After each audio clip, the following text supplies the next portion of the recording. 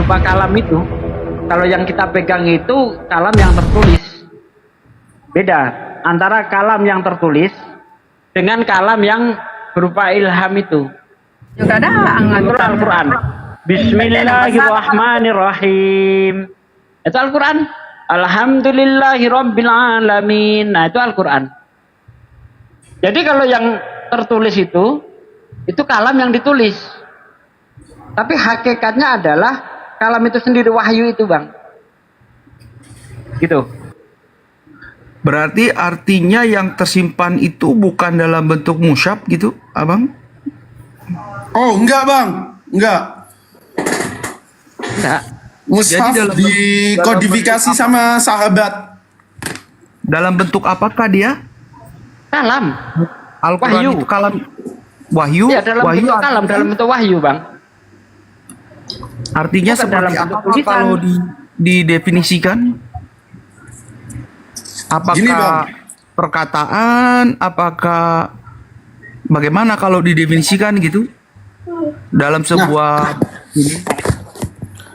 Oke, aku jelasin, Bang, ya. Abang kan tanya, bagus itu, Ya, ya. Al-Quran sudah ada sejak dahulu di Laul Mahfuz. Nah, Abang tanya nih, oh, Al-Quran seperti apa bentuknya? Apakah mushaf? Oh, salah. Karena mushaf itu baru dikodifikasi oleh sahabat Nabi. Nah, lalu Al-Quran itu gimana? Al-Quran itu merupakan kalamullah, Bang. Bisa kita sebutkan bahwa Allah itu punya knowledge, Allah itu ada knowledge yang nanti akan didistribusikan ke waktu Nabi Muhammad itu lahir dan mendakwahkan tentang risalah Islam itu.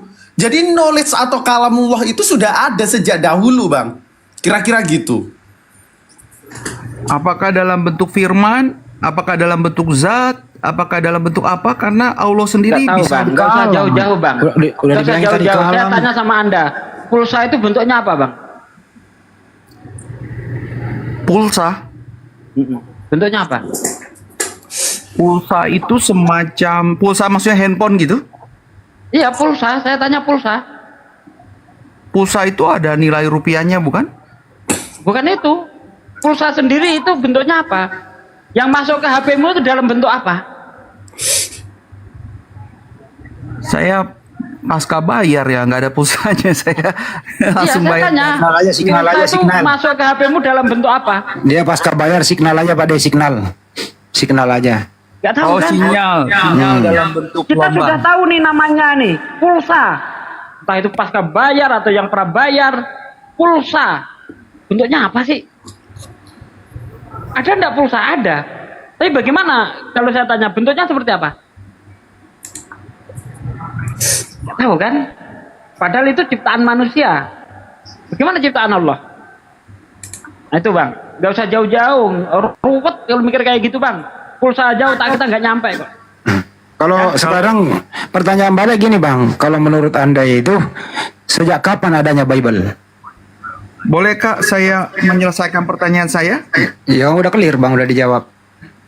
Karena kan dalam Al-Quran Enggak. itu Udah Bang, sekarang kombinasi nih, kan tadi komparasi Anda janji. Saya cross check dulu, sejak kapan, di tahun berapa Kak adanya Bible? Sejak kapan? Itu dulu Bang, baru lanjut lagi. Bisa Abang jawab sejak kapan ada Bible? Jangan macet Bang, jangan macet Bang. Sejak macet. Jangan macet. Tolong jangan macet lah Bang. Kan Anda udah jawab Al-Quran itu ada sejak adanya Allah Subhanahu wa Ta'ala. Al-Quran Maaf, itu melekat.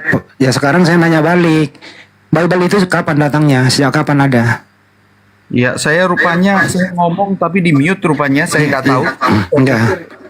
Saya pikir saya jawab ulang-ulang. Ya, coba. Sejak kapan adanya Bible Bang? Silakan. Sejak kapan ada Bible? Bible itu ada perjanjian lama, ada perjanjian baru. Saya Saudara. tahu sejak kapan adanya. Kalau lagi ditanya apa? Sejak kapan ada?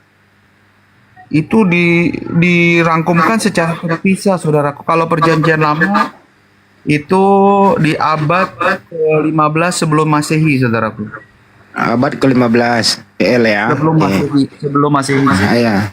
Terus PB Kalau PB itu setelah Yesus ini ya bangkit itu diperkirakan tahun 50 Masehi lah ya atau sampai Oke, 100. baik. Bersumber dari mana Kak itu? Yang mana saudaraku? Bible Anda sumbernya dari mana? Asalnya, Yang asalnya. perjanjian lama atau yang perjanjian baru? Boleh saya lanjutkan pertanyaan? Nah, ini dulu, Pak. Bible Anda itu berasal dari mana dulu? Satu pertanyaan gantian. Ya ini loh gampang kok. Berasal dari mana? Gantian saya bertanya ya. Berasal dari mana Bible itu? Oke, Bible perjanjian lama berdasarkan dari penulisnya langsung, baik itu nabi-nabi, nabi kecil, nabi besar, termasuk juga Nabi Musa, itu perjanjian lama. Ya. Sedangkan perjanjian baru itu ditulis oleh murid-murid Yesus, saudara. Tanya Bible itu ditulis oleh siapa? Pertanyaannya, Bible itu berasal dari mana? Tadi kan udah dijawab. Kamu menjawab ditulis oleh manusia. Saya nggak jawab ditulis oleh siapa. Saya nggak tanya ditulis oleh siapa. Pertanyaannya, Bible itu berasal dari mana? Dari kanon-kanon di mana sebelumnya ditulis oleh penulisnya langsung. Dari kanon-kanon apa? Bible Iya. itu berasal dari mana? Bisa lebih spesifik pertanyaannya, saudara? Iya, Bible ini ada di tanganmu nih. Ya, itu bersumber dari siapa? Dari toko buku kalau itu pertanyaan. Oh, dari toko buku. Ya sudah. Makanya, Berarti bukan harus dari Tuhan ya. Bukan dari Tuhan ya. Saya gantian bertanya boleh? Ya, silakan Bang, silakan Bang. Tanya. Jadi saya terus saya simpulkan artinya Bible yang kau pegang bukan dari Tuhan tapi dari toko buku. Ya udah, silakan. Karena pertanyaan saudara kurang spesifik, sehingga akhirnya oke saya bertanya balik. Nah, tadi Enggak usah saya buka. Lu salahin lagi pertanyaan gue, jawaban lu yang salah kok. Pertanyaan gue lu salahin. Biar Gampang kok. kita bikin pinter aja terhitung ini. Siapa tahu Mana ada bisa pintar kayak gini ya ya udah. di zaman Lanjut. Tuhan. Berasal dari Tuhan. Handi. saudara tahu nasi kuah mansuk? Tar dulu. Tar dulu ini yang jawab dulu tar dulu. Jos, berasal dari Tuhan ya, Jos? Yakin Jos berasal dari Tuhan? Yakin. Mohon saya jangan di Oke, ntar dulu kau diam dulu kau saya sama Jos bentar. Diam dulu kau. Hah? Yakin ya? Oke. Saya baca datanya ini 2 Korintus 11 nomor 17. Ya, saya baca ya. Apa yang aku katakan, aku mengatakannya bukan sebagai seorang yang berkata menurut firman Tuhan. Bible bukan firman Tuhan kata Paulus. Kau bilang firman Tuhan. Siapa yang benar? Kamu atau Paulus? Apa kau baca? Coba baca ulang. Kau punya Bible nggak di situ? Tidak baca saja. Apa yang aku katakan, Pak? Yang aku katakan, aku mengatakannya bukan sebagai seorang yang berkata menurut firman Tuhan. Jadi perkataan Paulus menurut dia bukan firman Tuhan. Kau bilang firman Tuhan, yang mana yang benar? Kamu atau Paulus? Paulus. Berarti Bible bukan firman Tuhan. Masalahnya ayatnya kau baca cuma satu kali. Baca ayat Terus mau banyak apa? supaya ditahu. Coba tunjukkan kalau tulisan Bible tertulis itu berasal dari Tuhan. Di mana tertulis? Banyak di Alkitab banyak itu. Di mana tertulis? Firman Tuhan. Di mana tertulis Dari Bible berasal dari Tuhan? penyelidikan, Bang. Kalau Lukas dari Di penyelidikan. PB. Lukas 1 nomor 1, Lukas menulis begitu panjang berdasarkan penyelidikan dan menanyakan saksi. Dia survei dulu, menyelidiki dulu. Di mana tulisan itu dari Tuhan? Itu firman Tuhan langsung. Bagaimana firman Tuhan? Kalau dia menyelidiki Injil dulu. itu menceritakan tentang keseharian Yesus Kristus. Gimana Aturan-aturan ceritanya? Yesus. Peraturan-peraturan. Jadi firman Tuhan itu hasil penyelidikan gitu maksudnya, Bang. Bukan. Kisah nyata. Itu Lukas ngaku loh. Kisah nyata. Di itu bersejarah itu. Iya. Itu kan Lukas ngaku kalau dia itu mencatat semuanya itu setelah melakukan penyelidikan. Jadi firman Iya, Tuhan kisah ada nyata. penyelidikan. Di bawah ada gurunda, naik gurunda. Kisah nyata. Boleh Ada pasien. gantian bertanya, saudaraku? Saya ingin Oke, Tanya lanjut. melulu ini, selesaiin dulu ini. Ntar dulu.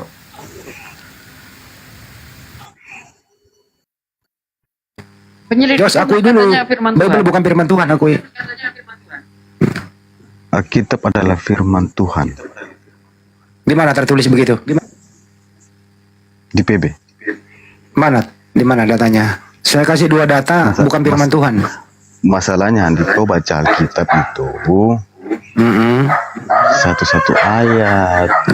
Terus kok kalau begitu tolong panggil gugukmu bantu, di mana tertulis tulisan itu firman Tuhan. Ya, itu guguk itu marah deh. Saudara, ada yang bisa jawab pertanyaan Ntar saya? dulu, diam dulu kau. Jos, saya harus bikin mengaku dulu orang ini. Nggak bisa kau berstatement Bible firman Tuhan, kau nggak bisa buktikan. Bible itu, Alkitab itu firman Tuhan. Tertulis di mana? PB itu menjelaskan tentang Yesus Kristus. Tertulis di mana? PB itu Yesus Kristus. Apa sih PB Yesus Kristus? Di mana tertulis begitu? Ada tulis aja. Pak, ada garu-garu kepala. Gara-gara kepala gue aneh nih orang ini. Lukas sudah ngaku jujur dia melakukan penyelidikan, dibilang firman Tuhan. Paulus ngaku jujur bahwa yang dia katakan bukan firman Tuhan, dia bilang firman Tuhan. Jadi yang benar nih yang mana, pernyataanmu apa pernyataan Lukas dan Matius dan Paulus sih? Pernyataan Paulus di situ bukan mengarah ke situ, bukan mengarah kalau Alkitab itu bukanlah firman Tuhan. Makanya saya bilang kalau membaca satu Alkitab itu dibaca dari satu Anda sampai gak usah ngajarin habis. saya, Bang. Soal Bible Iya, saya jadian kalau sampai dibaca- Wahyu saya udah tahu, Bang. Gak usah Dibaca kau satu-satu. bohong-bohongi, Bang. Bukan satu-satu. Hafalan Bible saya belum ada yang ngalahin pendeta. Betul, saya coba, saya coba, saya tes. Iya, Saya boleh. tes. Bang Zuma, Coba. bisakah kita diskusi lagi Bang Zuma? Mohon Bisa izin. dong, bisa. Assalamualaikum warahmatullahi wabarakatuh. Waalaikumsalam Warahmatullahi wabarakatuh, Gurunda. Ya, waalaikumsalam warahmatullahi wabarakatuh. Keselamatan atas sahabat sekalian serta rahmat dan berkah Allah senantiasa menyertai. Amin. Amin. Amin. Ya Allah. Iya, siapa yang mau berdiskusi tadi? Situ Mohon sama si izin, Junius. Jadi saya topiknya sudah Junius dulu. 2 kali Junius. berdiskusi dengan Bang Zuma, boleh kita lanjutkan untuk Iya, topiknya Ketika apa kali malam mau ini? alat nanti ya. Ya, Boleh, topiknya boleh, malam ini topiknya Tidak apa, mau. Bro? Anda diskusikan topiknya apa?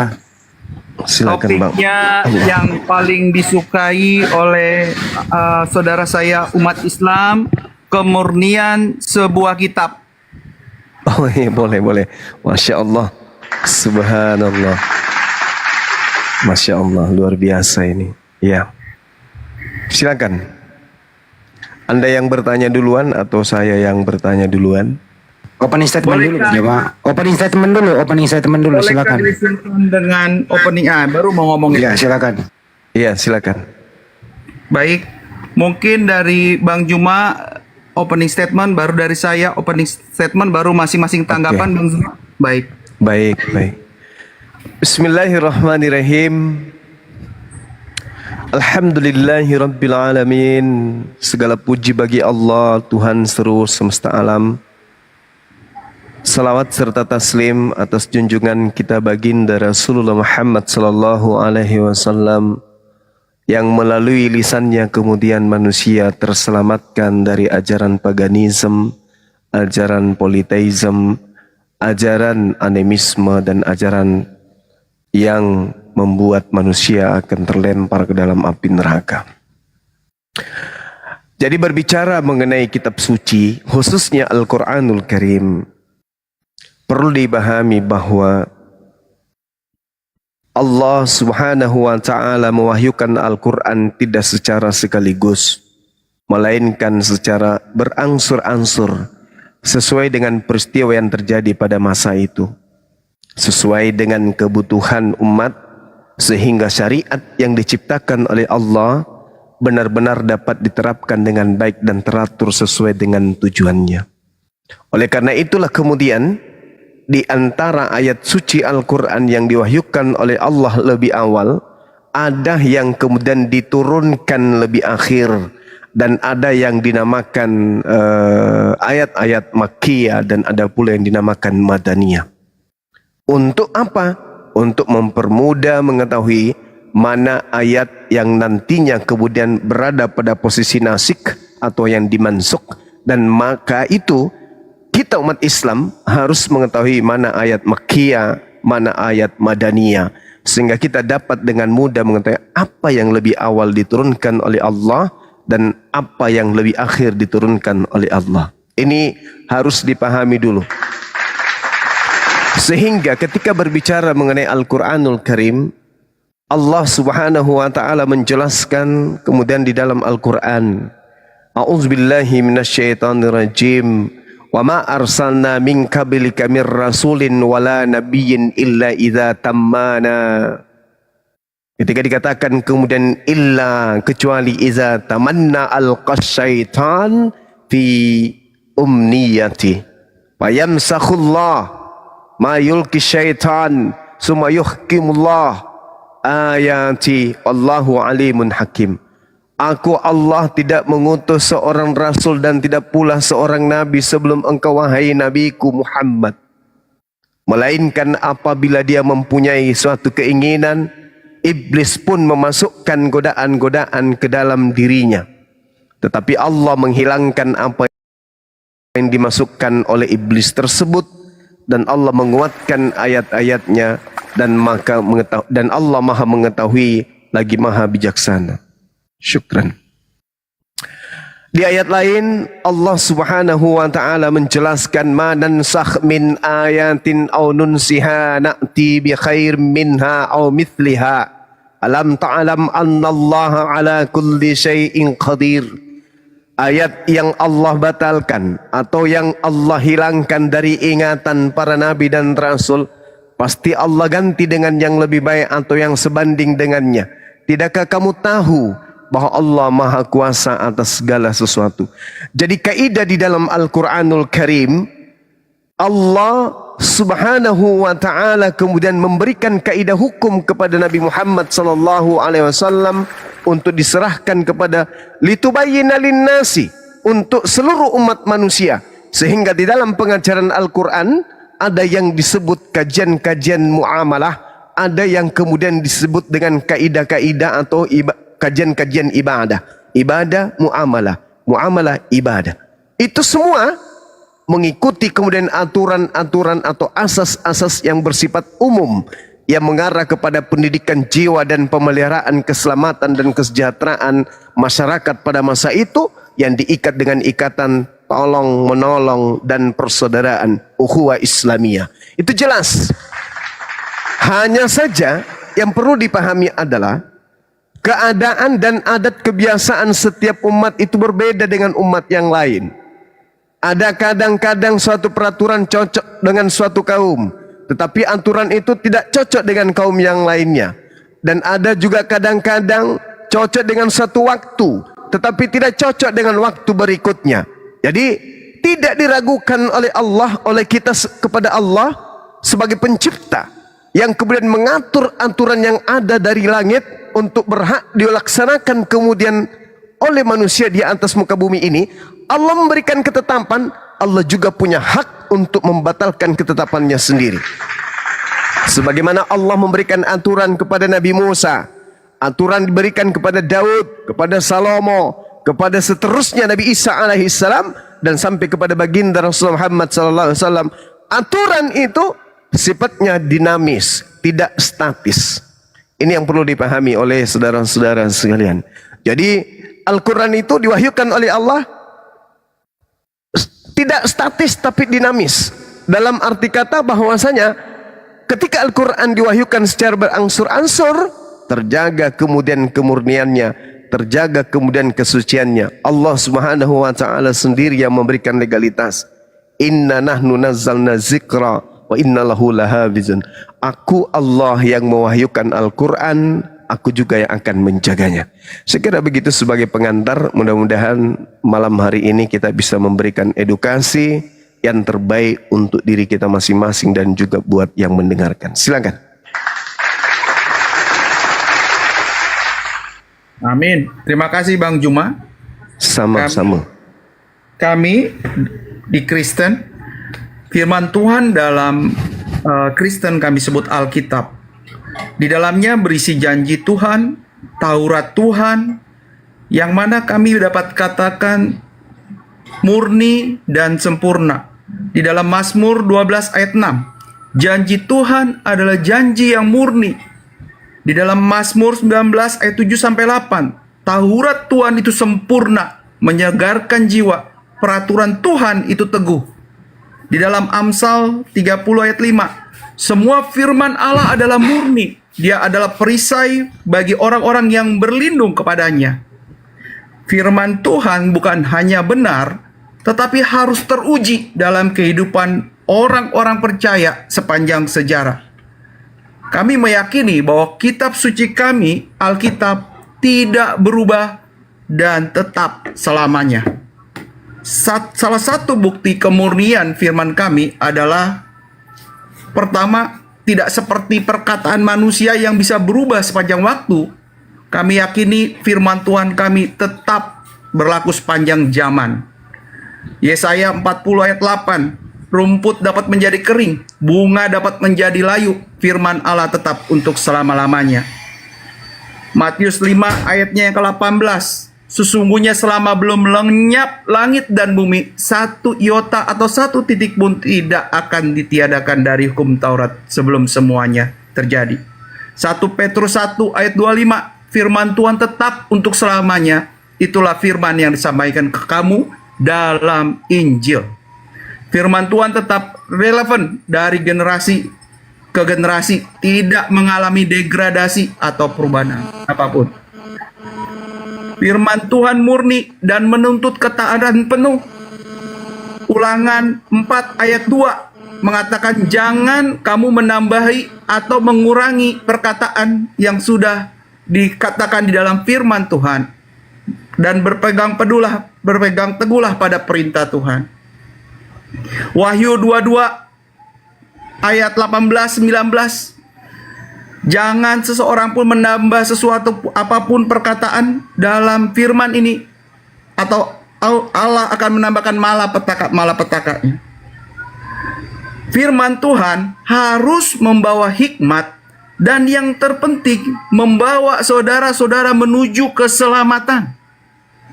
Karena kitab suci bukan cuma murni, tetapi dia harus mengajarkan kebenaran kepada saudara, menegur kesalahan kepada saudara, menuntun saudara kepada keselamatan. 2 Timotius 3 ayat 16, segala tulisan yang diilhamkan Allah bermanfaat untuk mengajar, menyatakan kesalahan, memperbaiki kelakuan, dan mendidik orang dalam kebenaran. Terakhir, sebagai kesimpulan dari prolog kami meyakini firman Tuhan kami, Alkitab kami, murni, tidak berubah, tetap untuk selama-lamanya. Terima kasih. Masya Allah, luar biasa ya yang kita dengarkan dari saudara kita nih. Bagaimana? Apakah saya boleh bertanya?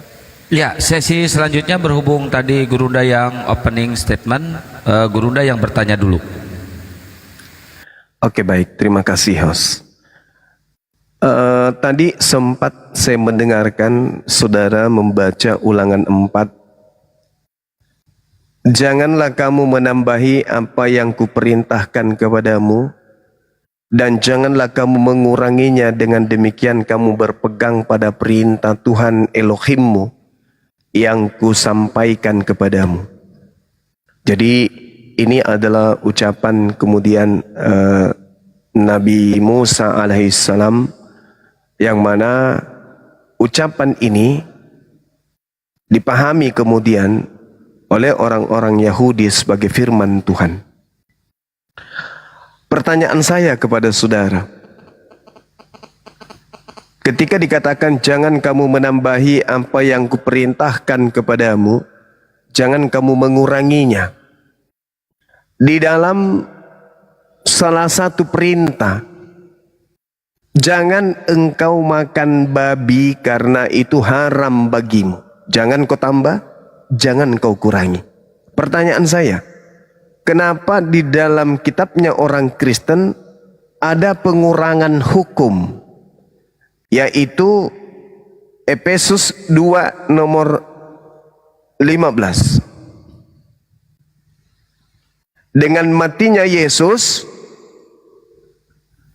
maka dia telah membatalkan hukum Taurat beserta segala apa yang ada di dalamnya.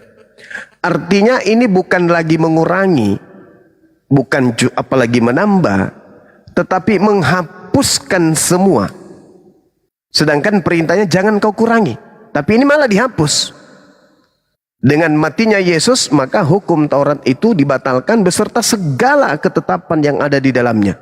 Tertulis di dalam Efesus 2 nomor 15. Pertanyaan saya, tinggi mana posisi Tuhannya Abraham, Musa daripada Paulus?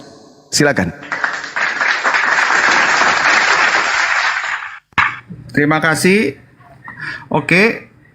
Ayat yang direferensikan Ulangan 4 ayat 2 saya bacakan. Janganlah kamu menambahi apa yang kuperintahkan kepadamu dan janganlah kamu menguranginya, supaya kamu berpegang teguh pada perintah Tuhan Allahmu yang kusampaikan kepadamu.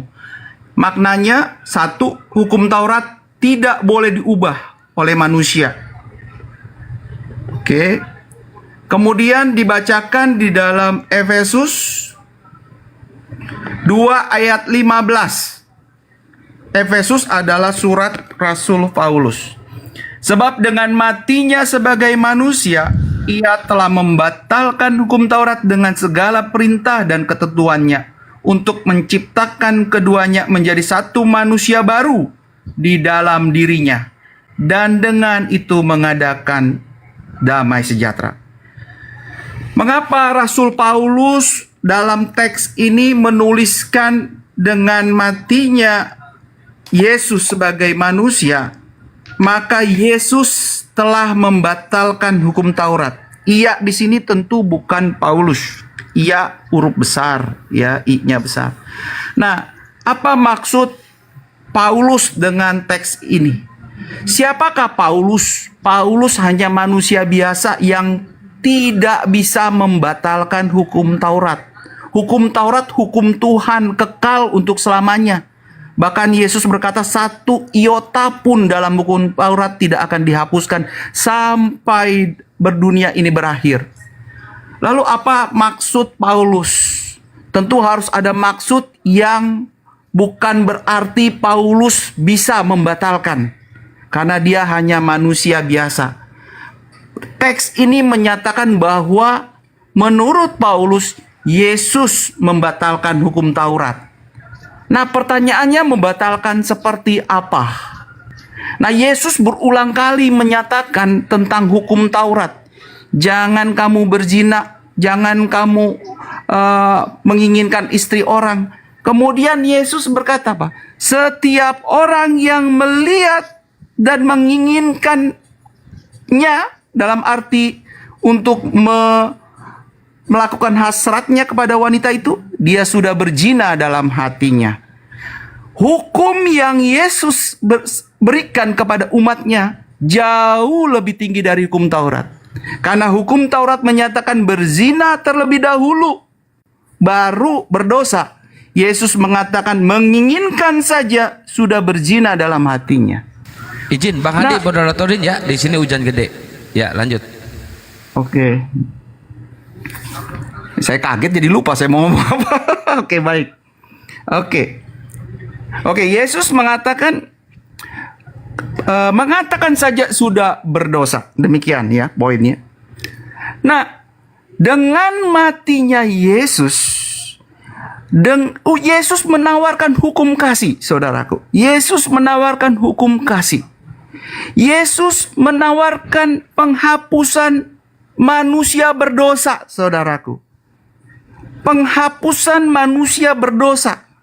Siapa di sini manusia yang tidak berdosa? Tidak ada. Bahkan ketika saya mencoba mempelajari kitab saudara, dikatakan bahwa setiap saudara pasti akan melewati neraka. Tetapi Yesus memberikan jalan keluar, saudaraku. Melalui Poinnya bang. Ya. Oke, baik. Poinnya saya persingkat. Maka maksud dari sini adalah ketika saudara percaya kepada Yesus Kristus, mengimani Yesus Kristus, menjadi murid Kristus, maka segala dosa-dosa saudara itu akan diampuni. Ketika saudara melakukan kesalahan, itu akan diampuni. Karena hukum Taurat adalah hukum tentang dosa, saudara. Itu adalah law. Ketika kamu melanggar, kamu berdosa. Ketika law dibuat, tujuannya adalah untuk menghukum. Kalau saudara melakukan sesuai dengan law, saudara tidak dihukum. Demikian. Nah, rambu-rambu law itu. Demikian. Kiranya cukup jelas. Terima kasih. Boleh saya bertanya? Boleh, silakan. Lalu disanggah dulu Bang Juma sekali lagi, baru Anda bertanya. Ya, disanggahnya setelah saya jawab. Kita dulu, Bang Juma disanggah dulu, hari ini bertanya. Silakan Bang Juma. Oke, makasih. Mohon izin Bang Juma, bolehkah Iya. saya bertanya dulu, nanti kemudian Bang Juma jawab, gantian Bang Juma bertanya balik kepada saya. Bagusnya Supaya kita tuntaskan sesi ini dulu, Bang. Saya menyanggah dulu pernyataan saudara, habis itu Anda bertanya. Karena kalau bertanya dulu habis itu saya sanggah, itu nanti akan timpa menimpa nanti antara sanggahan saya dengan jawab pertanyaan saudara. Oke, Bang, siap. Oke, baik. Jadi gini, tadi kan sudah jelas perintah Tuhannya, jangan kamu menambahi apa yang kuperintahkan. Jangan kau nambahi, jangan kau mengurangi. Ini kan perintah. Melanggar ini hukumannya dosa. Jangan kau menambah, jangan kau mengurangi. Itu perintah. Sehingga ketika dikatakan dengan matinya Yesus, Yesus telah membatalkan hukum Taurat dengan segala perintah yang ada di dalamnya, muncul pertanyaan, Paulus kok tidak taat kepada perintah Elohim? Ngapain coba membatalkan perintah Tuhan dengan orang yang mati digantung di atas pohon? Ngapain? Apa hubungannya? Padahal perintah Tuhannya jangan kau mengurangi. Dengan Paulus mengajarkan konsep Yesus mati membatalkan hukum Taurat, maka pertanyaannya kemudian, ini Paulus mengajarkan orang Kristen untuk apa? Untuk meninggalkan hukum Taurat? Bukankah Taurat itu hanya untuk Bani Israel saja? Atau Paulus ingin menjual Yesus untuk disembah? Karena tak ada hubungannya Kristen dengan hukum Taurat. Hukum Taurat itu, makanya saya tadi agak tergelitik ketika saudara berbicara tentang Mazmur, tentang kitab Yesaya, berbicara tentang kitabnya orang Yahudi. Loh, ini kan kita antara Islam dan Kristen, kok larinya ke kitabnya Yahudi gitu loh. Harusnya yang Anda bahas itu Roma, Filipi, Galatia, Efesus, Timotius. Itu yang Anda bahas. Itu kitabnya Kristen. Kalau yang Anda katakan Mazmur, itu kitabnya Nabi Daud. Kitabnya orang Yahudi itu. Tapi nggak apa-apa. Nggak apa-apa. Anggap saja kita yang mendengarkan ini memaklumilah. Gitu ya.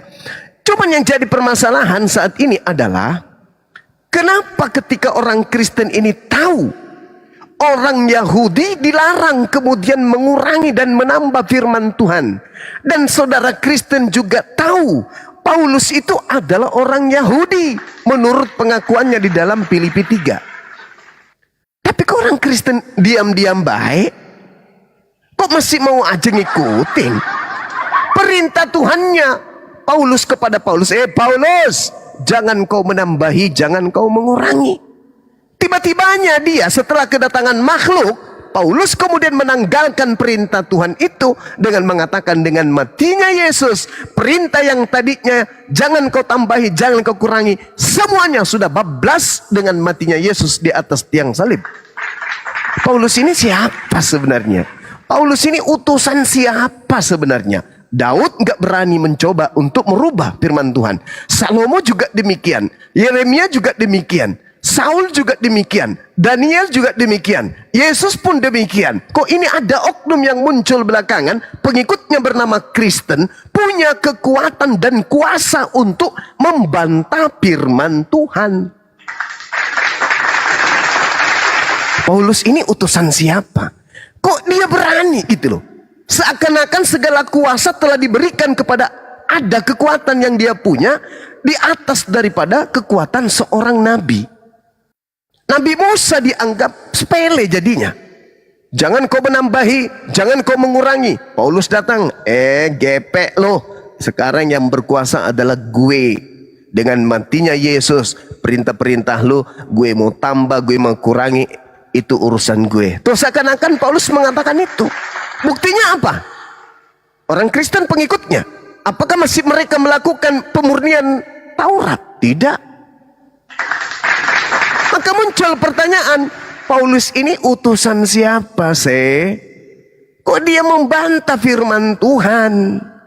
Jangan kau menambahi, jangan kau mengurangi. Kok malah dihabisin? Bukan ditambah. Kalau ditambah masih mending. Kalau dikurangi masih mending. Partitoratnya masih ada. Ini dihabisin. Efesus 2 nomor 15. Dengan matinya Tuhannya Kristen di atas tiang salib, maka aturan Tuhan yang tadinya dilarang, ditambahi dan dikurangi, semuanya dibatalkan. Pertanyaan saya belum tersentuh sedikit. Yang saya tanya, Paulus ini siapa? Kok kekuatannya dia melebihi kekuatan Tuhan? Ya, saya kira itu untuk sementara. Nanti setelah Anda bertanya, Anda boleh memberikan jawaban. Silakan. Bang Jenius, poinnya gini Bang ya, mungkin pertanyaan Bang Jumat tentang siapa Paulus, jangan kemana-mana ya. Tadi kan Anda mengatakan dia manusia, seorang manusia biasa. Nah, peranan dia di sini sebagai apa gitu loh? Silakan Bang Jenius. Baik, terima kasih moderator. Baik, saudaraku Bang Zuma, saya ingin bertanya mengenai kitab suci saudara Al-Quran yang dikatakan telah ada bahkan sebelum penciptaan dunia, 50.000 tahun sebelum penciptaan dunia. Al-Quran di situ sudah ada. Surah Al-Buruj, surat nomor 85 ayat 21 sampai 22. Begitu juga dengan hadis Muslim nomor 2653. Nah, bagaimana bisa kitab saudara sudah ada 50.000 tahun, sementara musab-musab itu masih terus dilakukan penyempurnaan. Dalam arti penyempurnaan, hadis yang dibuat, musab yang dibuat itu dikumpulkan, dikodifikasi, dan dari teks-teksnya ada juga teks yang tidak dimasukkan. Mungkin saudara mengerti nasik wa mansyuk, yaitu ilmu yang atau hukum penghapusan ayat dalam Islam. Nah, sebagai contoh, kalau kita bicara hukum rajam, sebelumnya ayat itu ada di Al-Quran. Tapi hukum rajam itu berdasarkan hadis tidak dimasukkan, namun itu diingat, dilakukan, hukumnya tetap berjalan, hanya tidak dimasukkan. Itu di dalam hadis Bukhari nomor 6829 dan hadis Muslim nomor 1691. Saya bacakan di sini. Sesungguhnya Allah telah mengutus Muhammad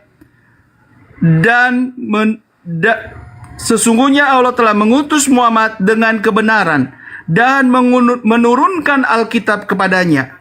Di antara ayat yang diturunkan Allah adalah ayat rajam. Kami membacanya, memahaminya, mengamalkannya. Rasulullah telah Stop dulu, pertanyaannya apa? Anda mau bertanya kok nerangin? Pertanyaannya aja, baru dijawab. Oke, karena sekalian saya baca sumbernya.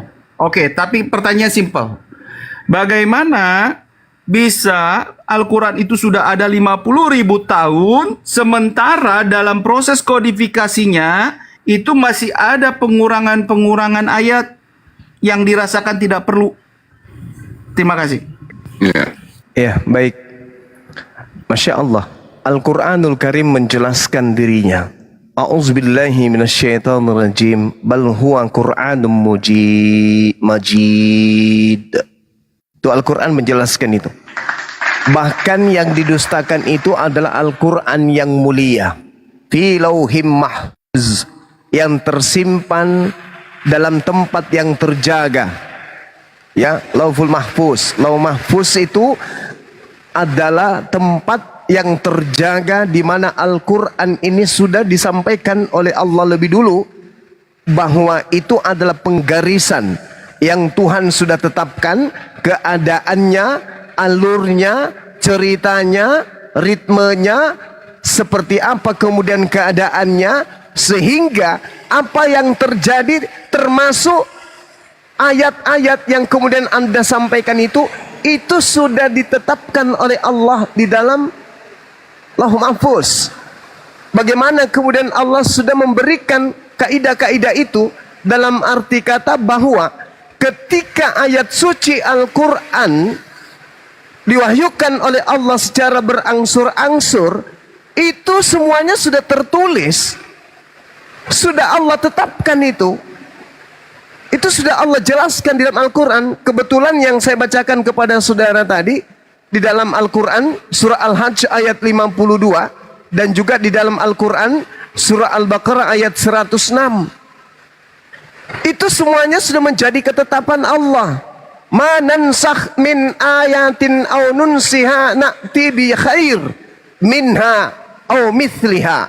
Jadi Allah telah menetapkan kemudian di Lauh Mahfuz bahwa Allah akan membatalkan atau menghilangkan dari ingatan apa yang kemudian Allah kehendaki, lalu kemudian Allah mendatangkan data yang berkesesuaian dengan berikutnya.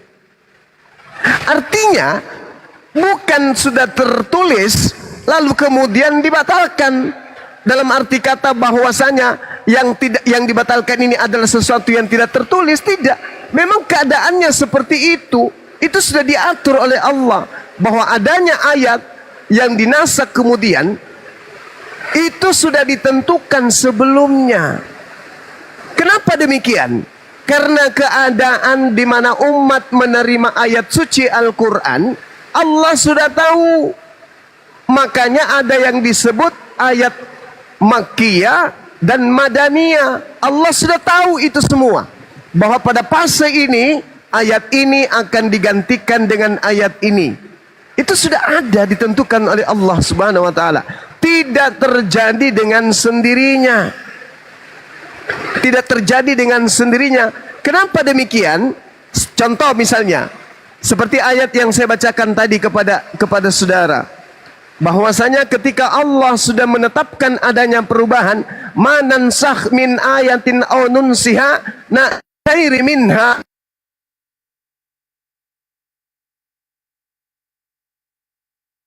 Sabar ya. Signal, ya sabar aja dulu, sabar. Makanya saya isi, sabar. Moderator yang ngomong kalau begini, nanti saya minta diulang. Sabar dulu ya, sambil menunggu Bang Juma teman-teman. Nanti saya mundurkan seperti pas waktu los suaranya nggak ada gitu ya.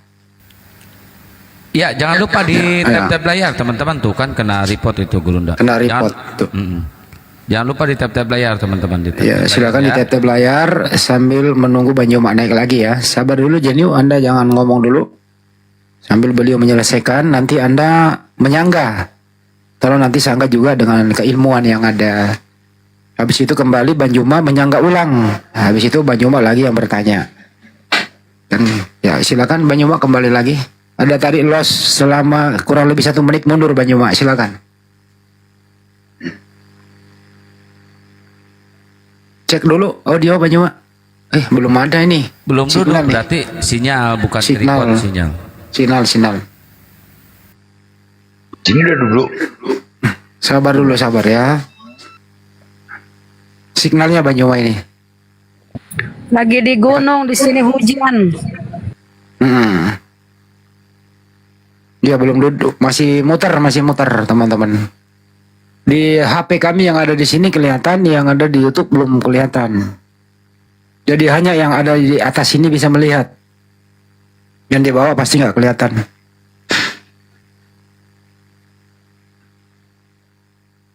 Kalau dipersilakan menyangga kurang etis juga karena nanti Banyuma nggak mendengarkan sanggahan balik kan gitu. Ya Banyuma turun lagi sebentar sambil memperbaiki sinyal ya.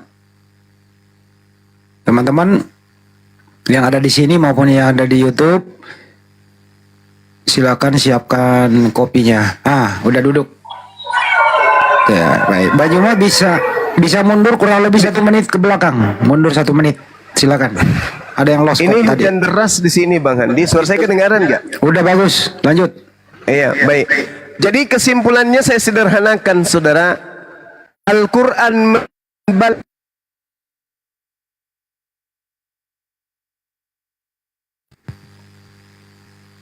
Inilah Starlink ini kalau hujan. Banyuma kan di lokasi wisata ya. Jadi internetnya bukan kabel, tapi Starlink. kan tadi sebagai ayat yang dinasab atau ayat yang ansub. Bentar,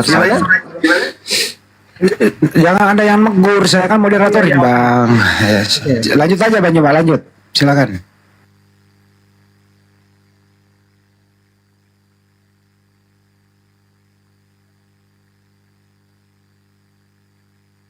Tunggu aja dulu, nanti kesimpulannya ada dengar kok, sabar aja. Itu semuanya sudah tertulis kemudian di Lauh Mahfuz. Itu dijelaskan dalam Al-Quran surah Al-Buruj ayat 21-22. Sekali lagi saya katakan, ayat yang binasik atau ayat mansuk itu semuanya, dua-duanya sudah tercatat sebelum diwahyukan, baik ayat nasiknya maupun ayat mansuknya, itu semuanya sudah tercatat.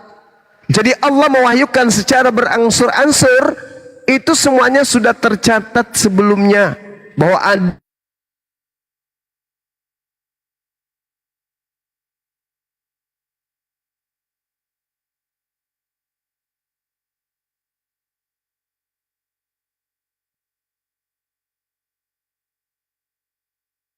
Kalau hujan itu Starlink memang down ya. Saya pernah di sana ya. Saya kalau di daerah wisata kemarin hujan ya Starlink down. Jadi kalau Banyuma lagi di rumah, jadi dimaklumi dulu ya. Semoga hujannya bisa bersahabat. Sabar ya teman-teman. Kita maklumi, ini bukan kemauan kita, ini fenomena alam. Tempatnya Banyuma itu daerah wisata gunung, belum terjangkau internet kabel, jadi melalui internet satelit langsung pakai Starlink. Jadi kalau hujan ya terganggu ya.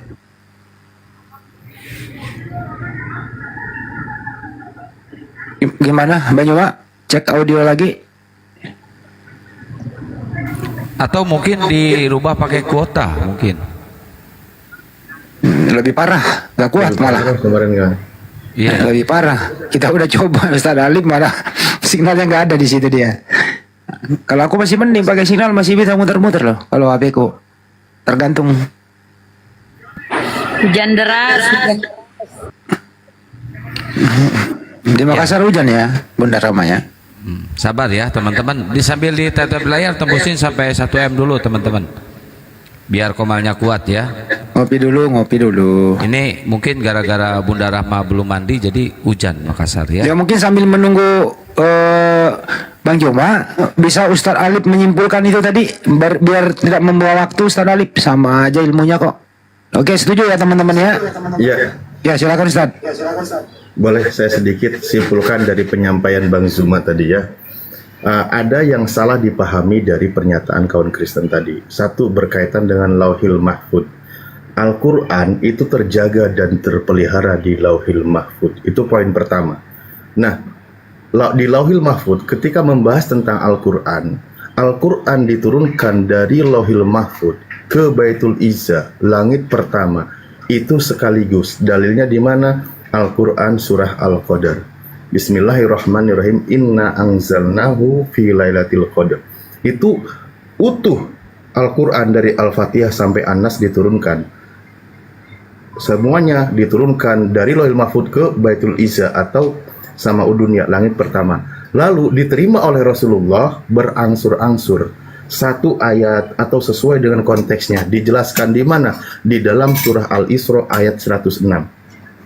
Jadi Al-Quran itu telah kami turunkan dengan berangsur-angsur agar kamu membacakannya perlahan-lahan kepada manusia dan kami menurunkannya bagian demi bagian. Itulah Al-Quran diturunkan. Dan Al-Quran yang diturunkan itu bukan sebuah. Apakah terputus juga Bang? Saya nggak mendengar. Sebentar. Kan. Ya. Tetapi bagaimana kiroah Sallallahu Alaihi Wasallam? Ya, poinnya itu ya. Poinnya adalah Al-Quran ada di Lauhil Mahfud, lalu dibawa oleh malaikat Jibril ke langit pertama langsung sekaligus. Dalilnya surah Al-Qadar, tadi sudah saya sampaikan, lalu disampaikan kepada Nabi kami sesuai dengan kebutuhannya, berangsur-angsur. Dalilnya surah Al-Isra ayat 106. Nah, berkaitan dengan tadi yang membahas 50.000 tahun, itu tentang ketetapan Allah yang sudah ditetapkan kepada seluruh makhluknya. 50.000 tahun sudah ditetapkan. Hadisnya oleh Rasulullah menjelaskan, kataballahu maqadirul khalaiki dan seterusnya. Jadi Allah telah menuliskan, menetapkan takdir seluruh makhluk 50.000 tahun sebelum penciptaan langit dan bumi. Jadi nggak ada kaitannya ini dengan ayat Al-Quran tadi atau tentang Al-Quran. Lalu berikutnya berkaitan dengan kodifikasi penulisan kertas. Itu mah penulisan Bang, beda. Ajaran Al-Quran itu yang disampaikan oleh malaikat Jibril. Malaikat Jibril datang bukan membawa cetakan buku atau kertas, bukan, tetapi penyampaian Al-Quran. Makanya nama lain dari Al-Quran itu adalah juga Ar-Ruh atau bacaan yang dibacakan oleh malaikat Jibril kepada Nabi Muhammad, dan Nabi Muhammad mengikuti apa yang dibacakan. Bukan, saya lagi sampaikan, bukan bacaan melihat teks tulisan, bukan. Beda ketika kepada para sahabat, itu sudah tidak nyambung lagi kalau ke sana. Jadi saya cuman melatih Anda bertanya, pertanyaannya harus nyambung apa yang dibahas di dalam tentang Allah menurunkan, menetapkan takdir makhluknya 50.000 tahun sebelum penciptaan langit dan bumi. Itu konteksnya, termasuk Anda bertanya di sini, Anda menuhankan Yesus, itu sudah ada di dalam ilmunya Allah, sudah diketahui. Atau Anda mau menerima hidayah malam ini, itu juga sudah ada ketetapannya di Lauhil Mahfud tercatat, dan di situ sudah ditetapkan 50.000 tahun sebelumnya. Tidak ada kaitannya dengan Al-Quran. Mungkin Gurunda sudah kembali, monitor atau suaranya sudah jelas. Gak apa-apa. Boleh. Kita beri waktu dia menyangga dulu. Oh yes, ya. Silakan. Baik. Bentar Bang Andi, itu ada yang relay live ini pakai nama Bang Juma, foto Bang Juma, namanya Bang Juma SHBT. Jangan-jangan Oten nih, bahaya soalnya. Banyak yang penontonnya merilai di situ Muslim. Yang merilai di sana itu bukan kopalnya Banjuma, itu bukan akunnya Banjuma. Tinggalkan di situ. Sekali lagi, yang merilai itu bukan akunnya Banjuma. Tinggalkan aja. Aslinya ada di sini. Silakan, Bro. Baik, terima kasih. Saya akan menanggapi jawaban Bang Zuma yang walaupun terputus dengan jawaban juga Abang satu ya lagi. Yang pertama, Bang Juba mengatakan bahwa Lauhil Mahfuz sudah ada Al-Quran di sana dan sudah ada mansiknya juga di sana. Padahal mansik itu ilmu yang mengambil teks di dalam Quran itu. Bagaimana bisa ayatnya sudah ada, tapi teks yang diambil pun sudah ada? Itu dideskripsikan seperti nasib apa? mansuh ya. Tolong jangan Biarin dipotong. dulu, Ustaz. Nggak apa-apa. Biarin dulu dia. Jangan Nggak apa-apa. dipotong. Kalau dipotong saya lupa gitu loh. Jadi saya kan udah kepikiran gitu. Sebentar dulu. Sebentar dulu, biarlah netizen yang menilai aja. Silakan, selesaikan. Terima kasih. Oke, saya langsung ke Pak Ustadz yang tadi menyampaikan bahwa 50.000 tahun itu bicara takdir, itu bicara kehidupan manusia, itu bicara bencana-bencana. Ini juga sebenarnya yang ingin saya pertanyakan. Allah sudah menentukan takdir seseorang 50.000 tahun sebelum penciptaan. Stop dulu. Saya moderator Anda ini tidak lagi bertanya. Anda menyangga jawabannya Ustadz Alif. Bukan lagi Anda bertanya. Anda menyangga jawabannya Bang Juma dan Ustadz Alif. Bukan lagi bertanya. Silakan. Bukan, ini tanggapan saudara. Ya, tanggapan tadi Anda bilang bertanya. Tanggapan, bukan bertanya. Silakan. Tanggapan. Kalau kan setelah tanggapan saya menjawab. Kan begitu aturan mainnya. Saya menjawab tadi pertanyaan. mengatakan mau bertanya. Kan gitu. Silakan. Bertanya, menanggapi. Oke. Tadi Ustadz mengatakan bahwa itu bicara takdir manusia yang sudah ditentukan 50.000 tahun bahkan sebelum penciptaan. Baik. Bagi saya itu menjadi membingungkan. Karena ketika sudah ditentukan takdir manusia 50.000 tahun sebelum penciptaan manusia, sebelum penciptaan langit dan bumi, sudah ditentukan bencana 50.000 tahun sebelum penciptaan bumi, sudah ditentukan nasib setiap orang 50.000 tahun sebelum penciptaan bumi, sudah ada surah Al-Quran 50.000 tahun sebelum penciptaan bumi, bahkan mansuknya pun yang ayat yang diambil pun sudah ada dalam pengertian yang bagaimanapun. Tidak bisa saya bayangkan. Kemudian dikatakan itu bukan berbentuk buku, bukan berbentuk surat, bukan berbentuk musyaf. Lalu berbentuk apa? Apakah berbentuk zat? Apakah berbentuk firman? Kalau itu berbentuk firman, itulah Kristen. Karena Yesus itu firman, tidak berbentuk buku. Yesus nggak nyambung. Kenapa nyebrang ke Yesus? Ini menanggapi saudara. Kalau tapi jangan menanggapi ke Yesus, nggak ada hubungannya. Sekat. Lanjut. Kalau gitu saya lanjutkan dengan menjawab pertanyaan dari Bang Zul. Berarti nanti kita boleh masuk juga Bang Andi ke mereka kalau gitu. Enggak, Anda ini menyangka. Anda menyangka, sudah menyangka belum? Kalau moderator stop berarti ya ini dua sisi. Oke, Anda menyangka sudah ya? Oke, saya sudah menyangka. Oke, baik. Sekarang gilirannya Bang Juma dulu saya panggil, kalau enggak Ustaz Alif yang mewakili bertanya. Bang Juma, udah bisa speak up? Saya kedengaran? Tadi udah ada pertanyaan Bang Juma. Stop dulu. Stop dulu. Oke. Silakan Bang Juma, tes modulasi. Ya ini gimana ini sekarang? Udah, oke. Kan tadi kan beliau kemudian saya kan udah menjawab tuh. Dia menyangga pertanyaan saya kan. Oke, baik. Jadi sekarang ini pertanyaan yang berikutnya atau gimana? Betul, Bang Juma lagi yang bertanya. Oke, baik. Saya masih pertanyaan yang pertama tadi. Posisi Paulus di mata hakikat yang berfirman kepada Nabi Musa ini sebagai apa? Itu pertanyaan saya. Di hadapan Tuhannya Musa, Paulus ini siapa? Karena Tuhannya Nabi Musa menekankan kemudian kepada Nabi Musa, begitu juga di dalam Al-Quran, agar berpegang teguh kepada hukum Taurat. Jangan menambah, jangan mengurangi. Nah, sekarang pertanyaan saya, kedudukan Paulus ini di mata Tuhannya Nabi Musa, itu siapa dia ini, orang ini? Menurut Tuhannya Nabi Musa. Karena orang ini menghapuskan firman Tuhan yang datang kepada utusannya, yaitu Nabi Musa alaihissalam. Apa kedudukan Paulus di mata Tuhannya Nabi Musa? Tolong sertakan dalil, silakan. Baik, terima kasih. Saya akan menjawab Bang Zuma.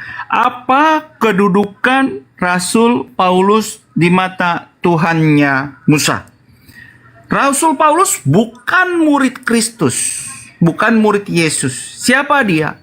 Dia adalah orang yang langsung dipilih oleh Yesus Kristus di dalam perjalanannya ke Damsik. Kisah Para Rasul 9 ayat 3 sampai 6. Dalam perjalanan ke Damsik, datanglah cahaya dari langit meliputi dia. Ia rebah ke tanah, kemudian suara itu berkata, "Akulah Yesus yang kau aniaya itu. Bangunlah, Putus. pergilah ke dalam kota, di sanalah akan dikatakan kepadamu apa yang harus kau perbuat." Yesus sendiri yang memanggil Paulus menjadi utusannya. Dan selain dari itu, bahkan yang mengajari Rasul Paulus setelah itu, Ananias, juga mendapatkan wahyu. Boleh saya dari- potong nggak nyambung sesuai pertanyaan? Kedudukan Paulus di hadapan Tuhannya Nabi Musa. Tidak membahas Yesus di sini, tidak membahas Yesus.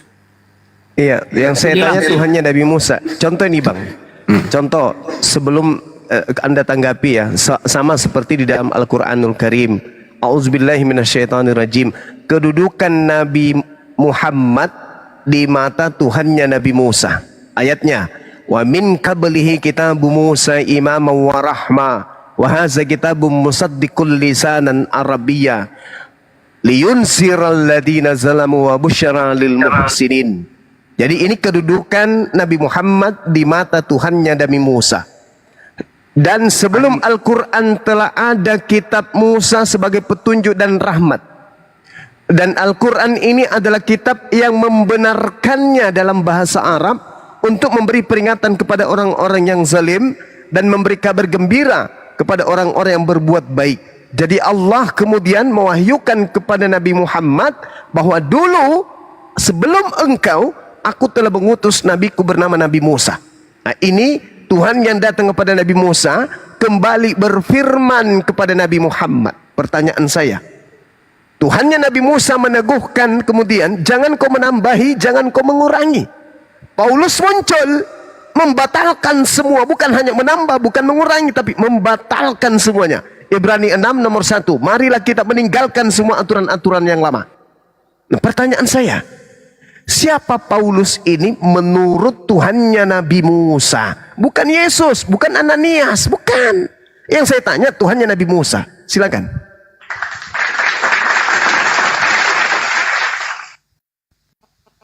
Saudara, saya sarankan kepada moderator, izinkan saya menjawab dahulu. Tepat atau tidak tepatnya nanti bisa disanggah. Coba Anda ulang pertanyaannya Bang Juma, baru Anda jawab. Silakan.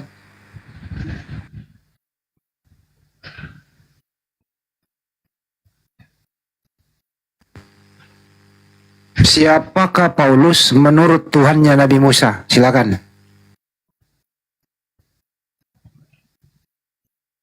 Apakah Bang Zuma aktif, saudara? Iya, saya dengar. Saya menunggu siapa Paulus ini menurut Tuhannya Nabi Musa. Baik. Bukan menurut Siapa? Ananias, bukan menurut Paulus. Bukan menurut Yesus. Tapi menurut Tuhannya Nabi Musa. Itu yang saya tanya. Silakan. Baik. Siapa Paulus menurut Tuhannya Nabi Musa? Pertanyaan ini membingungkan buat saya pribadi karena saya meyakini Tuhan saya Esa. Tuhan saya satu. Tuhannya Nabi Musa, ya Tuhannya Rasul Paulus. Tidak ada bedanya. Orang yang sama. Saudaraku Islamlah yang menganggapnya beda. Saudaraku Islam yang berpikir bahwa orang Kristen memiliki 3 Tuhan. Saya ulang Padahal lagi pertanyaannya. Cut, moderator cut. Moderator cut. Siapakah Paulus menurut Tuhannya Nabi Musa? Silakan.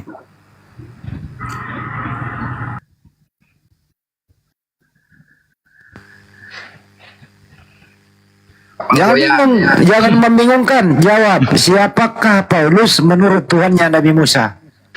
Goyang kapal. Jangan bingung. Waduh, Silakan. saya ngomong tapi di mute terus ini. Nggak ada Tolong dong. mute, kalau sendiri yang mute itu. Enggak, tolong saudara. Ya. Diulang pertanyaannya ya, diulang ya. Moderator berhak loh membalikan. Tadi kan persyaratannya kalau ada yang bengkok, jangan di-mute, saudara. kalau ada yang bengkok, moderator akan meluruskan. Pertanyaannya, siapakah Paulus menurut Tuhannya Nabi Musa? Silakan. Baik, terima kasih. Siapakah Paulus menurut Tuhannya Nabi Musa? Tuhannya Nabi Musa bagi kami adalah Tuhan Yesus, saudara. Tuhannya Nabi Musa bagi kami adalah Tuhan Yesus. Kalau bagi saudara bukan, bagi kami iya. Jadi kalau saudara bertanya tapi harus kami menganggap bukan, lalu bagaimana cara kami menjawab? Karena kami melihat bahwa Tuhannya Paulus adalah Yesus adalah Tuhannya Nabi Musa. Demikian. Bolehkah saya melanjutkan jawaban saya? Cuma lagi. Kan kamu dan demikian berarti banyak oper ke Banyuma toh. Oke, Sebenarnya silakan Banyuma. Entar dulu. saudara nggak fair. Saya Ya, bisa juga mengajukan pertanyaan seperti itu Ntar dulu, ini saya moderator. Bang Juma bertanya, dengerin dulu. Bang Juma bertanya, kamu menjawab, kembali ke Bang Juma menyangga. Habis ini baru Anda bertanya lagi gitu loh.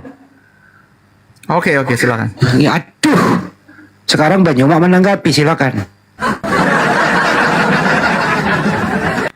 Iya. Tadi saya sudah menjelaskan kepada saudara. Allah Subhanahu wa taala berfirman kepada Nabi Musa dan juga kemudian berfirman kepada baginda Rasulullah Muhammad sallallahu alaihi wasallam. Allah berfirman, "Qala ya Musa inni istafaituka 'alan nasi birisalati wa bikalami." Allah yang maha suci lagi maha tinggi berfirman kepada Nabi Musa alaihi salam, lalu berfirman kepada baginda Rasulullah Muhammad sallallahu alaihi wasallam, "Wa min qablihi kitabu Musa imaman wa rahma wa hadza kitabun musaddiqul lisanan arabiyyan liyunziral ladzina zalamu wa busyra lil muhsinin." Dulu aku pernah berfirman kepada Nabi Musa, memberikan kitab Torah sebagai petunjuk dan rahmat, dan aku berfirman kepadamu membawa Al-Quran ini sebagai kitab yang membenarkan kitabnya Nabi Musa dalam bahasa Arab untuk memberi peringatan kepada orang-orang yang zalim. Pertanyaan saya, Tuhannya Nabi Musa yang berfirman jangan kau menambahi, jangan kau mengurangi itu, pernah tidak berfirman kemudian kepada Paulus, siapa Paulus menurut Tuhannya Nabi Musa yang telah menghadiahkan Kristen 13 kitab, Roma, Filipi dan seterusnya, 13 kitab ditulis Paulus. Selainnya tulisannya diwahyukan oleh Tuhannya Nabi Musa. Tetapi pertanyaan saya, siapa Paulus ini kok bisa punya kitab 13 buku? Dari mana dia dapatkan itu? Adakah Tuhannya Nabi Musa pernah berfirman kepadanya? Kalau ada, tunjukkan dalilnya. Kalau Yesus sendiri berkata, Yohanes 12:49, "Aku tidak berkata-kata dari diriku sendiri." Bagaimana mungkin berkata-kata seenak perutnya kepada Paulus memberikan 13 buku dengan aturan baru? Itu mustahil. Maka muncul pertanyaan saya, tolong dijawab. Kalau tidak ada dalilnya, katakan tidak ada. Selesai kita diskusinya. Ada tidak Tuhannya Nabi Musa bercerita tentang Paulus atau berfirman kepada Paulus, memberikan surat-surat Paulus? Silakan Anda jawab. Kalau tidak ada, katakan tidak ada. Kita nggak usah lanjut lagi. Silakan.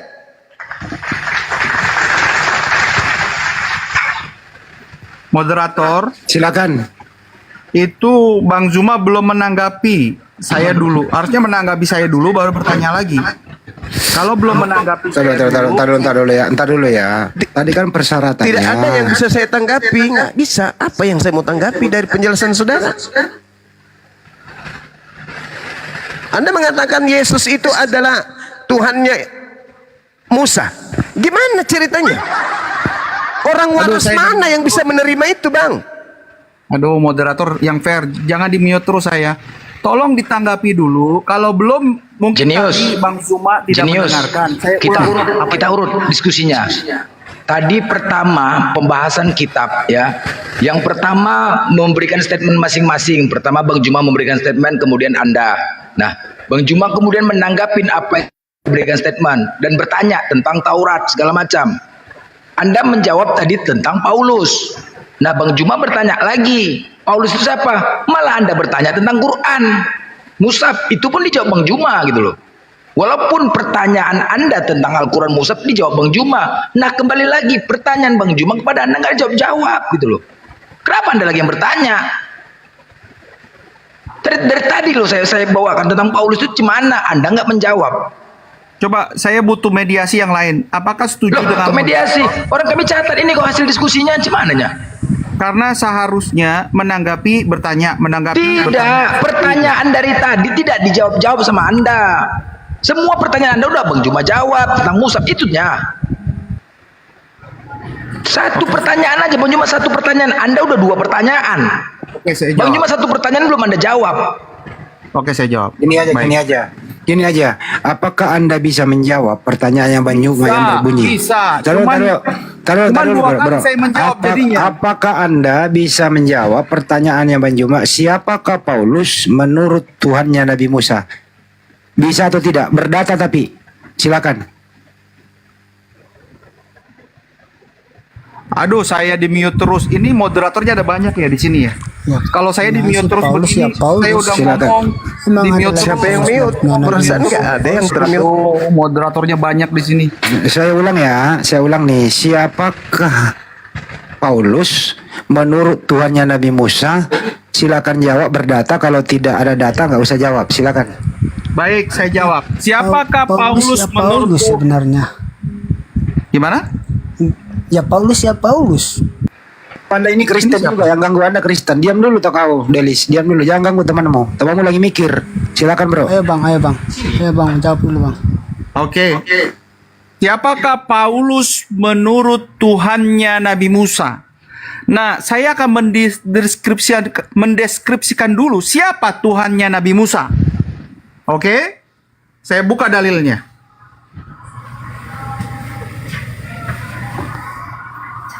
Keluaran 3 ayat 14. Firman Allah kepada Musa, Aku adalah aku. Lagi firmannya, beginilah kau katakan kepada orang Israel, Aku adalah telah mengutus aku kepadamu. Kalau dikatakan begini, Aku adalah aku adalah mengutus aku kepadamu. Oke? Apa yang kurang dari dalil ini? Dikatakan aku adalah mengutus aku. Dan aku adalah aku. Dan aku yang mengutus adalah orang yang objek yang sama. Kemudian Yohanes 8 ayat 58. Kata Yesus kepada mereka, Aku berkata kepadamu sesungguhnya sebelum Abraham jadi, aku adalah. Ego. Stop. Kok nggak ada namanya Paulus disebut ya? Jangan dipotong moderator. Moderator potong dong. Boleh. Kok tidak ada namanya Paulus yang disebut-sebut? Silakan. Kan tadi saya bilang, saya jelaskan dulu siapa Tuhannya Musa, baru kemudian saya masuk ke situ. Moderator ini atau mau ikut diskusi? Saya potong, kan moderator udah berjanji tadi. Kalau nggak dijawab, ya sudah, selesai. Ini nggak fair ini. Kalau Ya, lanjut. Tolong sebutkan nama Paulus di situ, silakan. Baru setelah itu ke Paulus, kan begitu. Oke. Oke, saya masuk ke Paulus saja langsung lah kalau gitu. Dalam ayatnya mana lagi tadi? Aduh. Ya, karena saudara potong. Janganlah, tolonglah. Kita saling ini menghormati. Oke. Assalamualaikum. Waalaikumsalam.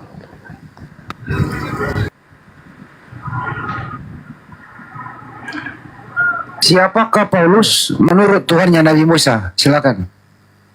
Iya, baik.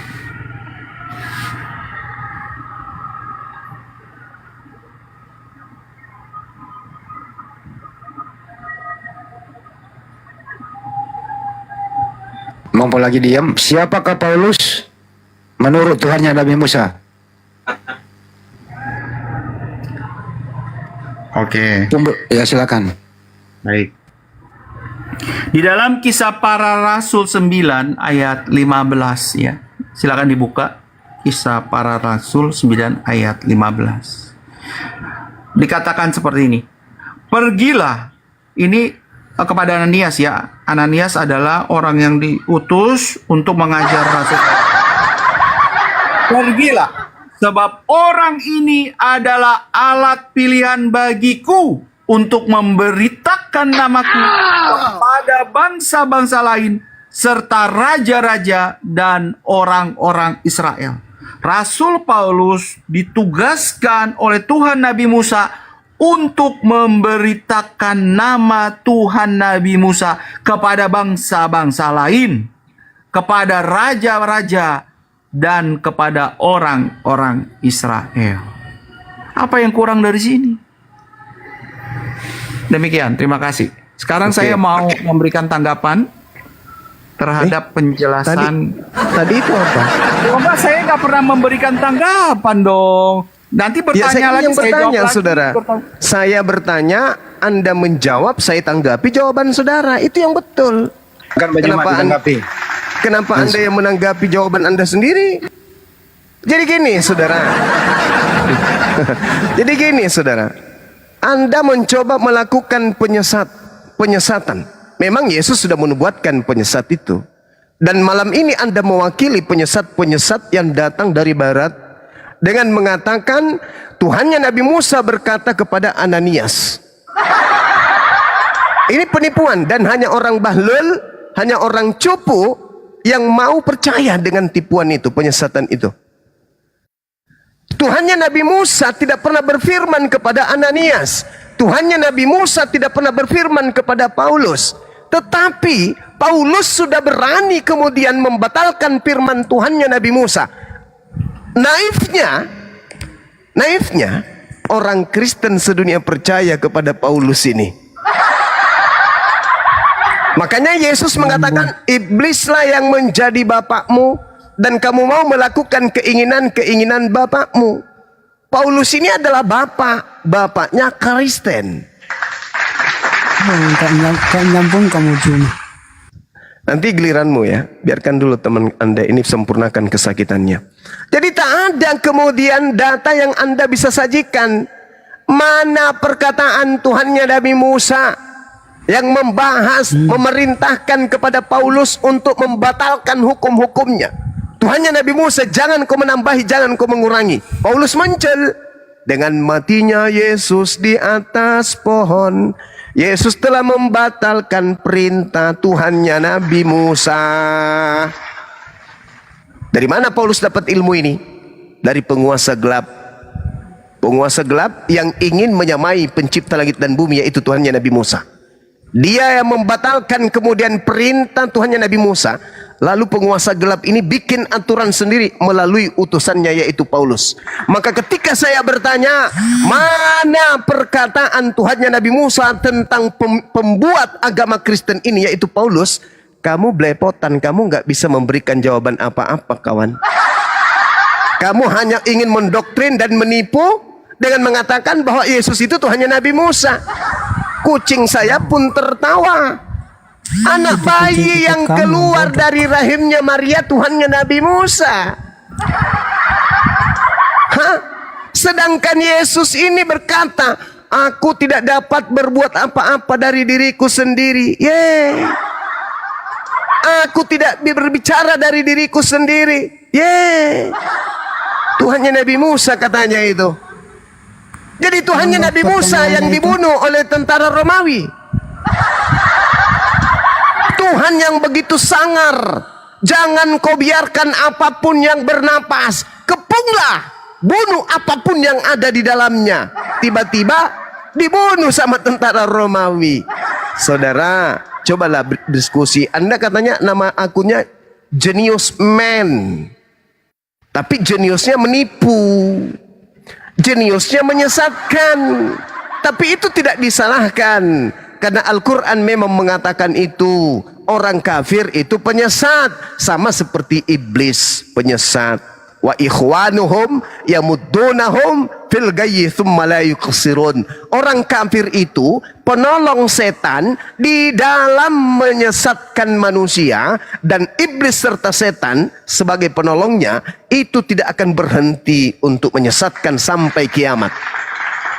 Ini yang sedang Anda praktikkan hari ini di depan kami. Kami kasihan, kami terharu dengan generasi-generasi Kristen berikutnya yang disesatkan oleh orang-orang seperti Anda. Pertanyaan saya sederhana, kalau Kristen itu betul 13 buku yang didatangkan oleh Paulus itu berasal dari Tuhannya Musa, tapi ternyata bukan. Paulus menerimanya dari Kristus. Sementara Yesus anak Maria berpesan, waspadalah kepada penyesat yang bergelar Kristus. Sorry teman-teman, di sini hujan kembali. Ya, saya kira begitu ya. Lancar terus. Ya, karena tidak ada jawaban, saya kira tidak perlu diperpanjang lagi diskusi ini.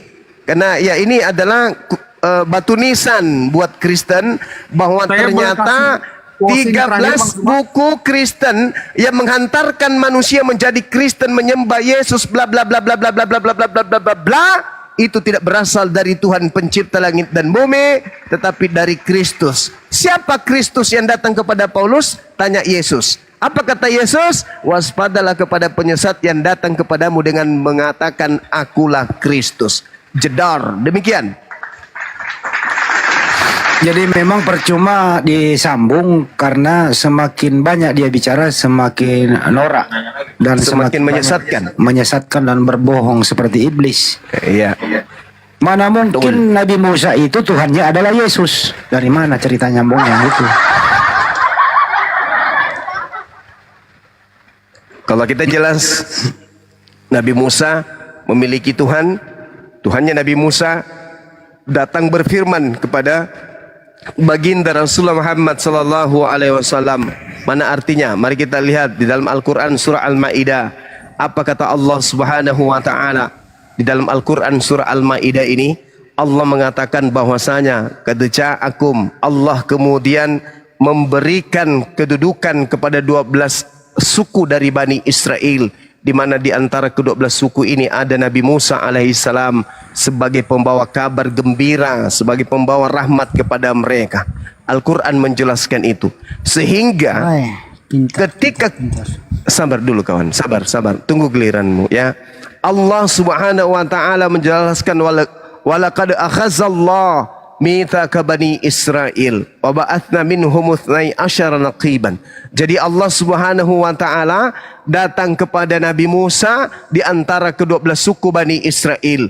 Lalu kemudian Allah mengatakan datang setelahnya kepada baginda Rasulullah Muhammad sallallahu alaihi wasallam, yahdi bihi man ittaba'a ridwanahu subulas salam wa yukhrijuhum minaz zulumati ilan nur bi izni wa yahdihim ila siratim mustaqim. Itu jelas. Jelas ya? Nah, ketika dia ditanya tadi saudara Kristen kita yang bernama Jenius, mana bukti di dalam Bible Tuhannya Nabi Musa berfirman kepada Paulus? Ternyata nggak ada sama sekali. Ayo saudara-saudara Kristenku yang masih bisa terselamatkan, simaklah diskusi ini. Saudara-saudara Kristen yang masih mau diselamatkan, simak diskusi saya, diskusi kami. Lihat bagaimana wakil Kristen menjawab pertanyaan kami. Nonsen. Coba ulang kosong melompok. Demikian Bang Handi, silakan. Pertanyaanmu tadi. Kalau bro, kamu ini ngomong apa sih? Kamu ini Kristen ya? Silakan Bang Handi. Ya. Delis, kamu Kristen apa bukan? Saya Kristen. Oke, bisa dibetulin suaranya dikit, naikkan dikit. Iya, ini udah. Ya udah. Terus mau menanggapi apa? Sahabat P, syukran. Tadi temanmu mengatakan, gini dengerin dulu. Tadi temanmu mengatakan Tuhannya Nabi Musa adalah Yesus. Iya. Kamu percaya nggak itu? Kamu percaya nggak? Percaya, karena saya Kristen. Oke, coba kau buktikan di mana datanya Nabi Musa menyembah Yesus. Silakan. Oh begitu. Coba kalian lihat di Keluaran. Pokoknya di Perjanjian Lama. Di mana tertulis? Di mana bisa dibaca itu? Yang mana? Di halaman Keluaran. di halaman Itu ada berapa? tertulis. Di halaman berapa? Kalau di halamannya saya belum begitu hafal halaman. Pokoknya ada di ayat itu. Kira-kira bunyinya seperti apa? Bunyinya seperti ini. Akulah Tuhan Allahmu yang mengeluarkan engkau dari tanah Mesir. Itu adalah Tuhan Musa yang memutus Musa untuk mengeluarkan. Siapa itu? Siapa itu? Umatnya dari Siapa tanah itu Mesir. Tuhan yang mengutus Musa? Siapa itu Tuhan itu? Ya Tuhan Allah. Bukan Yesus. Itu di Perjanjian Lama sebelum dia berinkarnasi.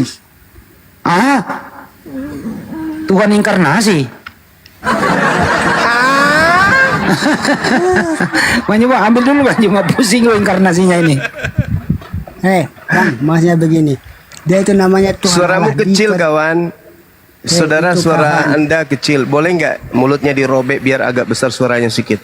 Oh, kalau bisa mulutmu itu dibuka, jangan pakai masker Bang. Mungkin mulutmu itu yang Enggak, suaramu mulutmu kecil yang bang. sempit. Saya pakai masker aja suaraku besar. Kalau buka masker, robek kupingmu kubuat. Jangan sampai Suara kamu Anda pakai kecil, toa. suara Anda kecil. Kamu pakai Boleh toa nggak mulutnya mulutmu. dirobek biar agak besar suaranya?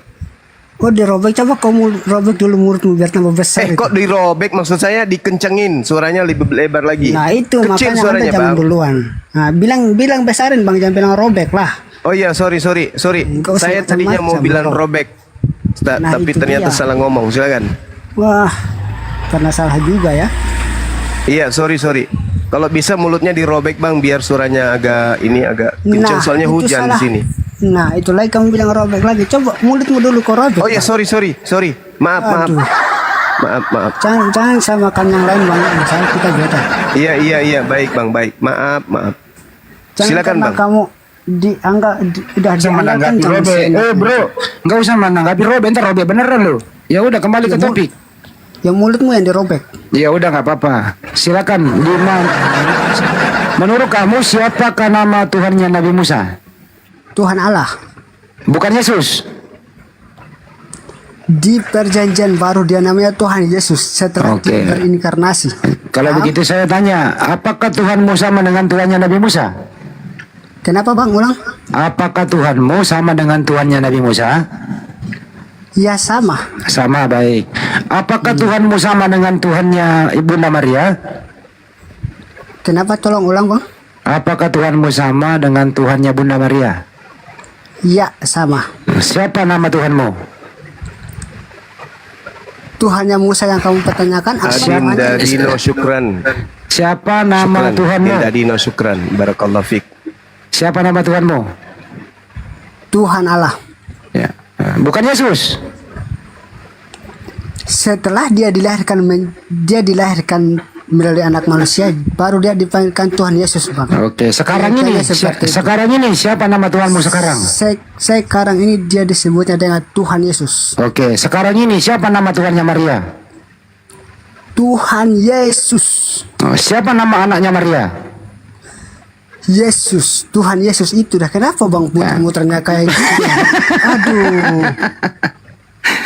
Mana lebih tua Maria daripada Yesus?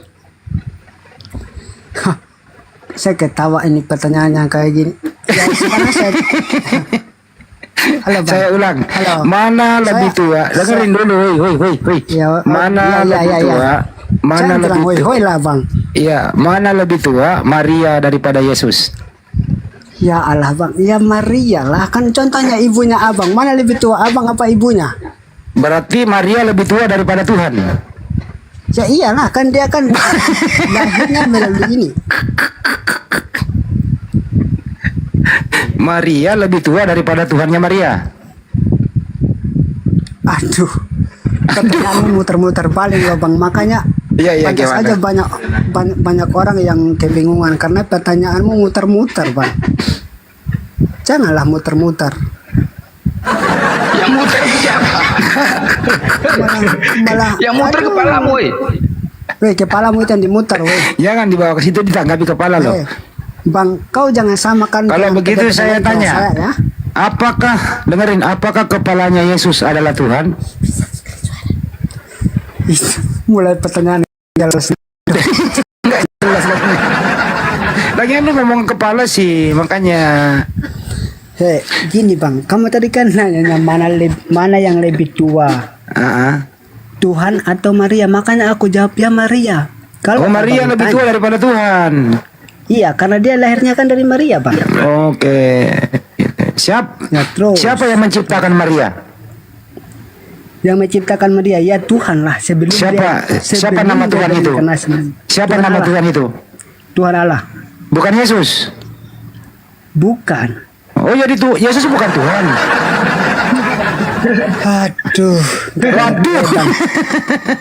Bang, jangan muter-muter. Jangan muter-muter ntar pingsan. Enggak lah, saya pingsan ngapain? Saya pingsan Bang Handi jangan ngerjain anak orang ntar pingsan. Enggak lah, waduh, enggak. Suaranya manis sekali Iya, manis jambu. Ya, maaf. Ya, jadi menurut kamu bro, apakah Yesus yang menciptakan Maria? Begini ya, saya jelaskan dulu. Jangan coba. Saya jelaskan dari awal. Ya, coba dari awal. Bang, kami itu dari topik pertamanya tadi kan kalian menanyakan tentang Musa dulu ya. Sekarang saya jelaskan.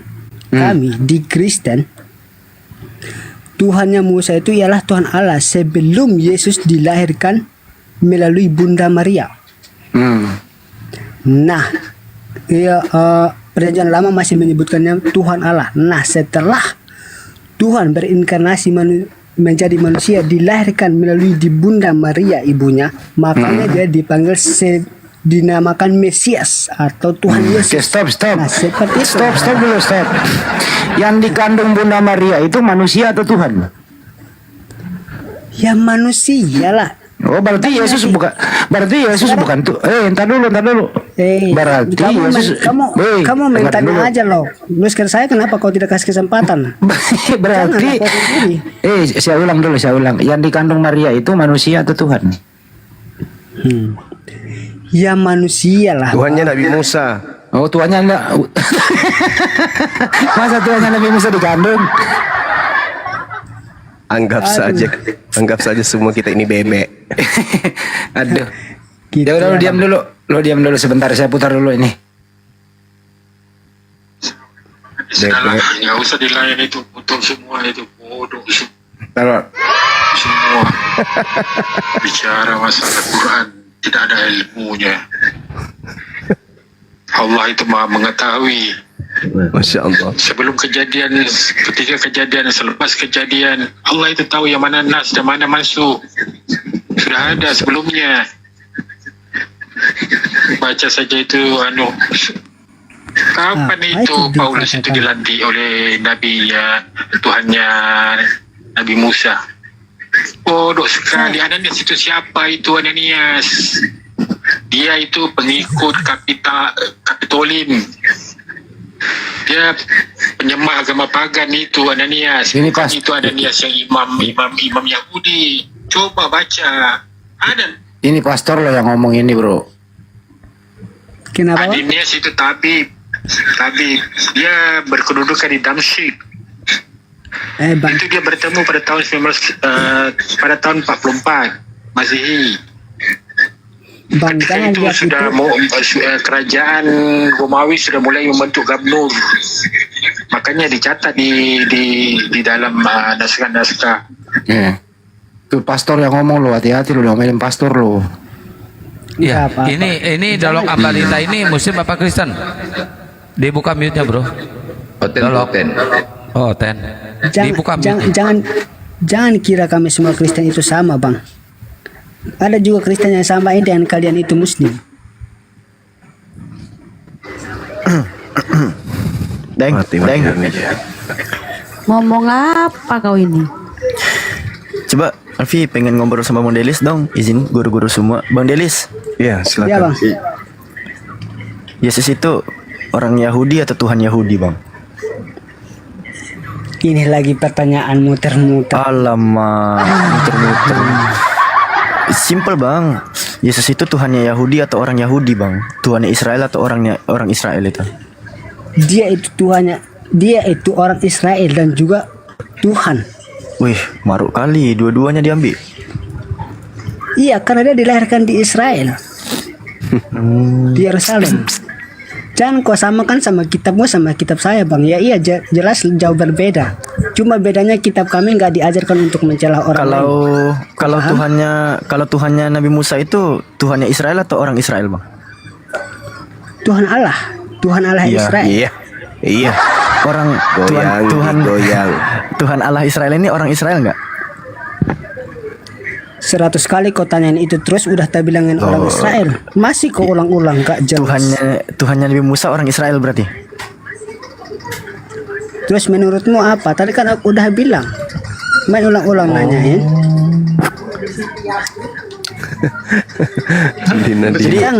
Jadi Tuhannya kalian samakan. Jangan samakanlah dengan ajaran. Jadi pasti emosi dengarnya lagi nih. Jadi Tuhannya Nabi Musa, Tuhannya Nabi Musa itu jemaatnya Musa juga. Hanya tahu dari kesalahannya orang lain aja gitu. Iya, berarti Tuhannya Nabi Musa itu jemaatnya Musa juga. Tunduk di bawah hukum Taurat juga. Kenapa, Bang? Enggak. Tuhannya Nabi Musa itu kalau orang Israel. Taruh sambil kali dulu.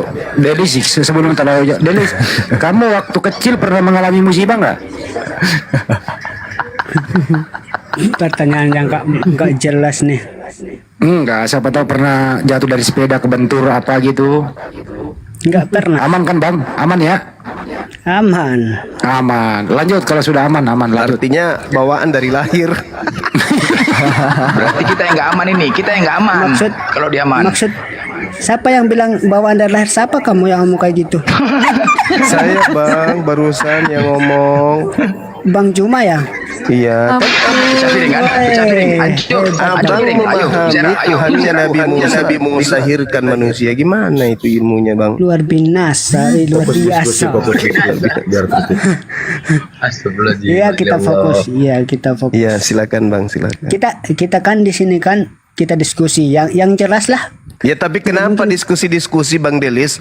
Kenapa tadi Abang bilang mulut saya harus dirobek? Kenapa kayak gitu, Pak, diskusinya? Nah, itu dia. Karena abang yang mengatakan duluan, makanya saya ikut, Bang. Oh. Ayo coba. Anda ini bukannya adiknya Bang Imrus? Bukan? Bang Imrus? Waduh. Iya. Kok kamu asal-asalan aja kamu saudara ini orang itu gak jelas. Oh, kirain soalnya Kasih sama. maki anu tahu gurunda pencerahan mudah-mudahan tobaki. Enggak bisa. Delis, kamu boleh bertanya deh, Delis. Coba kau buat pertanyaan. Bisa nggak kamu bertanya? Oh, boleh. Ya, coba. Saya mau bertanya kan dong kalau boleh. Boleh. Dirobek aja mulutnya dulu, Bang. Kasih bentar suaranya biar. Kecil sekali suaranya. Tempat saya hujan. Ya, Coba kau berteriak dulu, Bang. Kayak saya ini besar suaraku. Coba tes dulu suaramu. Apa suaramu cuma segitu atau bisa lebih besar lagi? Coba, Bang. Oh, tes. suaraku memang begitu kecil karena udah aku bilang tadi malam-malam. Saudaranya Imrus enggak percaya. Oke. Jangan kau samakan suaranya yang kecil. Lanjut. Coba, silakan. Iya, biasanya orang yang suaranya kecil itu orangnya baik-baik. Ya, syukurlah kalau gitu. Iya. Nah, itu suara biasanya. apa itu? Pertanyaan saya di tempat dulu kalau suaranya kecil banyak makannya. Udah mau bertanya dia, kasihan dia. Kita hormatilah dia. Dia orangnya baik soalnya. Silakan, Bang. Saya mencarikan kebenaran tentang kalian nih. Kalian sudah bertanya saya tentang kalian. Gimana, Bang? Apakah benar di Muslim itu setelah kita meninggal nanti di surga ada pesta seks 72 bidadari? Pesta seks gimana? Aduh, itu yang mengatakan itu suruh nanya, Bang. Makanya sudah minta maaf. Itu yang mengatakan itu sudah minta maaf dan itu viral. Dia minta maaf atas kehilafannya mengatakan itu nggak ada dalilnya dalam Al-Quran atau hadis pesta seks di dalam surga. Mana ada dalilnya? Bentar dulu, Bro. Kan kamu bertanya, dengarkan dulu orang menjawab tuh. Nih, saya kan dengar. Salahnya di mana? Tapi kau ngomong juga. Nggak ada itu, Bang. Nggak ada makanya dalilnya. saya juga tahu. Kau jangan marah-marah lah, Bang. Iya tahu. Nggak marah-marah, Bang. Iya, slow aja, Bang, suaramu. Jangan kau samakan yang ngegas lain. dia. Ngegas dia. Aduh, ngegas dia. Iya. Ini ada Bang Billy. Bang Billy.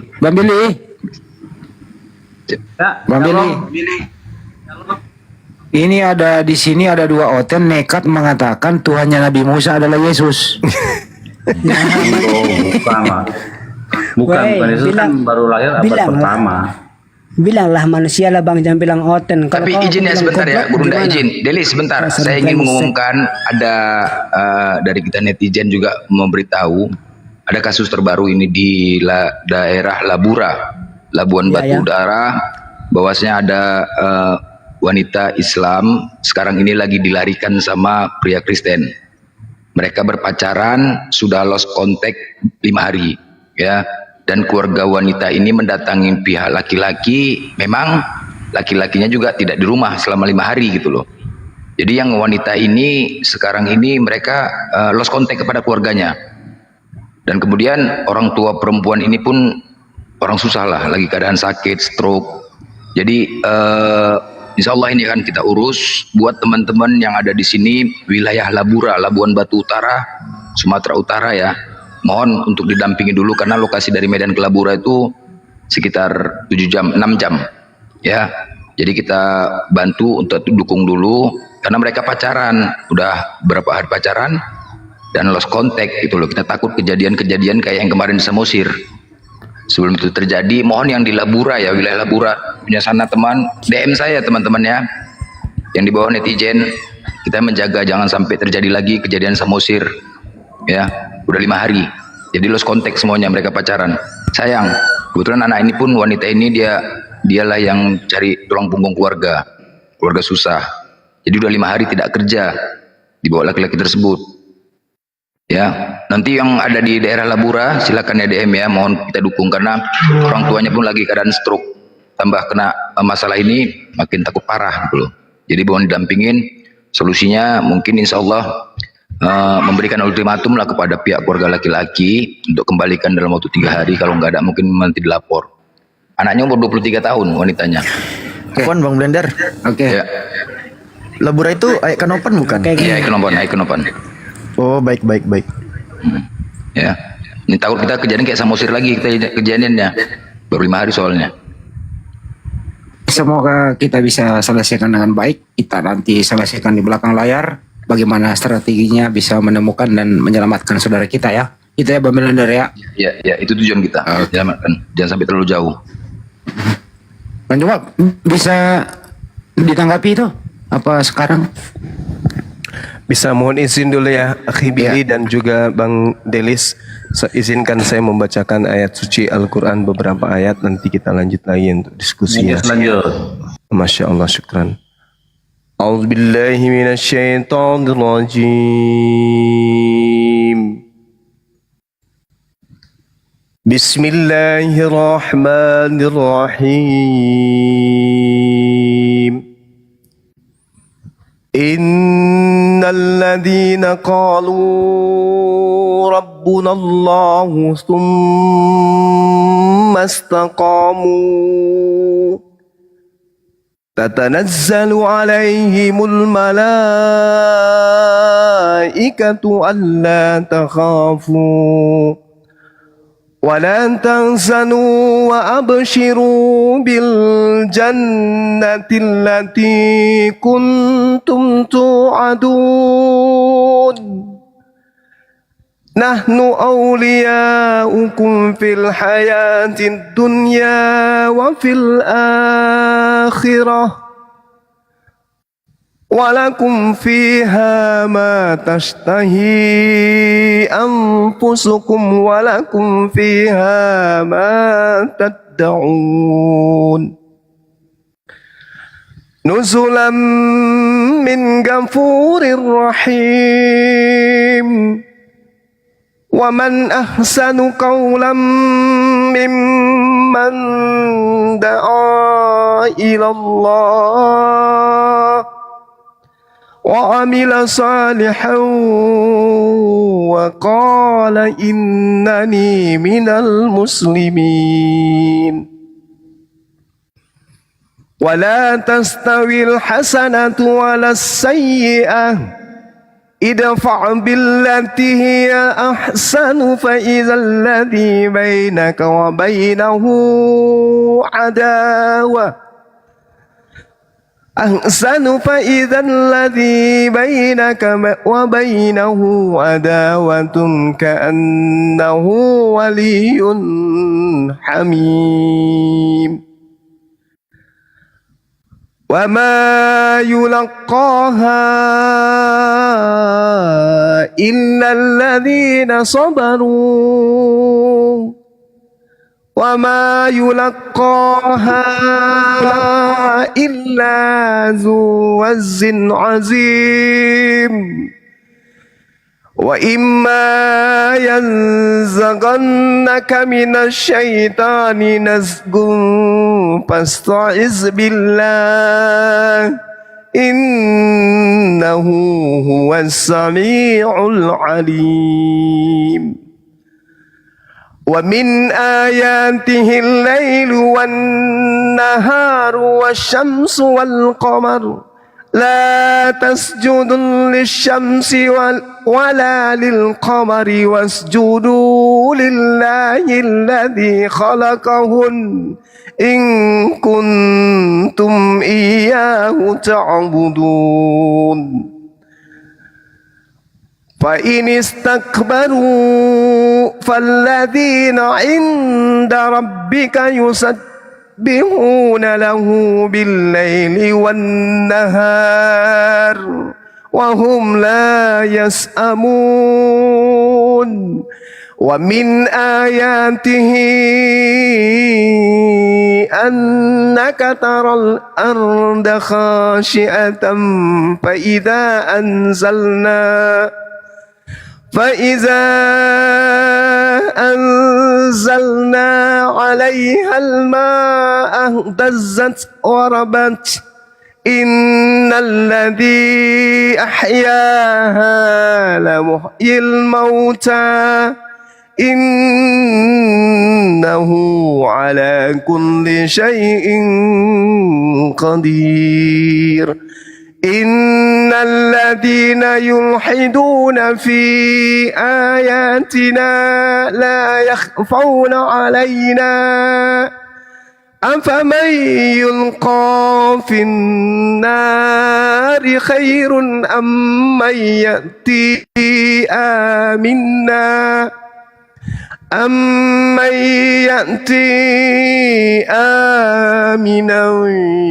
يوم القيامة اعملوا ما شئتم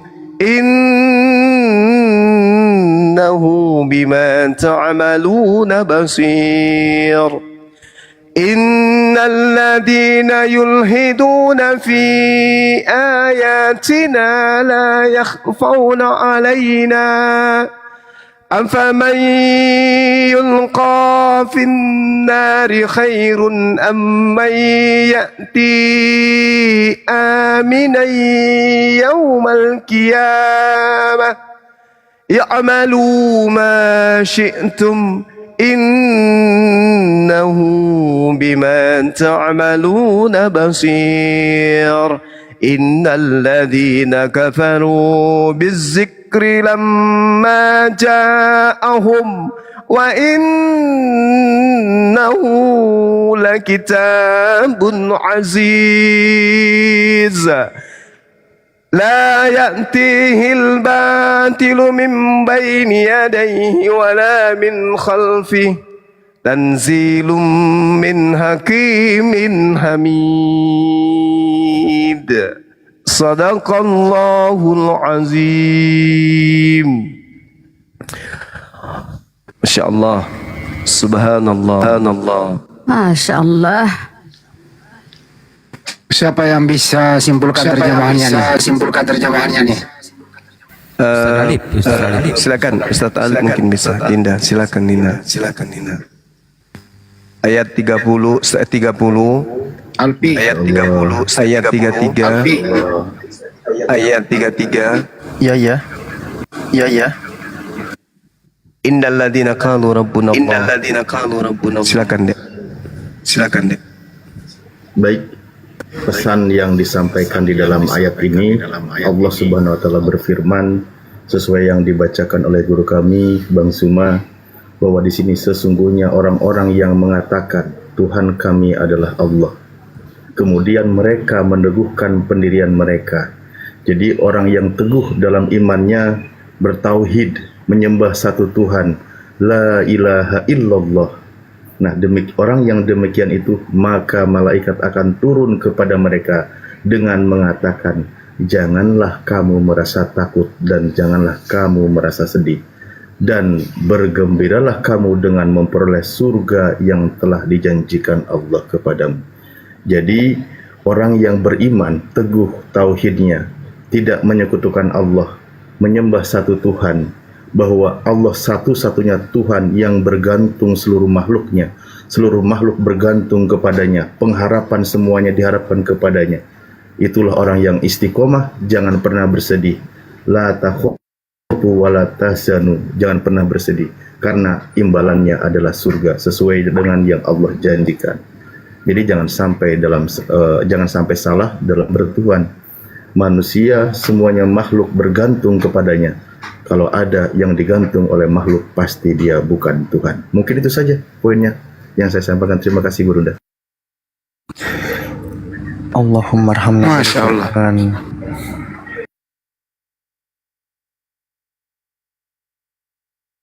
Memang Al-Quran itu kalau dibacakan seperti baru turun kemarin, nggak ada bosannya.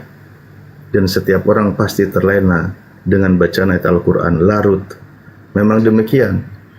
Idza dzukirallahu wazilat qulubuhum, bergetar hatinya gitu, tersentuh. Saya yakin Pak Delis juga, walaupun dia tidak beriman, minimal dia bisa merasakan getarannya gitu, walaupun dia tidak beriman, dengan lantunan merdunya kan gitu. Wah, coba Pak Delis baca firman Tuhannya, Yohanes 1 nomor 1. Dan mudah dihafal ya Ustadz. Al-Quran itu mudah dihafal loh. Betul. Coba kita minta tanggapannya Delis ini. Bro Delis, bisa buka mic-nya lagi bro? Anda orang baik malam ini. Anda layak dapat penghargaan dari Bunda Rahma.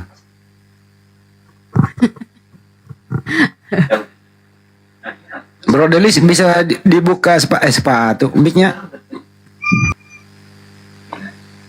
Bro Delis, buka mic-nya Bro Delis.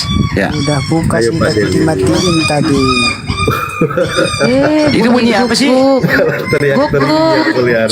Bunyi anjing. Aku dari anjing. Kenapa itu belum makan kali? Gak, kedinginan di luar. Hujan soalnya. Iya, selimutin lah, kasih masuk lah di kamar.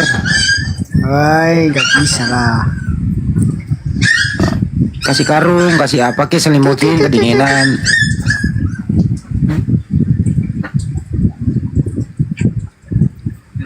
Bagaimana Delius? Mau lanjut? Ya boleh. Apa pertanyaannya? Ya, ada yang mau bertanya ke Delius? Silakan.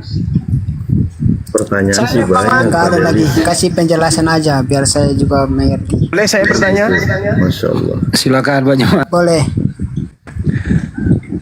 Bang, menurut Yesus nih, Ya. penyesat yang datang setelahnya bergelar Sallallahu Alaihi Wasallam atau bergelar Kristus. Silakan.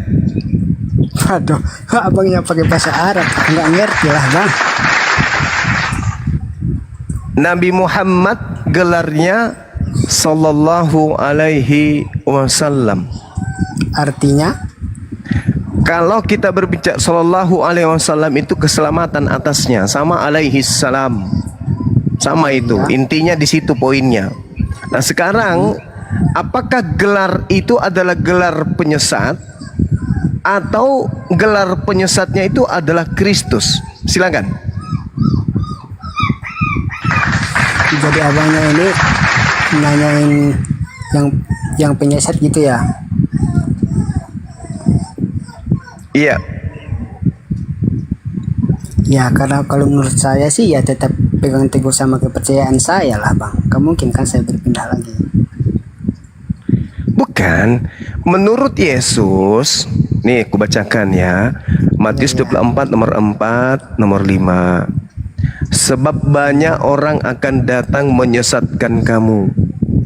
Iya. Waspadalah, sebab banyak penyesat yang akan datang dan berkata, akulah Yesus, dan berkata, akulah Kristus. Dia akan menyesatkan banyak orang. Nah, pertanyaan saya, menurut Yesus, penyesat yang datang setelahnya bergelar Sallallahu Alaihi Wasallam atau bergelar Kristus? Silakan. Bisa juga bergelar apa tadi yang abang itu berkata bahasa Arab? Ya, di mana Bisa juga tertulis? Abangnya kan tadi bacanya bahasa Arab, Bang. Jadi saya tidak bisa baca itu karena saya memang nggak tahu. Iya, Sallallahu Alaihi Wasallam itu artinya Allah memberikan kemudian pujian dan keselamatan padanya, itu artinya. Nah, sekarang apakah penyesat menurut kitab saudara itu bergelar Kristus atau tidak? Iya. Coba baca dulu deh. Baca Matius 24 nomor 4 sampai nomor 5, cepat Bang. Udah saya baca, Bang. Udah saya baca. Apa itu situ?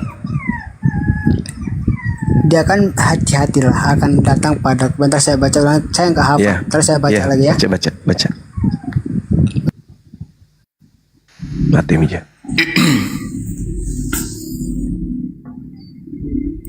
Ya, ada Bang Jet di sini. Ada di sini. Waalaikumsalam warahmatullahi. Ada yang mau disampaikan, Bang? Kita main cepat aja, Bang. Alhamdulillah, saya ingin mau bertanya kepada Tuan Guru kita, Bang Juma ini. Saya pun Muslim. Disimpan dulu pertanyaannya. Ya, disimpan dulu pertanyaannya. Lagi diskusi, Bang. Halo. Disimpan dulu pertanyaannya. Wow. Meteor. Iya, pertanyaan Ini saya sesi coba dibaca diskusi, dulu. Bang, ya. Dibaca Matius 24 nomor 4 nomor 5. Oke, bentar ya saya. Ke perpustakaan abang kita ini. Ketidakadaan ilmu nakodonge. Ada yang menulis di bawah, Zuma selingker dengan astagfirullahaladzim. La ilaha illallah, si Tompel. Oh, si Tompel. Apa kau bilang itu? Di Tompel. mana lah informasi-informasinya dapat? Orang stres. Itu nanti yang moderator fokus naikin dari Oten dulu ya, biar diskusi tetap berjalan. Yang Muslim mungkin dan yang lainnya nanti dulu gitu. Kasihan Pak Darius ini. Pak Delis. Perlu bantuan. Iya, saya mau baca sih, tapi ini masih tertawa tadi. Gimana caranya saya baca? Ya, coba. Oke, baik. Nah, kalau diskusi gitu bagus. Wih, Masya Allah. Masya Allah, Allahu Akbar. Iya, coba. Sebab banyak orang akan datang dengan memakai namaku dan berkata, akulah Mesias, dan mereka akan menyesatkan banyak orang. Kamu akan mendengar deru perang atau kabar-kabar tentang perang, namun berawas-awaslah, jangan kamu gelisah, sebab semuanya itu harus terjadi, tetap itu belum kesudahannya. Ya, pertanyaan saya, penyesatnya itu bergelar apa? Bisa dia bergelar Tuhan. Ada tertulis padahal tadi dibaca. Kok jadinya ke Tuhan ya? Dia kan bisa saja datang, Bang, dengan memakai namanya Tuhan. Contohnya nih, ada orang yang datang kepada kami. Nanti meja. Kok keluar dari konteks yang dibaca tadi? Sebab banyak penyesat yang akan datang dengan memakai nama Yesus dan berkata, akulah Kristus. Jadi penyesatnya itu datang dengan memakai nama Yesus dan bergelar Kristus. Betul? Iya, betul. Nah, berarti setelah Yesus muncul penyesat yang mengaku Kristus. Benar? Iya, benar. Nah, dah selesai. Itu aja. Sekarang siapa di antara Islam dan Kristen yang menjadi pengikut Kristus? Islam atau Kristen? Kami lah. Nah, bagus. Kami lah Kristen, Bang. Udah terjawab. Berarti Belum sadar dia. Yang terindikasi pengikut penyesat belum sadar, Bang. Ini adalah sudah sadar. Kris. Jadi yang terindikasi pengikut penyesat itu adalah Kris. Bukan Kristen, bukan penyesat. Sorry, itu Anda Tuh kan? salah. Belum sadar dia. Salah. Bukan belum sadar, emang ini faktanya kalian balik. Iya mamanya. Dia ini perumpamaannya tentang untuk umatnya. Berhati-hati akan ada orang yang datang kepadaku memakai namanya. Yang dimaksud dengan itu, Bang, contohnya ada orang yang datang dengan yang dia berkata, sayalah Tuhan, sembahlah saya. Itu yang dia maksud, bukan dia bermaksud dia yang mengajar kami untuk menyesatkan. Bukan itu yang dimaksud. Enggak, penyesatnya datang dengan gelar Kristus. Iya, dia perumpamaan. Dia berikan kami itu himbauan agar berhati-hati. Bukan yang dimaksud dia penyesatnya. Ya, betul. Dia penyesatnya. Betul. Bukan Yesus penyesatnya, tapi ada penyesat yang muncul mengaku Kristus. Iya. Itu dia yang dia katakan, Bang. Nah, terus Kristen ini kepanjangannya apa? Kristen ini apa? Pengikut? Ya, pengikut Kristus. Nah, pengikut Kristus. Berarti Kristen ini terindikasi pengikut daripada penyesat. Karena penyesatnya bergelar Kristus. Betul? Enggak lah, itu Anda salah. Lama rupa. Masya Allah. Keren. Makasih. Sorry, Bang. Ya, ini kita berdiskusikan secara sehat ya. Iya, sehat, makanya kita tertawa, jangan nangis. Bagaimana? Coba tertawa dulu, Bang. Tertawa dulu, Bang Delis. Tapi sorry, nggak bisa kita tawa besar-besaran. Halnya aku tetanggaku ini udah pada tidur lah, Bang. Ya udah kecil aja, coba saya pengen dengar. Coba. Hahaha. Oh ya, bisa lah, bisa. Bisa. Nafas psycho dong. Bisa. Bisa. Nah, biar gimana pun diskusi kita ya tetap kita akan tetap pegang kepada kepercayaan kita. Iya.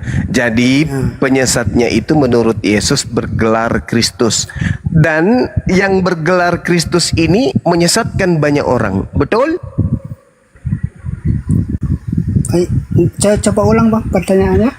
Kristus ini menyesatkan banyak orang. Coba lihat di dalam Matius 24 nomor 5. Banyak orang nggak di situ disesatkan oleh Kristus ini?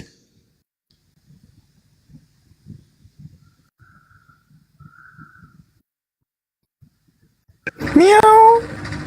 Ini anaknya lucu, kooperatif dia, bagus. Ya, yang dimaksud ini datang ini, Bang. Ada orang selain dia yang datang memakai namanya. Betul. Dia yang mengaku bahwa dia itu Tuhan. Benar sekali. Pertanyaan saya, penyesat yang mengaku Kristus ini banyak menyesatkan orang. Betul? Gimana, Bang? Coba ulang. Penyesat yang datang mengaku Kristus banyak menyesatkan orang berdasarkan Matius 24 nomor 5. Betul? Ya orang balik gitu, betul? Enggak. Coba dibaca. Coba dibaca. Coba dibaca. Orang balik istri. Coba dibaca, Bang. Matius 24, coba dibaca nomor 5-nya. Coba dibaca. Nomor 5, Bang, nomor 5. Sebab banyak orang akan datang dengan memakai namaku dan berkata, akulah Kristus, dan mereka akan menyesatkan banyak apa? Banyak orang. Banyak orang. Berarti penyesat yang bergelar Kristus itu akan banyak menyesatkan orang. Betul? Ya, benar. Jangan memakai namanya. Nah, sekarang mana orang banyak di dunia ini yang sebagai pengikut Kristus? Islam atau Kristen? Ya, Kristen. Ah, iya iya iya iya iya iya iya iya iya iya iya iya iya perjuangan tak sia-sia dia Saya lagi minum muncrat gua, Pak. Minum gua. Halo, Bang. Saya lagi minum kopi sama.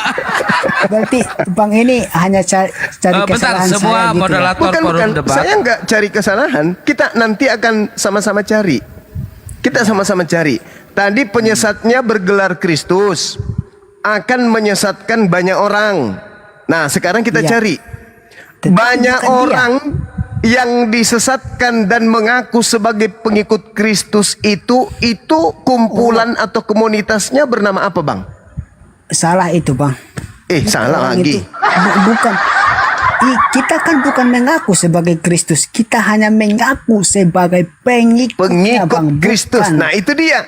Kan begini, Bang. Kan dalilnya mengatakan Kristus itu bukan penyesat itu, menjadi Mesias Kristen. itu atau bukan Kristus. menjadi Kristus. Makanya abang ini cuma putar-putar aja, Bang. Ya, Kristus palsunya, Kristus ini, penyesat yang mengaku Kristus ini, itu akan menyesatkan banyak orang. Jadi ada Kristus yang menyesatkan banyak orang. Nah, ini pengikut Kristus. Misalnya sang penyesat datang kepada si fulan, datang kepada. Tetapi bukan dia ini kan? Ya, bukan Yesus anak Maria, bukan. Iya, Bukan. itu yang saya maksud. Bukan. Yang saya maksud ini yang kita sedang bahas ini adalah Kristus palsu, yang penyesat itu. Nah, di situ dikatakan bahwa Kristus palsu ini, yang penyesat ini, akan menyesatkan banyak orang. Pertanyaan saya, siapa pengikut Kristus yang banyak itu? Apa nama komunitasnya? Ya, nggak mungkin lah, Bang, dikatakan agama lainnya. Tetap kami yang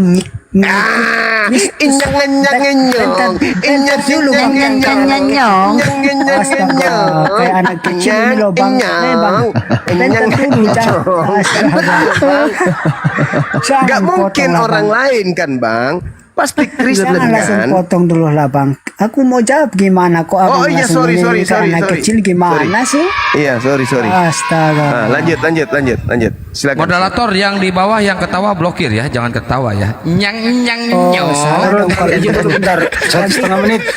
Ustaz Alif, Ustaz Alif, tolong hubungi Tapi saya saya. nggak boleh ketawa Karena berarti, Ustaz Alif tadi yang membaca terjemahannya, Ustaz Alif dapat bonus dari Bang Dino. Bisa hubungi saya, Ustaz. Makasih. Lanjut. Insyaallah siap, Bang Handi.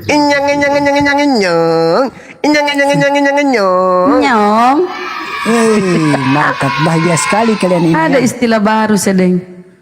Woi, bahagia sekali. Silakan, Bang, silakan.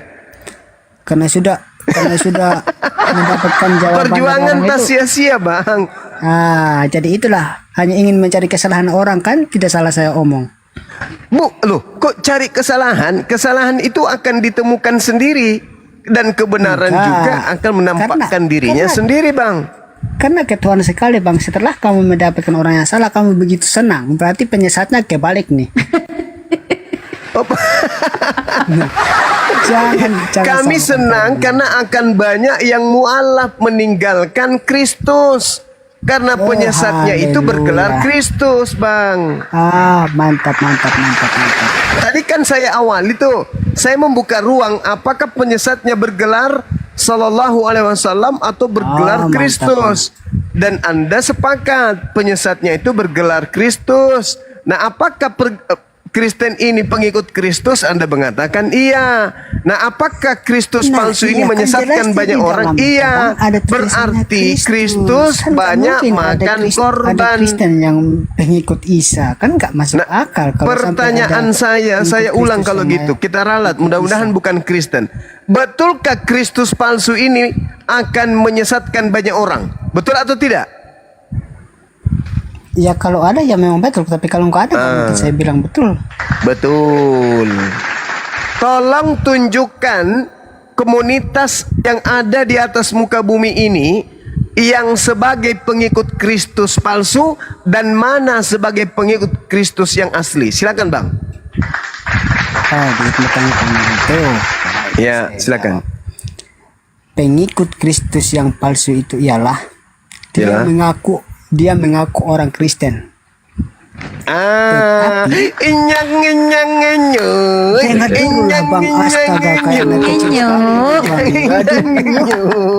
Alhamdulillah, masya Allah.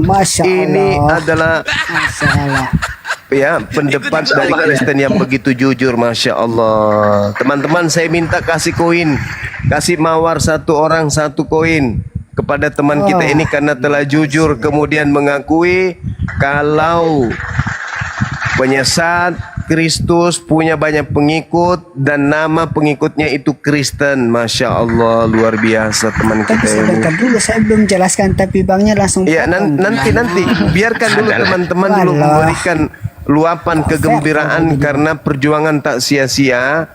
Ternyata saudara sudah mewakili Kristen lain yang mau jujur bahwa penyesat itu bergelar Kristus dan penyesat ini akan diikuti oleh banyak orang, dan Anda sudah menganggap bahwa Kristen itu artinya pengikut Kristus. Gitu Bang. Tapi bukan hanya Kristen aja sih sebenarnya kalau kita lihat ini. Tapi belum kenapa itu yang kita maksud Lucifer, Gurunda? Siapa lagi yang selain Kristen sebagai pengikut Kristus itu siapa lagi? Silakan Bang. Yang Muslim juga ada.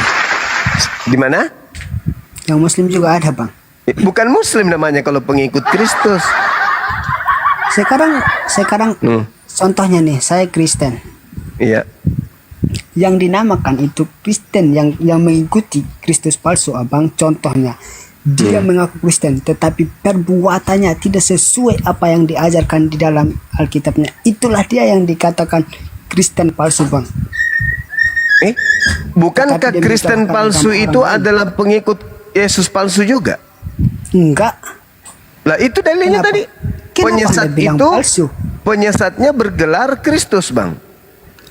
Yang datang dengan namanya, Bang. Itu yang dia sebut, yang mengaku dia penggantinya Tuhan. Itu yang dinamakan Kristus palsu, Bang. Nah, kenapa sekarang Abang, ketika kami mengatakan kami yang pengikut Kristus, kenapa langsung Abang bilang kami yang pengikut penyesat? Itu Abang salah. Berarti Abang ini hanya mencari kesalahan orang lain. Enggak. Saya minta data malah. Saya cari data. Sekarang pertanyaan saya, Abangku. Yang datang kepada Paulus ini manusia atau bukan yang ngaku Yesus ini? Yang di mana itu? Di Galatia 1 nomor 11 nomor 12, coba Abang baca. Bang, bisa pusing aku nanti ke lain Alkitab baik, ke lain pindah mampus aku nyari-nyari kayak gini nih. Iya, supaya kita tahu yang datang kepada Paulus ini. Bang. Yang kita tahu, supaya kita tahu yang datang kepada Paulus ini siapa, kan gitu. Gak bisa. Kalau kita udah pakai satu materi itu pakai satu aja lah, Bang. Contohnya kalau kita dalam ulangan ya atau ujian, gak mungkin lah kita pakai banyak. Enggak, kan tadi kita sudah tahu sekali satu lah, Bang. Jangan kita sudah tahu bahwa nanti penyesat itu bergelar Kristus dan pengikutnya banyak karena banyak menyesatkan orang sehingga banyak pengikutnya. Sekarang pertanyaan saya, mudah-mudahan Kristus palsu itu bukan yang datang kepada Paulus. Kalau Nabi Muhammad kan dia tidak pernah didatangi oleh Kristus, hanya Paulus yang pernah didatangi oleh Kristus. Dan kami umat Islam bukan pengikut Kristus, hanya Kristen yang pengikut Kristus. Pertanyaan saya, apakah betul yang datang kepada Paulus ini Kristus asli, atau malah yang datang kepada Paulus ini adalah Kristus palsu? Silakan Bang, kita buktikan. Aduh Bang, saya kan udah bilang kalau udah satu materi satu, jangan pindah ke lain. Mampus aku kalau main pindah-pindah, Bang. Kok jadi mampus? Kenapa jadi mampus? Ini saya omong jujur, enggak, saya enggak mau sok penguasa Alkitab, enggak. Ini sesuai yang saya tahu itu aja. Makanya saya bilang cukup satu materi, enggak bisa pindah-pindah. Ini satu materi, Bang. Cuma naik level untuk mengetahui. Tadi kan pertamanya di Musa, terus kenapa sekarang langsung larinya ke Paulus? Iya, supaya kita tahu bahwa yang datang kepada Paulus ini Kristus palsu atau asli. Itu berarti materinya kan banyak jadinya. Jadi sorry, nggak bisa pindah-pindah bang ya. Sorry banyak. Berarti kita cukup di mana saja ini tinggalnya? Ayo dong jawab dulu pertanyaan saya tadi. Katanya. Oh ada. Iya, itu yang saya tanyakan tadi. Apa itu bang? Itu apakah benar itu ketika mampus nanti atau mati nanti masuk di surga ketemu 72 bidadari memecahkan. Kau bilang mampus kuclu. Yang ada tuh kalian nanti Delis. Di bawahmu itu. Saudara Gurunda, izin Gurunda. Silakan. Izin. Ini ada salah satu ini kita netizen dan pendukung kita juga, dan dia ingin gimana bercerita gitu kan. Kemarin dia sempat meninggalkan Islam karena ikut suaminya menjadi Kristen ya. Setelah dia pisah dengan suaminya, alhamdulillah dia kembali lagi ke Islam dan bersahadat di sini. Dan tapi ada kendala sedikit Gurunda. Anaknya itu mau dimurtadkan oleh suaminya Gurunda.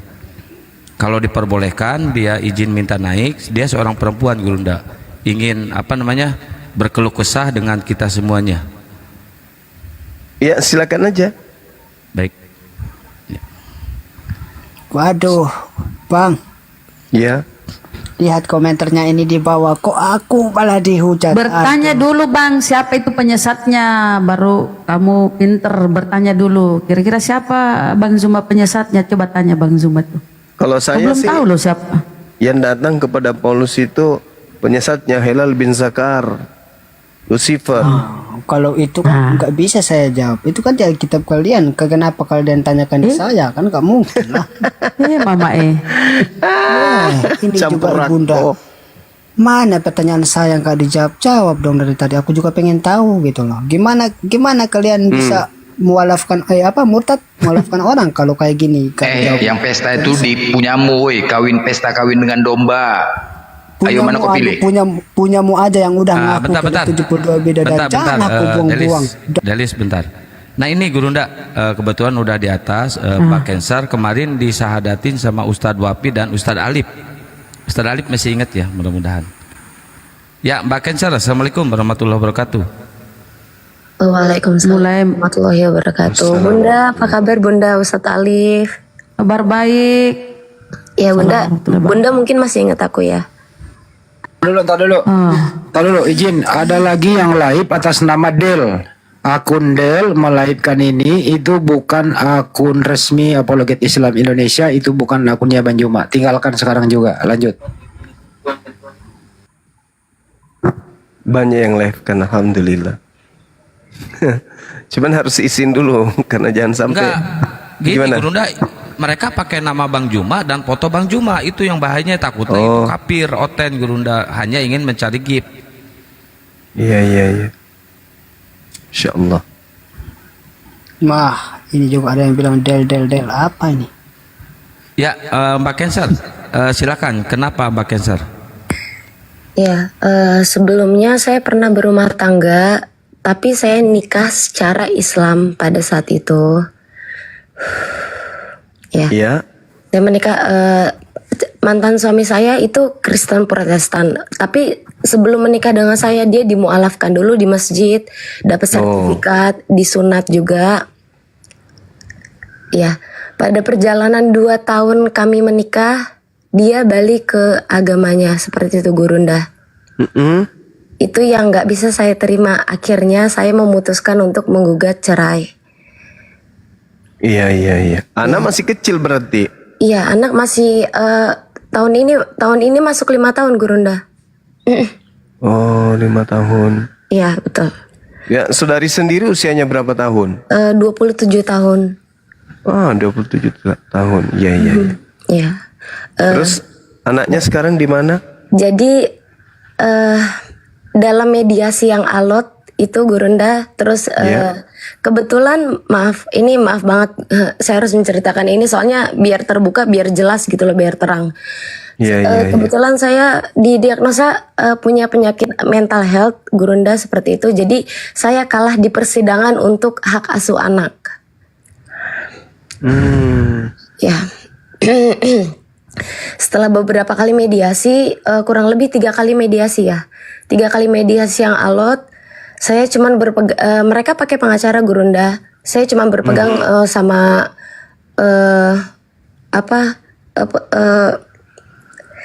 instansi pembela wanita seperti itu Gurunda. Saya nggak pakai pengacara sama sekali. Pada saat itu nggak ada titik terang dari ketiga kali mediasinya. Pada akhirnya pas sidang maaf. Pas sidang akhirnya jatuh anak saya ke mantan suami Gurunda seperti itu. Cewek, cowok anaknya? Kebetulan cewek Gurunda. Suaminya orang mana sih? Suaminya boleh nyebutin ini nggak suku Ya, boleh. tertentu? Jangan-jangan suaminya saudaranya Deli sini, bukan? Bukan Bang Handi. Iya, kalau saudaranya juga mau gimana? Mengapa? Iya tahu. Enggak, jangan kau sebut-sebut gitu, Bang. Aku juga Ya, tahu. manusia. Iya. Dari mana? Kebetulan orang Ambon Gurunda. Orang Ambon. Oh, sama seperti Delis. Masya Allah, kebetulan berarti. Saya orang Sumba, bosku, bukan orang Ambon, sama NTT. Hah? Orang Sumba? Iya, saya Sumba. Tadi bilang Surabaya, sekarang orang Sumba. Astaga, sejak kapan kita Sumba itu perkenalkan? singkatan Surabaya Barat itu, Surabaya Sumba. Ya, jadi orang Ambon ya. Bang Sumba itu tersendiri. Iya betul Gurunda. Waduh. Oh, misionaris mungkin memang ya. Maksudnya Oh gini. dia maja kafir. Santai. Maksudnya Kau bilang mungkin apa tadi, Bu? Kafir, dasar kampretnya kau. Kau sebut-sebut tadi 70 bidadari, 70 bidadari. Kau nggak bawa data. Itu sesuai yang saya dengar, kampret. Ini sudah dijelaskan sama Gurunda, kafir. Nah iya, kau jangan bilang kafir. Kau rasa Udah. Ini lagi cerita dulu, udah Delis, udah. Silakan dilanjut Mbak Cancer. Iya, kalau udah baik-baik jangan kau undang duluan. Dasar kafir. Iya. Orang tua nggak tahu diri suka mengkafirkan orang kayak udah sempurna. Wih. udah dulu marah. Saya akan hargai orang tua ketika orang tua didengar dulu ya, Bang Delis dengar dulu Mbak Cancer cerita. Silakan dilanjut. Ya, oke. Diam dulu. Ini komennya di bawah mana komentarnya? Hilang. Udah nggak muncul lagi. Iya. Jadi beliau orang Ambon. Apa ada indikasi kemudian kalau beliau itu misionaris? Jadi dia sengaja mendekati wanita-wanita untuk jadikan korban pura-pura mu'alaf, habis itu nanti diajak murtad. Enggak, kalau untuk misionaris sih sepertinya enggak ada indikasi ke sana Gurunda. Cuman dengan ada nggak upaya keras dari beliau untuk mengajak murtad? Oh, enggak ada Gurunda. Nggak ada ya. Awal-awalnya enggak ada Gurunda. Tapi kenapa bisa apa yang memicu kemudian sampai saudara Delis ini minta cerai? Bukan Delis Gurunda. Suaminya maksudnya. Saya yang minta cerai, Iya, karena maksudnya apa yang menyebabkan kira-kira faktor utama beliau kembali ke Kristen? itu saya miskomunikasi. Pada saat saya tanyakan kenapa kamu pergi ke gereja lagi, dia bilang aku nggak bisa gitu, aku nggak yakin gitu. Padahal aku ngajarin dia sholat, aku ngajarin dia ngaji. Oh mohon maaf.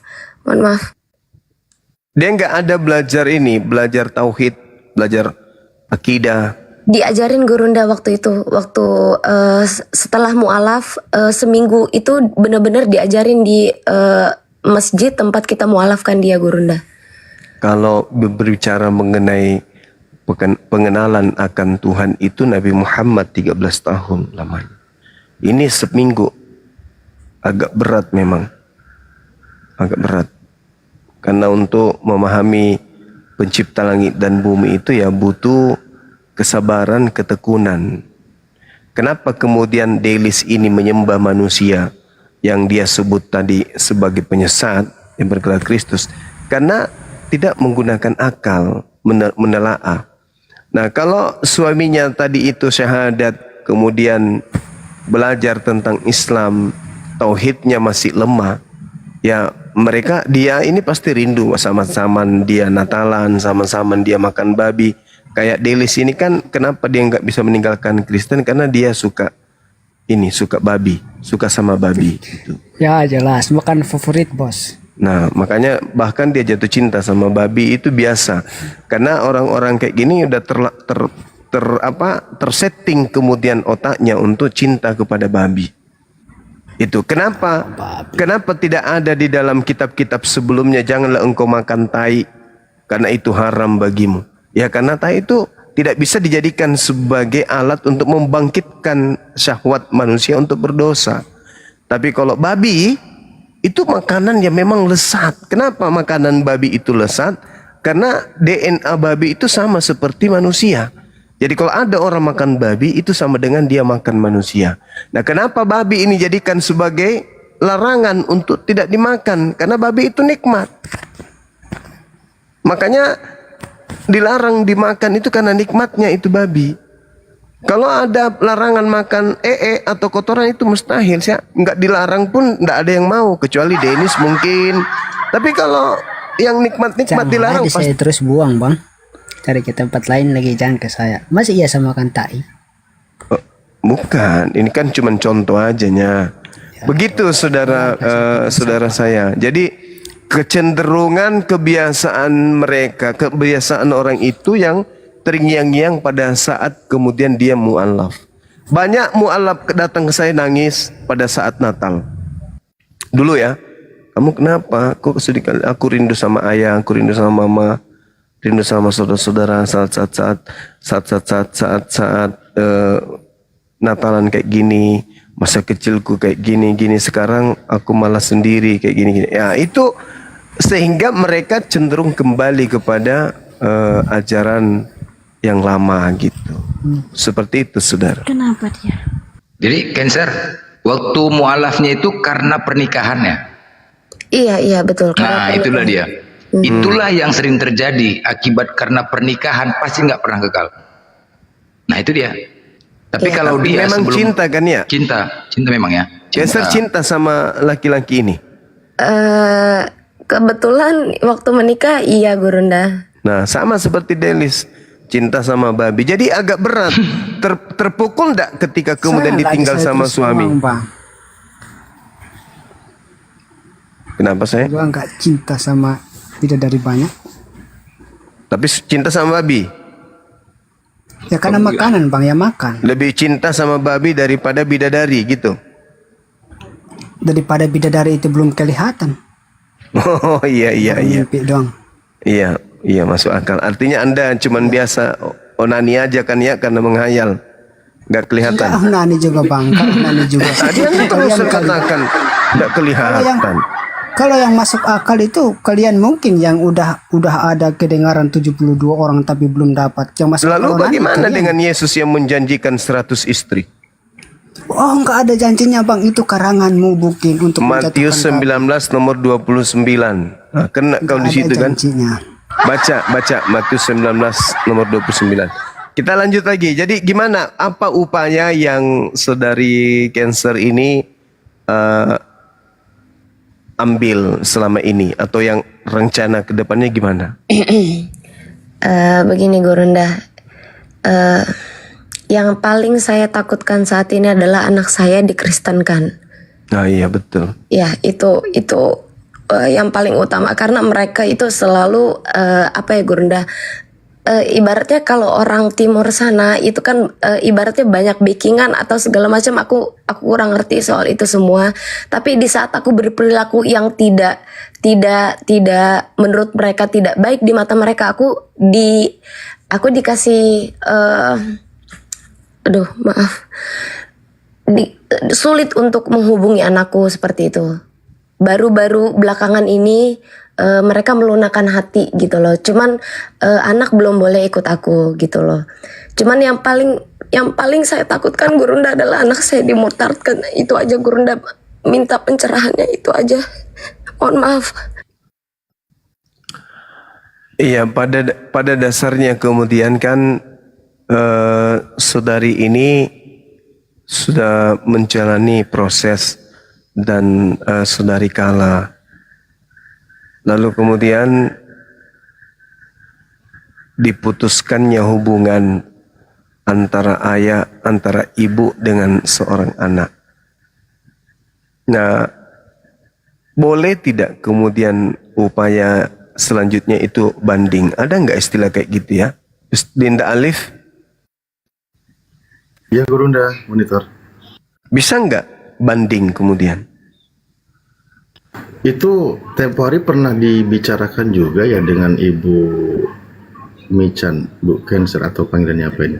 Iya Beliau betul Ustaz, kan betul Ustaz. sudah sebenarnya melakukan berbagai macam upaya, tapi sudah. ada hal-hal yang beliau sendiri tidak ada kapasitas untuk itu karena ada kaitan, maaf kata ya, ada tindakan dari sana yang bisa menggerakkan orang dan sebagainya gitu. Jadi mengancam beliau posisinya itu yang menjadi pertimbangan ibu ini yang pernah kami dengar seperti itu.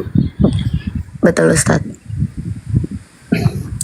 Tapi hak asuh Ini itu di Gurunda, ibu. ada ketua MA Pak Arif. Assalamualaikum Pak Arif. Waalaikumsalam warahmatullahi wabarakatuh. Masya Allah. Waalaikumsalam warahmatullahi. Mungkin yang saya sampaikan yang lain memahami ya maksudnya. Jadi katakanlah anarkis atau apa di belakang layar itu tindakan yang tidak terduga, itu yang ditakutkan oleh Ibu Michan ini. Halo. Izin Gurunda. Ya silakan Bang. Permisi dulu Bang Juma, Bang Arif. Boleh saya pamit bentar, udah jam 1 nih, mau istirahat dulu, tidur. Kerja besok soalnya saya. Oh, jam 1. Besok masuk sekolah Bang? Kerja besok Bang. Oh kerja. Ya, nanti kita akan ketemu lagi dengan live begini, berdiskusi. Ya, makasih atas kejujurannya ya Bang ya. Ya, kita omong sesuai yang ada itu lebih bagus, ya. Iya. Ketawa dulu sebelum turun, ketawa dulu sebelum turun. Aduh, nanti aku dikira orang gila lah aku ketawa. Enggak, ketawa dulu sebelum turun. Bang Delis, sebelum turun, saya merencanakan sesuatu. Karena rencana ini kan adalah rencana selanjutnya. Menurut Anda, apa yang Anda rencanakan? Saya ulang nih pertanyaannya, didengarin baik-baik. Makanya kalau orang ngomong, saya akan merencanakan sesuatu. Karena rencana itu merupakan rencana selanjutnya. Pertanyaannya adalah apa yang Anda rencanakan?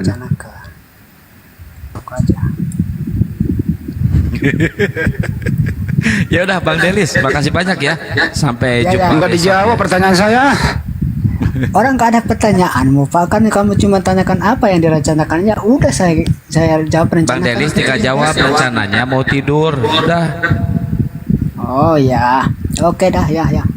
Terima kasih banyak. Terima kasih banyak. Semoga rencananya berhasil ya.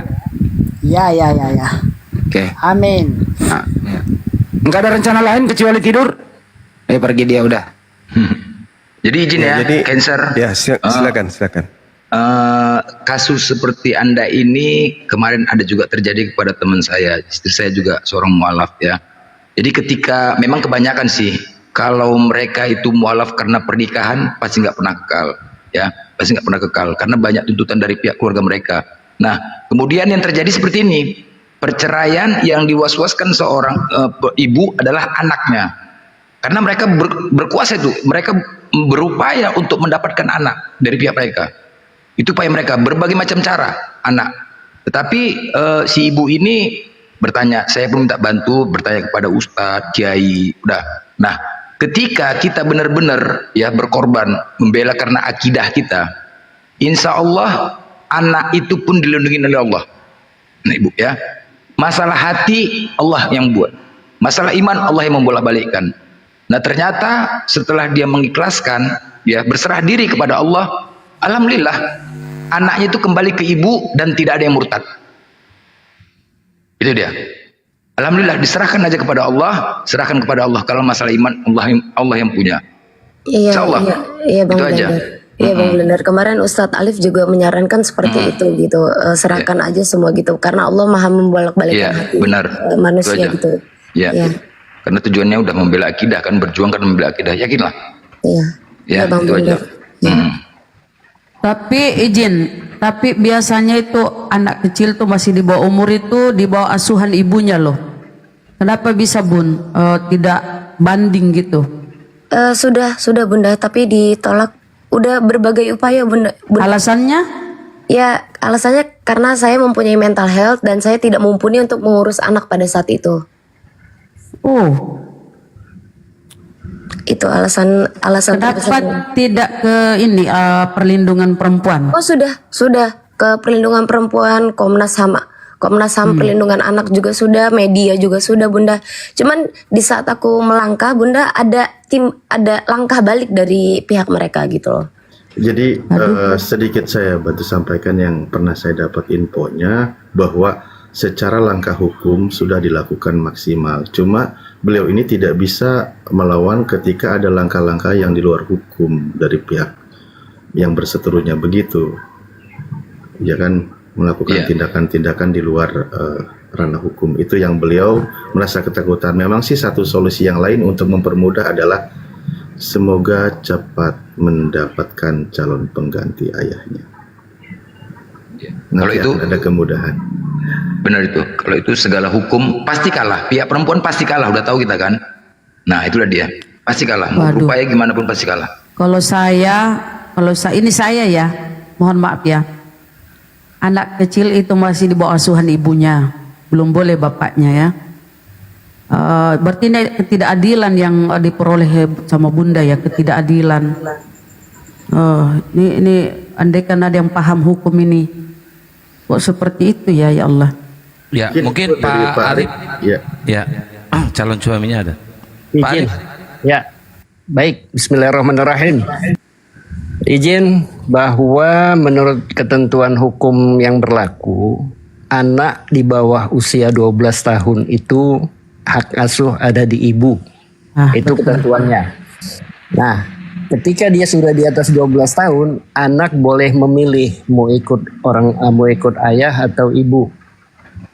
Nah, bagaimana menghalangi supaya hak itu tidak ke ibu? Nah, itu tadi salah satunya disampaikan, terbukti bahwa saudara kita Cancer ini mental health, punya penyakit. Nah, memang kalau si ibu punya beberapa halangan seperti misalnya ibunya punya penyakit, kemudian pemabuk, penjudi dan sebagainya, seperti itu kira-kira.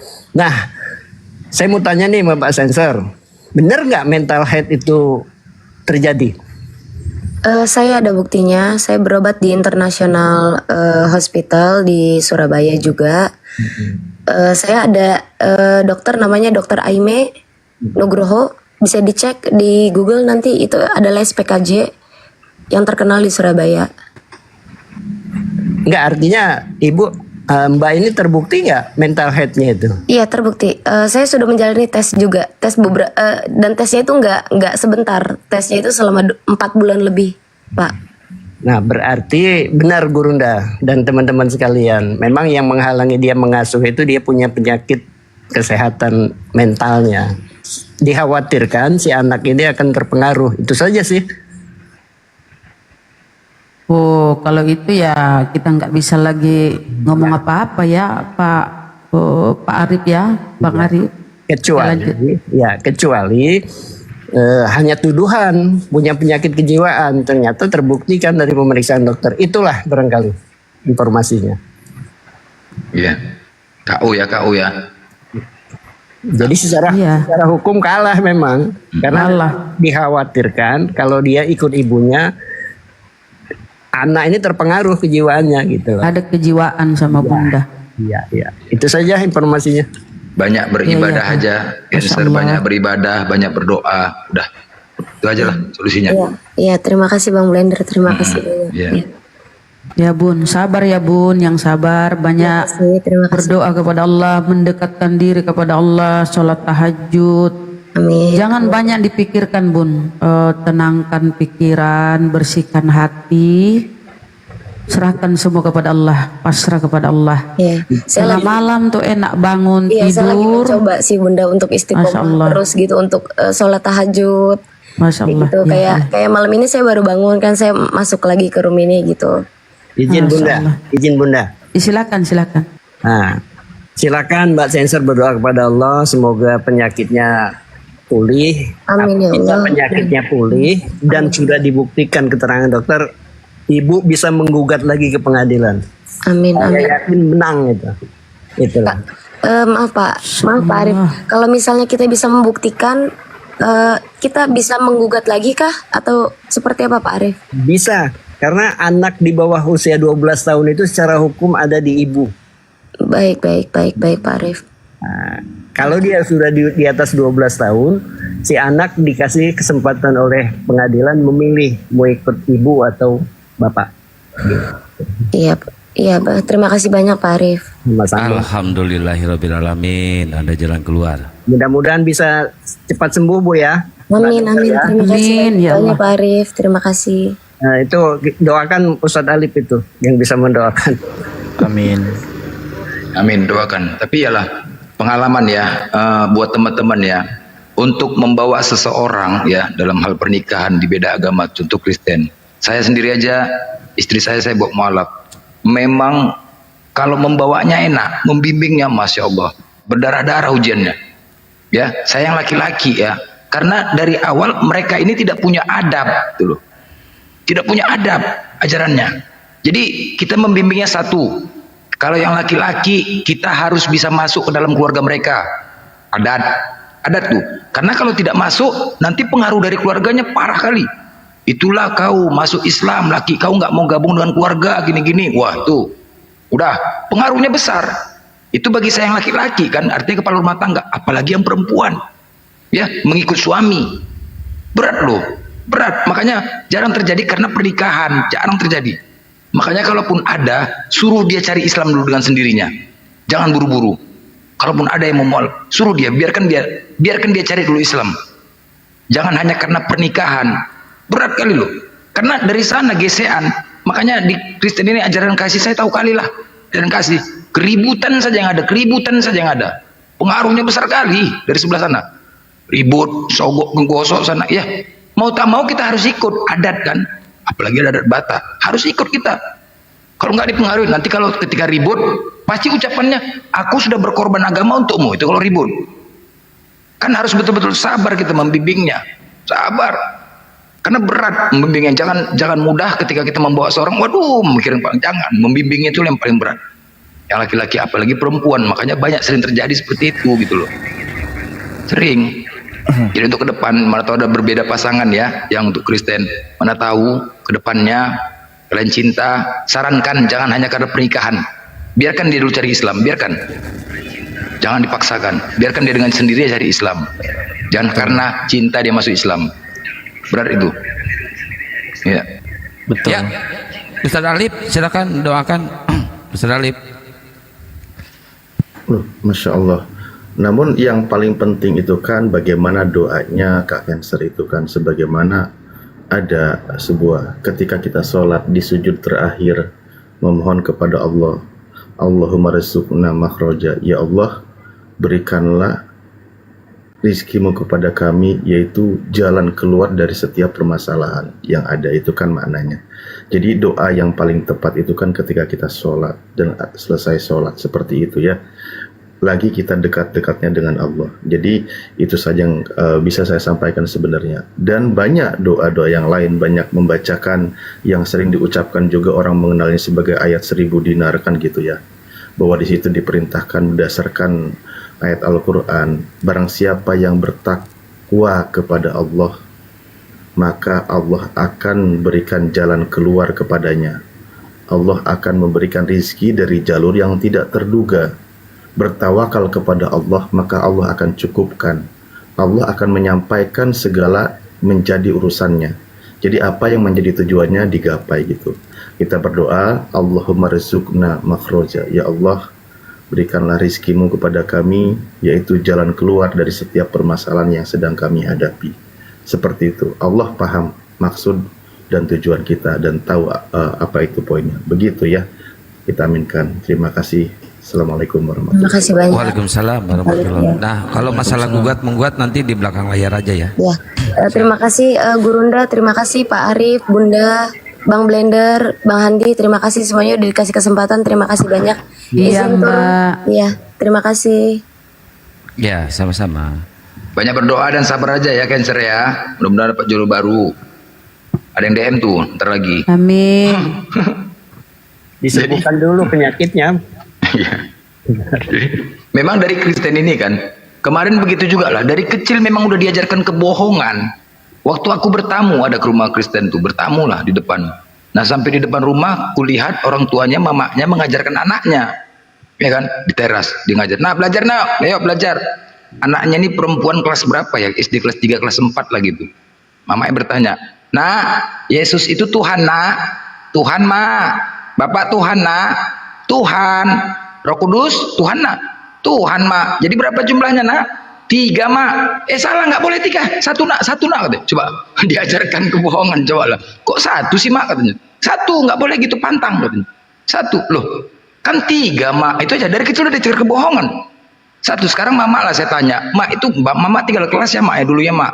Enggak aja mama nih. Enggak, 1 nak. Cobalah. Itu kan dari kecil sudah diajarkan kebohongan orang. Yang 3 jadi 1 dipaksakan gara-gara apa? Kebodohannya. Itu anak yang lugu, yang polos pasti akan menjawab 3. Pasti. Kecuali dia menjawabnya Tuhan, hantu, hutan. 1 Tuhan, benar. Ini 3 jawaban Tuhan, Tuhan, Tuhan. Ya 3. Anaknya pun bijak pula tuh. Mama pasti tinggal kelas ini ya mak ya. Coba adik yang nanya mak. Adik yang nanya sama mama ya. Mak, kucing itu hewan enggak mak? Hewan. Burung hewan mak? Hewan. Kambing hewan mak? Hewan nak. Jadi berapa mak? 3. Nah kan mama kok pintar katanya. Cobalah. Dia ajarkan iya tapi ini tentang Tuhan nak katanya. Berhitung saja makanya otennya aduh ten. Banyak yang kita pikirkan nambah beban aja kalian ya. 1 tambah 1 kan. Nambah beban pikiran kita nih kan. 1 tambah 1 1. Seharusnya 2. Aduh entah kapan lah kalian pintarnya, memang bodoh kan. Dari kecil. Makanya kebohongan ditanamkan turun-temurun gara-gara itu. Anak yang polos diajarkan kebohongan hanya gara-gara Tuhan. Paksakan 3 jadi 1. Peninglah ya David monitor. Ya lari dia gara-gara 3 Tuhan tadi lari dia terus. Aduh. Ya moderator dibantu naikin Oten ya, itu banyak banget Oten yang minta naik, dan moderator yang di bawah tolong DM nomor HP kalian ya. Ada sesuatu nanti yang harus disampaikan kepada semua moderator yang tergabung di APII. Silakan naikin dulu Otennya moderator. Kang Kian, izin saya turun aja di bawah nyimak Gurunda. Siap Ustaz. Bunda Rahma. Terima kasih. Iya Bang, terima kasih Bang. Wabarakatuh. Waalaikumsalam warahmatullahi wabarakatuh. Inilah hebatnya ya orang-orang di API, Masya Allah. Kota Masa, Barakallah. Ayo naik teman Kristen. Ya, sambil nunggu teman Kristen naik, Iwan Villa yang di bawah ada sedikit informasi untuk teman-teman sekalian. Apabila kalian menemukan syubhat, fitnah atau hujah yang dibawakan oleh orang-orang Kristen di room-room mereka, kita sebagai umat muslim kan menghindari room mereka agar tidak meramaikan room mereka. Nah, teman-teman boleh membawakan syubhat, hujah atau fitnah tersebut ke website mesya.org yang telah Alfi sematkan di bio akun Alfi ya teman-teman ya. Itu website milik mesya.org, dipandu langsung oleh Unirifa dan Alfi sebagai autor. Ingin teman-teman gitu berantusias kita sama-sama menjawab syubhat tersebut. Alfi butuh informasi hujah dan fitnah dari teman-teman Kristen yang teman-teman dapatkan dari kalangan mereka. Ntar kita masukkan data-datanya ke website mesya.org tersebut. Dibantu ya teman-teman ya. Itu aja, sekian, terima kasih. Ando. Halo, malam. Ya, malam. Malam. Kristen. Ya, Kristen. Ya, bentar ya.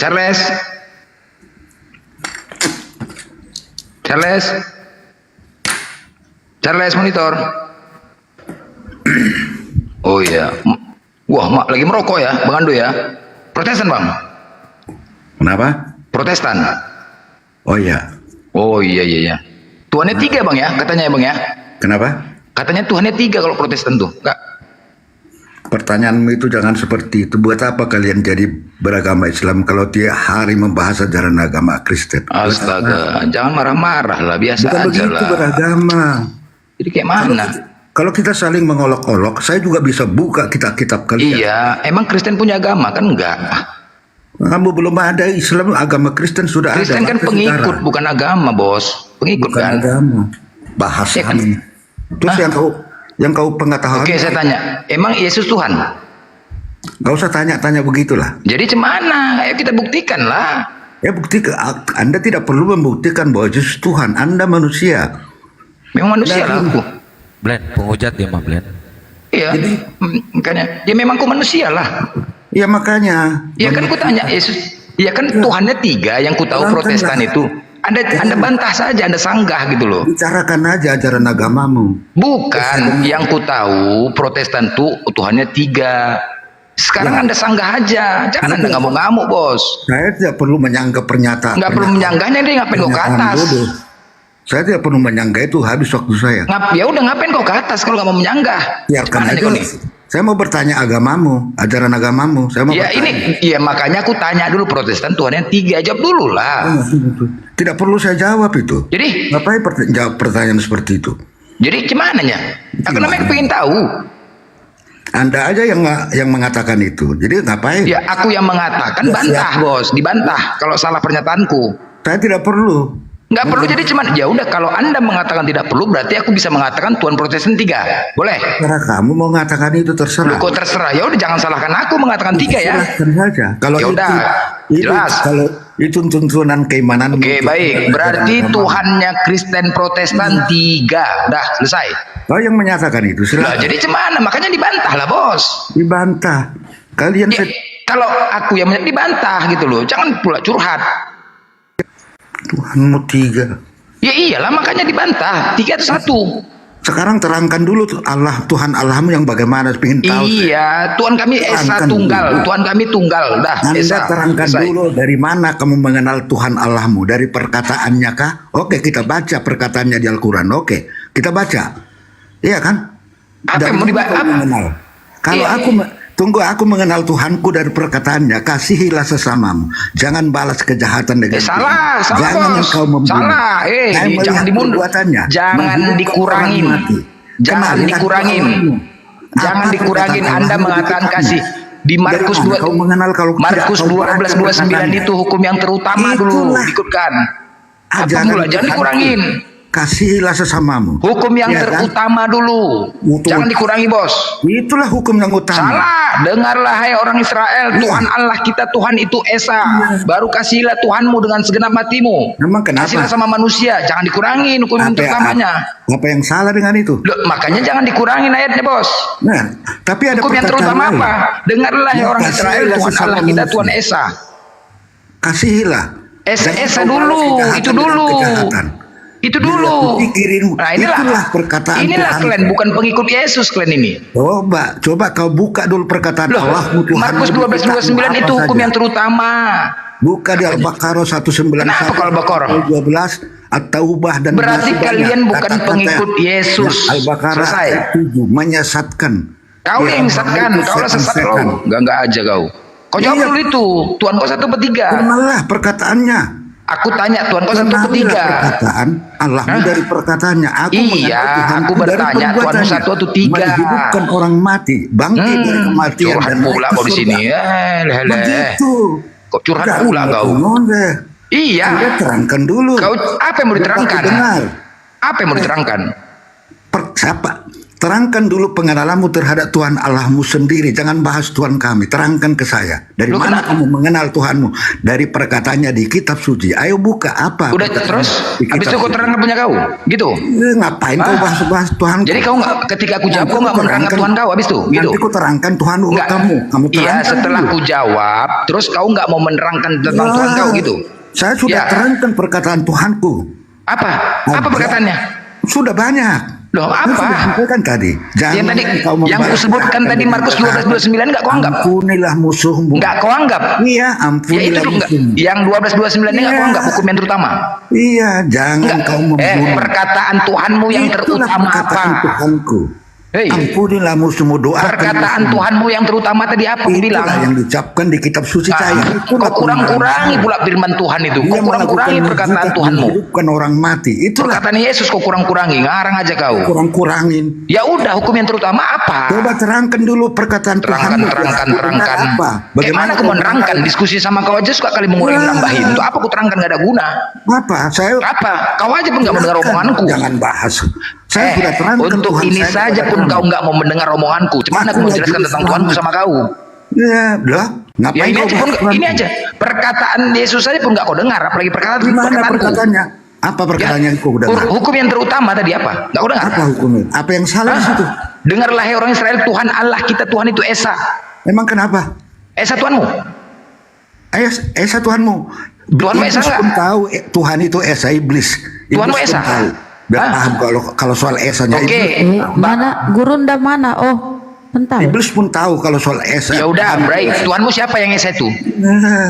Yang Esa itu siapa? Yang Esa itu siapa Tuhanmu? Yang Esa siapa Tuhanmu? Siapa coba? Sudah dibilang Tuhan saya itu Esa. Iya, siapa namanya? Perkataanmu dan rohmu satu iya, dengan yang Esa itu siapa? Aku tanya. Sekarang kamu bicara dengan saya. Yang Esa itu siapa? Tidak, kita tidak ketemu. Kok nggak bisa jawab? Takut lo kan jawabnya kan? Firmanmu, perkataanmu satu dengan Beserak kok kalau dulu masalah itu. Rohmu satu dengan bukan tiga. Yang Esa itu siapa? Aku tanya. Kau bisa diskusi nggak? Habis ini ku jawab pertanyaan kau. 10 pertanyaan ku jawab.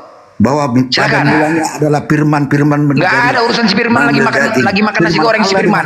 Si Firman lagi makan nasi goreng kau Sebastian dulu. Sekarang aku tanya, Esa yang Esa itu siapa nama Tuhanmu yang Esa? Pikiranmu dengan kamu satu, bukan tiga. Nggak ada pengikut Yesus ini berarti kalian, bukan pengikut pendeta kalian.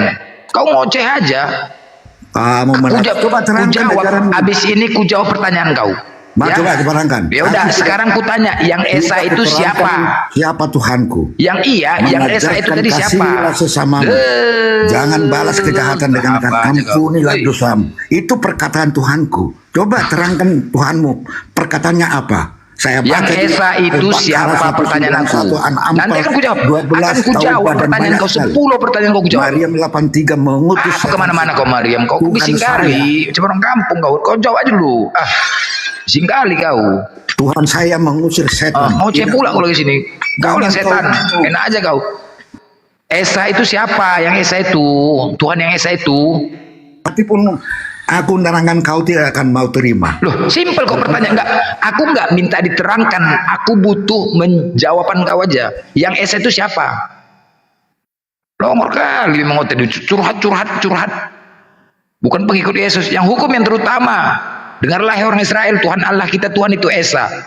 Emang Esa Tuhan kalian? Kan itu. Kok marah-marah pula? Inilah nggak pernah diskusi mau ini, emosi aja. Buang kebencian kalian dulu kalau diskusi bos. Buang doktrin kebencian itu buang. Selalu mengatakan fiktif. Kita sama-sama tidak di zaman itu. Ayo, semua teknologi sekarang canggih, internet ada. Sama-sama kita tidak di zaman itu. Semua ya, seorang tokoh pasti memiliki histori. Mana histori Yesus itu coba? Kalian ketik aja di YouTube, penyalipan Yesus di Golgota. Apa yang keluar? Lihat. Sejarah satupun sejarah Yesus tidak ada di sana. Mana kalau kalian mengatakan Nabi Muhammad fiktif? Balik-balik kalian. Jadi apa yang didoktrinkan pendeta kepada kalian itu ketampol kepada kalian sendiri. Mana coba? Lihat sejarahnya. Ayo. Sama-sama kita di zaman sekarang. Buka di internet. Mana sejarah Yesus, mana jejaknya. Masa seorang tokoh, ya, seorang tokoh nggak usah gitu, pahlawan saja pun meninggalkan jejak. Namanya dibuat, Jalan Gatot Subroto, Jalan Dewi Punegoro. Ini apa gitu? Sejarah Yesus itu mana? Siapa yang fiktif? Ya? Yang ada hanya kandang domba. Yang ada di sana wisata rohaninya hanya kandang domba. Yang jelas-jelas kandang domba itu tidak ada tertulis di kitab kalian. Hanya di atas palungan. Mana sejarahnya? Kalau kalian bandingkan dengan Nabi Muhammad, ya Allah, kalian lihat aja, buka aja di internet, buka aja bos. Gak usah kita cerita dulu, buka. Sama-sama kita di zaman sekarang ini. Kalian ketik aja sejarah Nabi Muhammad. Gua Hiro itu Kalian lihat ketika kalian buka ratusan orang yang memvideokan, videokan sejarah Gua Hira itu. Seandainya Gua Hira itu tidak benar, sudah pastilah ditutup. Ditutup bukan menjadi wisata rohani, bukan. Semua sejarah kuburan Nabi Muhammad pun ada, dikelilingin emas. Bahkan presiden pun menziarahinya. Apakah itu dikatakan fiktif? Kan tidak. Yesus, coba lihat, ada nggak salibnya? Nggak ada. Mana sejarah? Nggak malu sama Firaun. Firaun yang mengaku Tuhan 3000 tahun lebih lama daripada Yesus. Mengaku Tuhan loh, ada loh jasadnya. Ini yang kalian katakan Tuhan sebenar-benarnya tidak meninggalkan jejak satupun. Silakan, jangan kalian. Jadi apa yang kalian sampaikan ya, itu ketampol kepada kalian sendiri. Yesus mengatakan, jangan kau menghakimi kalau tidak mau dihakimi, bos. Jangan kalian macam lembu dicucuk hidung. Apa kata pendeta? Ngikut aja. Buka, jangan longgar kali. Mana sejarah Yesus? Coba, ayo kita buktikan sekarang yuk. Ayo, buktikan sekarang mana jejak Yesus, mana? Satu pun nggak ada. Tidak ada di Israel Yerusalem itu nama Yesus, nggak ada. Yang ada Iso. Silakan kalian buka.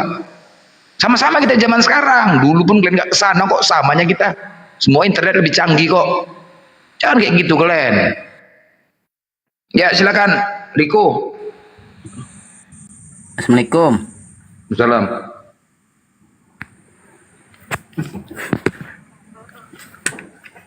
Sabar Bang Blender.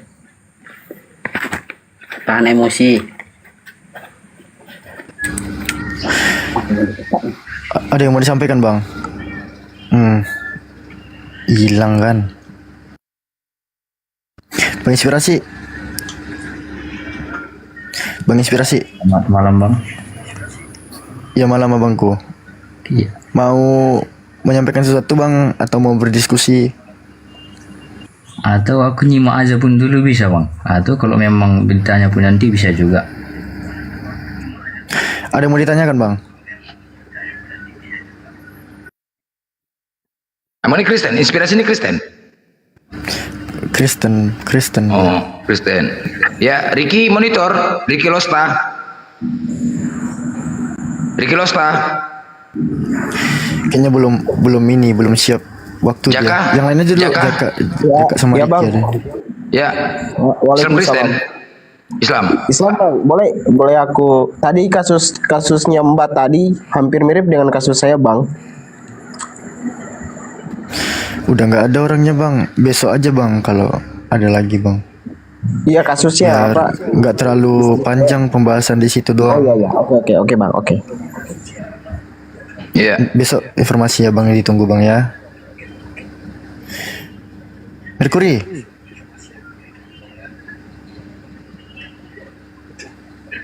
Gak ada. Mercury monitor. Jadi inspirasi. Saya bertanya kepada Anda Kristen. Ya, Islam Kristen. Mercury. Kristen Bang. Ya ini Mercury, Kristen dah. Jadi begini inspirasi ya.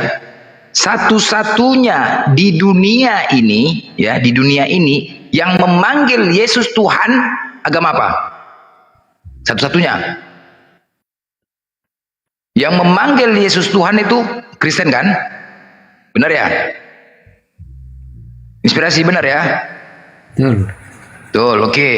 Jadi di Matius 7:21, ketika kalian mau dicampakkan ke neraka, ya, semua nih Kristen nih. Itu ayat untuk orang Kristen. Ketika kalian mau dicampakkan ke neraka. Biar saya buka dulu. Matius 7:21. Oh, berarti kita ini berdalil harus pakai data kan gitu, Bang?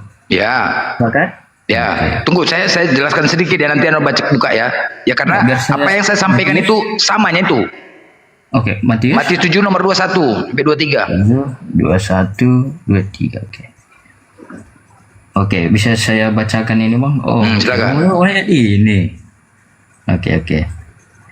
21. Bukan setiap orang yang berseru kepada Aku, Tuhan, Tuhan, akan masuk ke dalam kerajaan surga, melainkan dia yang melakukan kehendak Bapa-Ku yang di surga. Ayat 22. Pada hari terakhir banyak orang akan berseru kepada Aku, Tuhan, Tuhan, bukankah kami mau bernubuat demi namamu dan mengusir setan demi namamu dan mengalahkan banyak dan mengadakan banyak mukjizat demi namamu juga? Pada waktu itulah aku akan berterus terang kepada mereka dan berkata, aku tidak pernah mengenal kamu, hanyalah daripadaku, kamu sekalian pembuat kejahatan. Udah jelas Bang, pertanyaannya tadi kan, di dunia ini satu-satunya yang memanggil Yesus Tuhan siapa? Kristen. Kristen. Berarti ayat itu ditujukan untuk siapa? Oke, bisa saya tanggapi sedikit? Ayat itu ditujukan untuk siapa Bang? Di sini enggak ada di Kristen dibilang sini Bang. Iya kan tadi saya mengatakan satu-satunya di dunia yang memanggil Yesus Tuhan siapa? Kristen. Berarti ayat itu ditujukan untuk Kristen kan? Iya. Ya udah. Begini Bang, bisa saya jelaskan? Ya suka hati lah Bang, udah tahu aku jawabannya. Nah kan, inilah kelemahan. Udah tahu Bang jawabannya Bang. Karena tahu. Mencomot-comot ayat. Ya, bukan mencomot, silakan. Ya, jawab. Oke, gini Bang. Ini kan kalau Abang mengambil Matius 7 ayat 21 ini, Abang harus tengok ke atasnya, berbicara mengenai apa itu. Abang tengok ayat sebelumnya, jangan langsung mencomot beberapa ayat lalu menafsirkannya secara sembarangan. Inilah.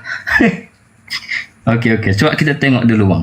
Itu judulnya dari ayat 15, hal pengajaran yang sesat. Oke.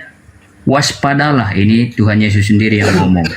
Waspadalah terhadap nabi-nabi palsu yang datang kepadamu dengan menyamar seperti domba.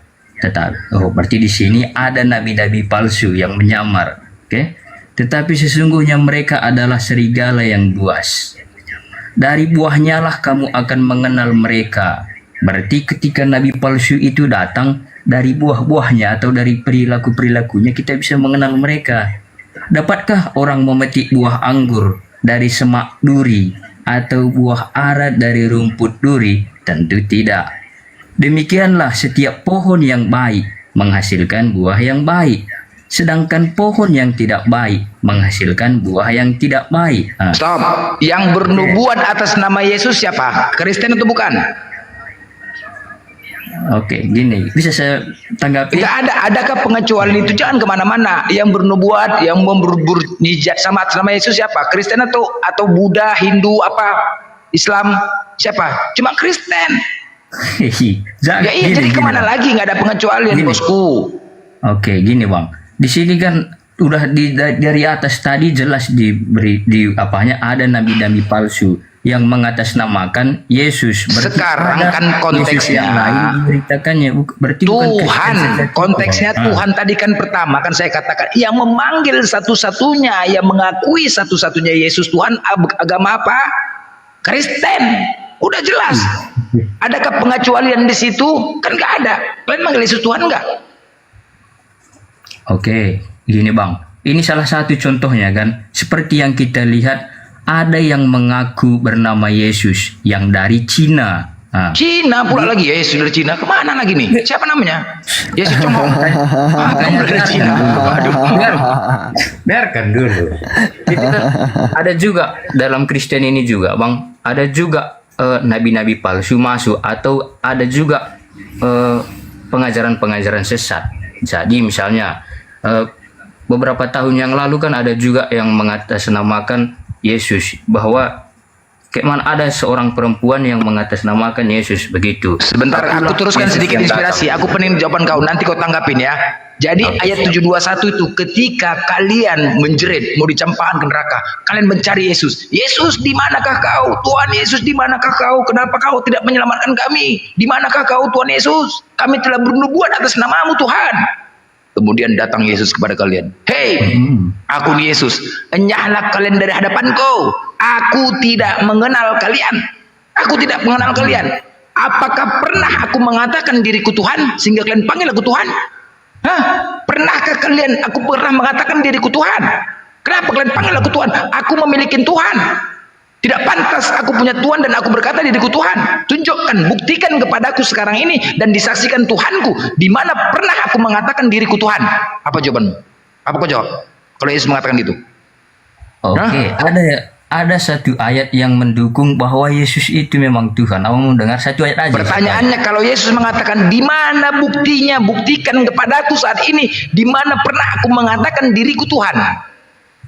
Oke, bentar ya, bentar saya cari dulu. Di sini kan harus pakai data kan gitu, Bang. Oke. Ini Bang, ini. Saya ambil dari Yohanes 20 ayat 28 sampai 29. Thomas menjawab dia, "Ya Tuhanku dan Allahku." Kata Yesus kepadanya, "Karena engkau telah melihat aku, maka engkau percaya. Berbahagialah mereka yang tidak melihat." Kayak saya inilah nggak melihat, namun percaya. Begitu. Bro, jadi Tuhannya Thomas siapa? Di sini kan udah dikasih tahu pengakuan Thomas sendiri. Misalnya nih, dengerin dulu langsung jawab. Sebentar doang gua. Data yang kau baca itu, bro, Tuhannya Thomas siapa? Gini Pak dosen, ketika Pak dosen Astagfirullahaladzim. Data yang kau bawa, adikku sayangku, dengerin dulu sebentar doang. Data yang kau baca itu, Tuhannya Thomas siapa?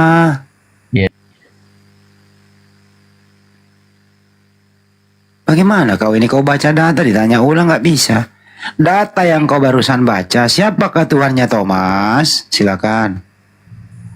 Oke. Yesus. Ya udah, lanjut. Susah amat sih lu. Iya. Lanjut. Oke, dari ayat ini kan misalnya nih Bang. Thomas menjawab dia, "Ya Tuhanku dan Allahku." Kata Yesus kepadanya, "Karena engkau telah melihat aku, maka engkau percaya. Berbahagialah mereka yang tidak melihat, kayak saya inilah, namun percaya." Kalau misalnya Yesus bukan Tuhan, mungkin dia udah berkata, "Iya, kamu udah jawab." Thomas, jangan kau menyebut aku Tuhan. Iya, kamu udah jawab. Stop dulu. Kamu udah jawab. Tuhannya Thomas adalah Yesus. Artinya Thomas bisa melihat Tuhan, betul? Betul. Ya berarti Tuhan bisa dilihat. Ya, ya bisa. Kenapa Yohanes 5:37 Tuhan nggak bisa dilihat? Pada mulanya memang Tuhan itu nggak bisa melihat, Bang. Tapi kan menampakkan nggak bisa melihat sebagai manusia, makanya kita bisa lihat dia sebagai manusia. Menurut kamu, Thomas itu melihat Tuhan atau melihat manusia? Melihat Tuhan sebagai dalam rupa manusia, begitu. Saya ulang lagi. Thomas, yang dilihat Thomas adalah A. manusia, B. Tuhan. Melihat Tuhan sebagai rupa manusia, Pak dosen. Melihat manusia apa melihat Tuhan nih? Oke, sekarang saya tanya Pak dosen, bisa? Gimana sih ya? Nggak, udah blender, ambil lagi Bang blender dia. Thomas melihat Tuhan, udah lanjut. Itu kan bukan pengakuan Yesus, Bos. Tadi kan pertanyaannya, di mana pernah aku mengaku diriku Tuhan? Gini, Bos. Misalnya, kalau Yesus itu bukan Tuhan, otomatis Tuhan Yesus nggak akan menyetujui pernyataan Thomas. Thomas, jangan sempat kudengar kau panggil aku Tuhan. Aku bukan Tuhanmu. Tetapi apa kata Yesus di situ? Kata Yesus kepadanya, "Karena engkau telah melihat aku, maka engkau percaya." Ku analogi harian ya, inspirasi sebentar. Ku analogi ya. Analogi pula. Ya, sebentar, enggak. Kalau pernyataan panggilan itu ya, contoh ya. Ketika kami memanggil di Islam Ustadz nih ya. Kenapa kami memanggil Ustadz padahal dia bukan Ustadz? Karena kami lihat ilmunya bagus. Jadi yang menyebut dia Ustadz siapa kami? Wah, karena ilmunya bagus, Ustadz. Nah, ketika saya memanggil dia Ustadz, kemudian saya bawa teman, semua teman memanggil Ustadz. Begini juga, misalkan saya bergaul sama Anda, ya. Saya punya teman saya ini sering nraktir saya, dia toki lah, karena sering nraktir makan minum. Saya panggil bos dia, karena duitnya ada, bos. Saya panggil bos nih. Nah, kemudian saya bawa juga. Kemudian kau manggil kawan aku pasti bos juga kan. Jadi terus bos. Jadi yang mengaku itu, yang menyebutkan itu siapa? Sekarang aku butuh pernyataan langsung. Pernyataan langsung dari Yesus, aku Tuhan. Itu loh. Kalau itu misalkan kau panggil bos, kau nolak enggak? Kau misalkan panggil bos inspirasi. Nolak enggak kau? Kalau awang manggil saya bos, ya nolak enggak? Enggak saya tolak, tapi ya udah. Pasti nolak. Inspirasi pasti nolak karena bukan bos dia. Nah, itu dia bukan bos. Ya enggak ada duit aja dia enggak nolak ya kan dipanggil bos. Nah, begitu juga Yesus. Itu bukan Tuhan. Tuhan itu untuk menghormati, bos. Jadi kalau aku panggil kau inspirasi, bos, nanti ku bawa kawanku. Ini kawanku inspirasi nih. Ya, bos inspirasi. Nolak nggak kau? Dipanggil bos. Oke, Bang Blender. Misalnya nih, Bang Blender di situ kan mengaku Tuhan itu Tuhan. Oke, saya ikuti. Tetapi bagaimana dengan Allahku di situ? Coba jawab. Izin Bang Blender. Sebenarnya kalau di dalam ilmu bahasa Indonesia itu disebut sebagai imperatif present itu. Jadi contoh aku kasih lagi bahasa Indonesia. Sabar loh, kok dipotong? Saya kan gak ada motong. Ya, lanjut. Jangan jol-jol Yohanes 13:13 sama saya, gak berlaku. Jadi gini, imperatif present itu contohnya begini. Alfi, saat di maghrib ya, dalam suatu hari pada saat masuk waktu maghrib, Ibu Alfi kedapatan bahwa Alfi memanjat pohon kelapa misalnya, udah di atas di pucuk. Waktunya bertepatan dengan sholat maghrib tuh, orang lagi azan. Terus Ibu Alfi nih ngomong gitu, ya Allah nak, ngapain kau panjat pohon kelapa? Itu bentuk suatu imperatif present atau suatu bentuk kekagetan seseorang, di mana sesuatu yang supreme atau maha kuasa itu tersebutkan, Bang. Bukan berarti dia menunjukkan bahwa Alfi itulah Tuhan atau Alfi itulah Allah, tapi apa? Itu bentuk kekagetan seseorang. Perhatikan aja, kalau baca dari atas ke bawah, di sana itu kondisinya Thomas itu kaget, Bang. Di sana itu kalau aku sebutkan ya, kok Thomas kaget gitu. Nah, kalaupun dijual Yohanes 13:13, humes ponete meho didaskalos kaiho krios kai kalos legete imigar. Yang dipanggil Kyrios itu bukan cuma Yesus. Filipus pun dipanggil Kyrios. Pemilik keledai yang dipinjam murid Yesus pun dipanggil Kyrios. Dalil. Saya tadi bawa dalil ke sini. Dalil. Biasa buka. Mau apa? Imperatif present. Yang ada menyebut, atau yang mana? Yang ada tadi menyebut Petrus itu sebagai Kyrios. Oke, aku paparkan. Baik, Bang, besarkan layarku. Aku pakai googling sebentar. Tahan ya. Oke.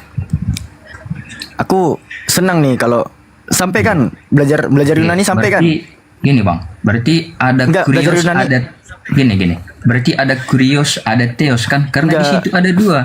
Ada Kyrios Tuhan, ada Theos Allah. Berarti ada dua nanti situ. Coba gak ada Allah di sana. Di sana ilah, gak ada Allah di sana. Yang ada ilah. Oh, bisa saya tunjukkan? Nanti saya tunjukkan ya. Gini. Oke. Aku kasih, kalau Anda misalnya menjual Yohanes 13:13, bentar ya. Ini masih blur nih. 13:13. Mana di sini Yohanes 13:13? Oke. Begini. Anda nggak percaya kalau di sana dikatakan ilah bukan Allah? Di mana itu? Abang tahu nggak ayat yang saya buka tadi di mana tadi? Tahu Yohanes 20:28 kan? 28-29 kan? Betul. Oke. Kita buka santai Anda. Gak ada di sana Allah, yang ada itu ilah. Oh, ya lanjut. Oke, aku butuh Alkitab Muqaddas, aku butuh Perjanjian Baru. Kita ke Perjanjian Baru. Hati-hati ya. Hati-hati karena Anda membawakan bahasa Arab. Injil Yohana 20, baca ya. Injil Yohana atau Injil Yohanes pasal 20 ya, Gospel of John chapter 20 in Arabic. Kita ke 28. Ajaba Tuma ya. Wa qala lahu Rabbi wa ilahi. Enggak ada alahi di sini. Enggak ada Allahku di sini. Kok Abang ambil pula dari bahasa Arab? Kalau dari bahasa Ibrani tadi Abang ambil, oke, bisa lah. Mana ada kata Allah? Nggak ada kata Allah di dalam bahasa, nggak ada kata Allah di dalam bahasa Yunani. Oke, nggak ada kata Allah dalam bahasa Yunani, ya adanya Theos. Coba Abang tunjukkan. Terus kalau ada Theos, kenapa kau pakai kata Allah? Itu imperatif present. Gini inspirasi. Imperatif present adalah suatu bentuk kalimat kekagetan seseorang apabila dia mendapati suatu kondisi yang di luar daripada kendali dia tuh. Contoh. Kan aku udah kasih contoh tadi. Misalnya nih, emakku kedapatan bahwa perutku bocor nih gitu. Entah kena sajam apapun. Terus emakku ngomong nih, ya Tuhan, ya Allah, kenapa kau nak? Emangnya emakku bilang aku tuh Allah, aku tuh Tuhan. Kan gak gitu cuy. Itu tuh Thomas kondisinya kaget, sama seperti emakku melihat perutku bocor gitu. Itu imperatif makanya belajar dulu kaidah bahasa. Nah, yang ku sampaikan tadi, loh, kok ketawa? Oke, gini bang. Berarti abang menyatakan bahwa Yohanes 20 ayat 28 sampai 29 ini adalah kalimat kaget, betul? Memang Thomas itu kaget di situ. Aduh, gimana sih? Udahlah, Pi, ini ketinggian ilmunya, Pi, udahlah. Ikuti aja maunya gini. dia. Artinya Gini, Bang. diam biar nyambung, biar cepat. Artinya ikuti aja ini anak. Thomas bisa melihat Tuhan, ya udah ikuti aja. Berarti yang dilihat tuh Thomas itu adalah Tuhannya Thomas. Iya, Udah berarti ikuti kita- aja. Berarti kita sepakat Yesus itu Tuhan, oke? Iya, ikuti aja. Iya, kalau gitu kan udah clear. Iya, sepakat. Kau yang sepakat aja sendiri. Kita ikuti daripada ribut. Itu Yesus aja. itu Kyrios. Iya, Yesus itu Kyrios. Nah, habis itu waktu Thomas melihat Yesus adalah Tuhan, pas pulang ke rumahnya, apakah ibunya mengakui anaknya Tuhan? Gimana? Mengakui. Berarti Yesus pulang ke rumah, oh Tuhanku pulang gitu ya? Gitu. Oke, saya jawab Pak Ntar dosen. dulu. Kan, nggak bisa Pas dijawab, pulang, ntar dulu pas pulang, Bu, minta air minum. Panggil adiknya, anak adiknya Yesus. Siapa sih namanya? Yakobus. Ambilkan air minum, Tuhan kita mau minum. Iya mak. Nah, dikasih air minum Tuhan minum. Haus. Habis itu tidur. Jangan berisik, Tuhan lagi tidur. Begitu kira-kira dalam rumah ya. Bisa saya jawab? Iya silakan. Bisa. Waktu Yesus tidur, apakah Yesus Tuhan? Silakan dijawab. Oke, Pak dosen. Kalau Yesus itu di rumah, apakah dia juga diakui Maria Tuhan? Memang diakui Maria sebagai Tuhan, tapi ada kita tapinya. ingat bahwa walaupun Yesus itu sang Mesias atau sang juru selamat atau Tuhan. Kok Mesias sih Tuhan? Oke, tetapi Tuhan. Oke, kan langsung dipotong-potong kan. Ya, kalau kok bilang Mesias, Tuhan dong. Iya sama aja. Oke. Mesias bukan Tuhan. Oke, Tuhan. Beda. Oke, Tuhan. Tuhan, ya oke. Walaupun Maria itu mengakui atau percaya bahwa Yesus itu Tuhan, tetapi perlu juga kita tahu bahwa sebagai manusia Yesus itu adalah anak dari Maria, begitu. Jadi kadang diperlakukan sebagai anak, kadang juga diperlakukan sebagai Tuhan. Cukup. Kapan Maria memperlakukan anaknya sebagai Tuhan? Kapan Maria memperlakukan anaknya sebagai manusia? Silakan. Oke, gini. Abang pernah mendengar Yesus mengubah? Saya tidak pernah mendengar suaranya Yesus. Nggak pernah. Nggak pernah kan? Nggak pernah.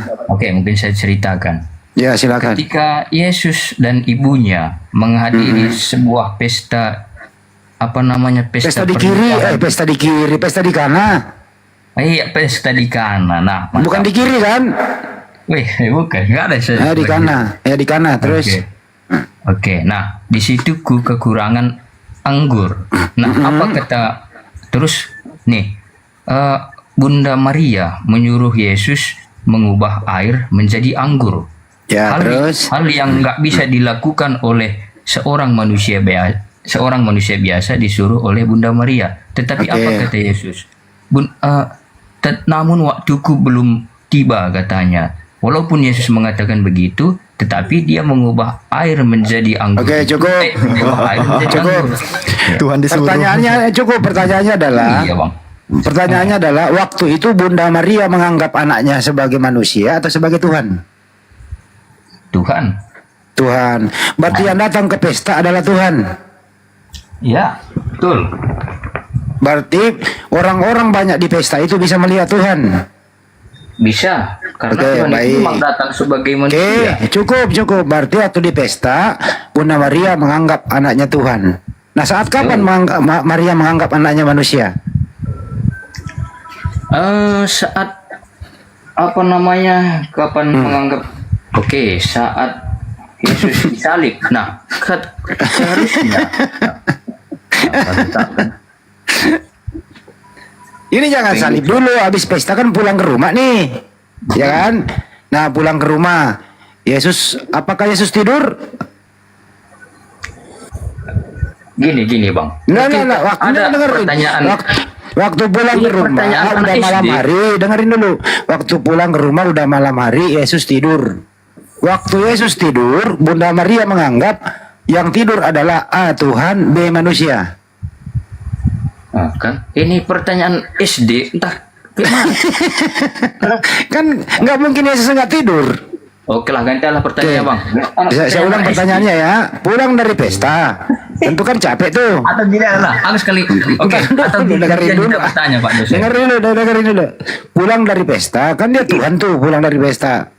Pulang dari pesta, pulang ke rumah sama ibunya. Sampai di rumah, Yesus tidur. Kan capek, istirahat, tidur. Pertanyaannya, waktu Yesus tidur, Bunda Maria menganggap yang tidur adalah A Tuhan, B manusia.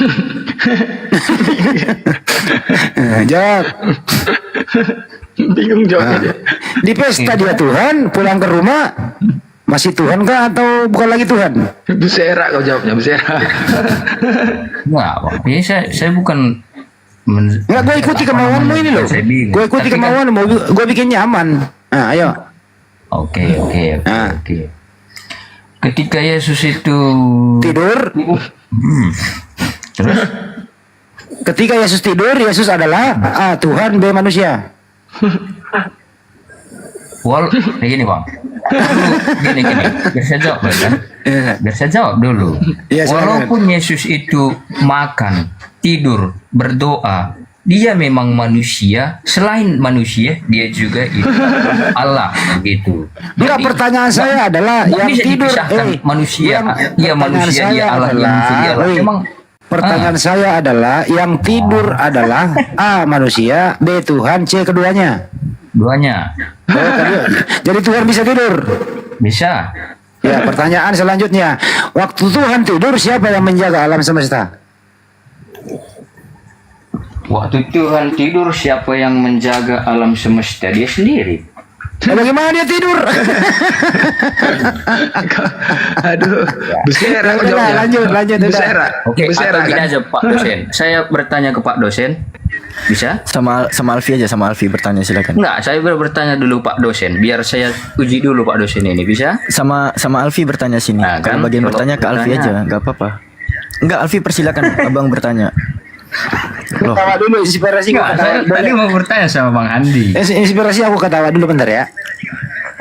Bertanya aja bang. Lu ganggu gua ketawa, gua siram lo. Yang ganggu gua ketawa, awas lo. Bertanya aja bang, inspirasi silakan. Oh, berarti ke Bang Pak dosen nggak bisa nih? Bisa. Itu ketawa. Jangan ganggu gua. Iya, Pak dosen nanti ketawa. Kau pun lagi ketawa gara-gara Tuhan tidur, itu loh. Enggak, gini bang inspirasi. Kami kan rame di sini. Nanti barangkali Pak dosennya bisa. Pak Peta nih tidur ini. Nanti kalau misalnya Pak dosen mau jawab atau Alif, Bang Blender, Bunda Rahma, kan kami rame di sini nih. Santai aja bang, santai. Bertanya apa? Saya santai ini. Dari tadi pun saya santai kan, kayaknya saya ada apa-apa. Iya, bertanya apa? Jangan tidur kalau inspirasi. Nanti nggak tahu kok kalau tidur, nggak sadar. Kalau tidur nggak bisa berbuat apa-apa. Jangan tidur ya. Oke. Bertanya apa? Nah, oke, gini Bang Alpi, saya mau bertanya nih kan.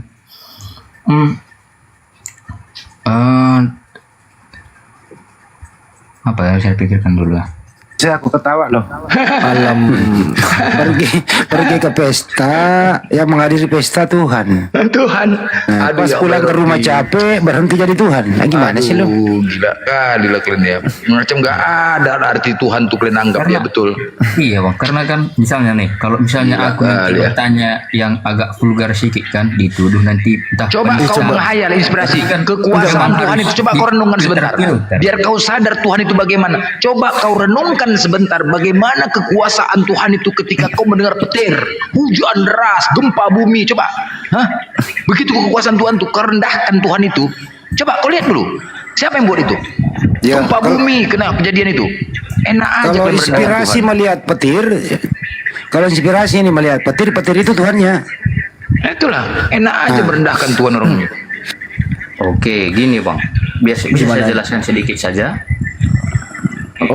Gak jadi bertanya. Oke, baiklah, makasih. Oke. Atau mungkin biar sejalan aja kita Bang Alpi ini. Kalau dalam keyakinan Bang Alpi itu kan ada dan gimana? Gini.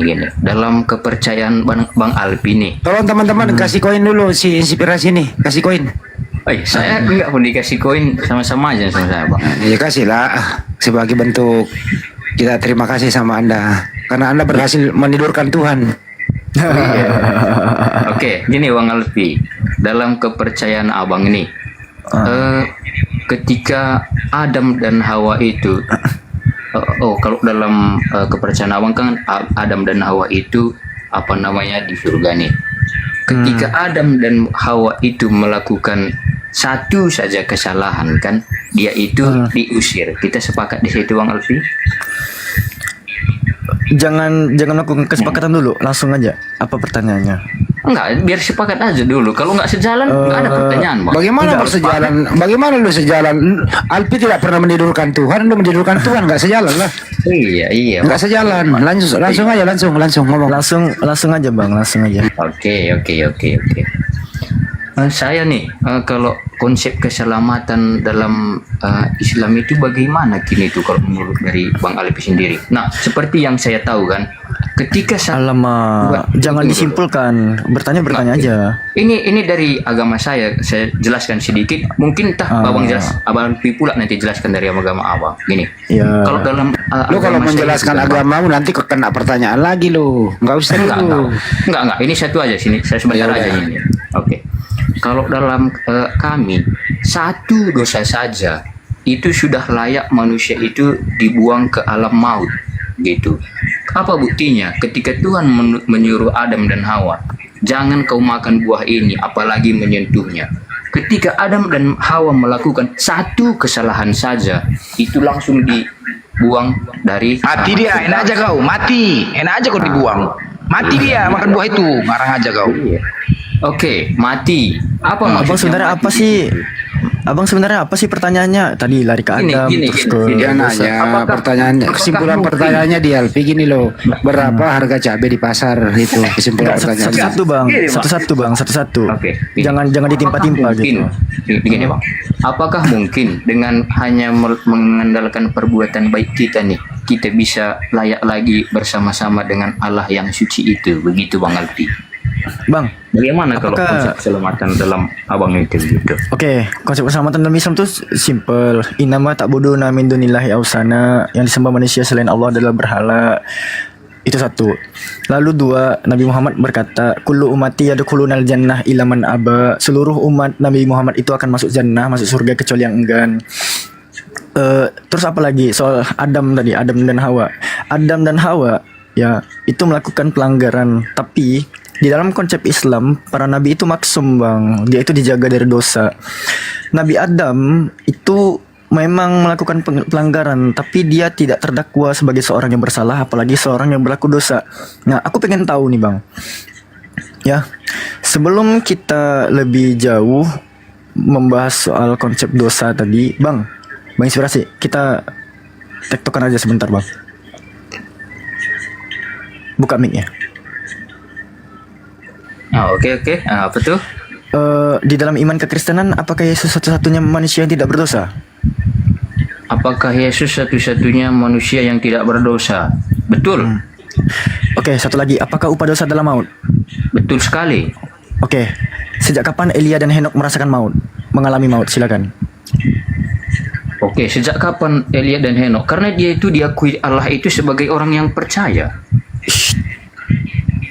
Sejak kapan Elia dan Henok mengalami maut? Kalau memang mereka itu mewariskan dosa Adam dan dosa adalah maut upahnya, sejak kapan Elia dan Henok merasakan maut?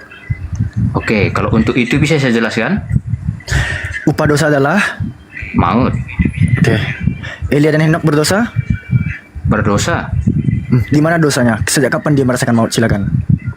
Oke, gini Bang Alpi, perlu kita ketahui apa itu maut. Maut itu ketika kita mati nanti roh kita itu dibuang ke dalam neraka. Orang itu percaya kepada Yesus, dia satu-satunya jalan menuju Bapa. Berarti orang itu tidak akan pernah mengalami maut. Gitu. Iman tanpa perbuatan itu adalah nol. Jadi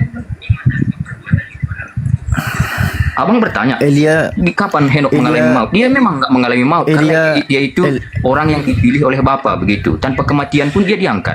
Berarti dia termasuk orang-orang pilihan. Loh, tapi upah dosa adalah maut. Betul. Elia dan Henok berdosa. Sejak kapan dia merasakan maut? Karena dia dianggap oleh Bapa itu sebagai orang yang benar. Kalau begitu Bang, kenapa harus ada karya keselamatan dengan menumbalkan anak manusia, anak Maria, sementara Elia dan Henok saja bisa, cuman modal dipilih sebagai orang yang benar, semua manusia itu terlepas dari maut. Satu lagi Bang, Abang tampaknya seorang Protestan. Di dalam kitabnya Katolik, di dalam kitab Tobit pasal ke-12 butir yang Biar saya ke-9. jawab dengan satu-satu dulu Bang. Nanti udah banyak kali pertanyaan, bingung saya menjawabnya. Tadi coba pertanyaan pertama tadi. Iya, sebenarnya doktrin untuk menghapus dosa modal-modal darah ini dari siapa sih gitu. Nah gini Bang ya, di dalam kitabnya Katolik, kitab Tobit pasal 12 butir yang ke-9. Enggak Bang, kalau Katolik saya nggak tahu itu. Mungkin ada Nah tengok ini Al-Hasir. Iya, Al-Hasir 14 kami terbukti Bang. Kalian itu tidak bersatu sebenarnya. Kalian itu terpecah gitu. Al-Hasir 14 catat ya kawan-kawan ya. Allah itu udah bilang terpecah pula. Loh memang. Di dalam kitab-kitabnya Yahudi, ya, di dalam kitab-kitabnya Yahudi, Bang, di dalam kitab-kitabnya Yahudi dan kitab-kitabnya orang Katolik, kitab Tobit pasal 12 butir 9, kamu dengan bersedekah akan terlepas dari maut dan akan puas dengan umurnya. Setiap dosa akan terhapus oleh sedekah dan kamu akan merasa puas dengan umurnya. Itu Tobit, Bang. Itu perjanjian lama. Itu bisa saya jelaskan sedikit aja, Bang. Nah, konsep daripada yang kalian sebut sebagai konsep keselamatan ya, dengan bermodalkan darah anak manusia yang dicurahkan di atas tiang, itu dari mana sih asalnya gitu? Ya modal sedekah aja bisa menghapus dosa kan gitu.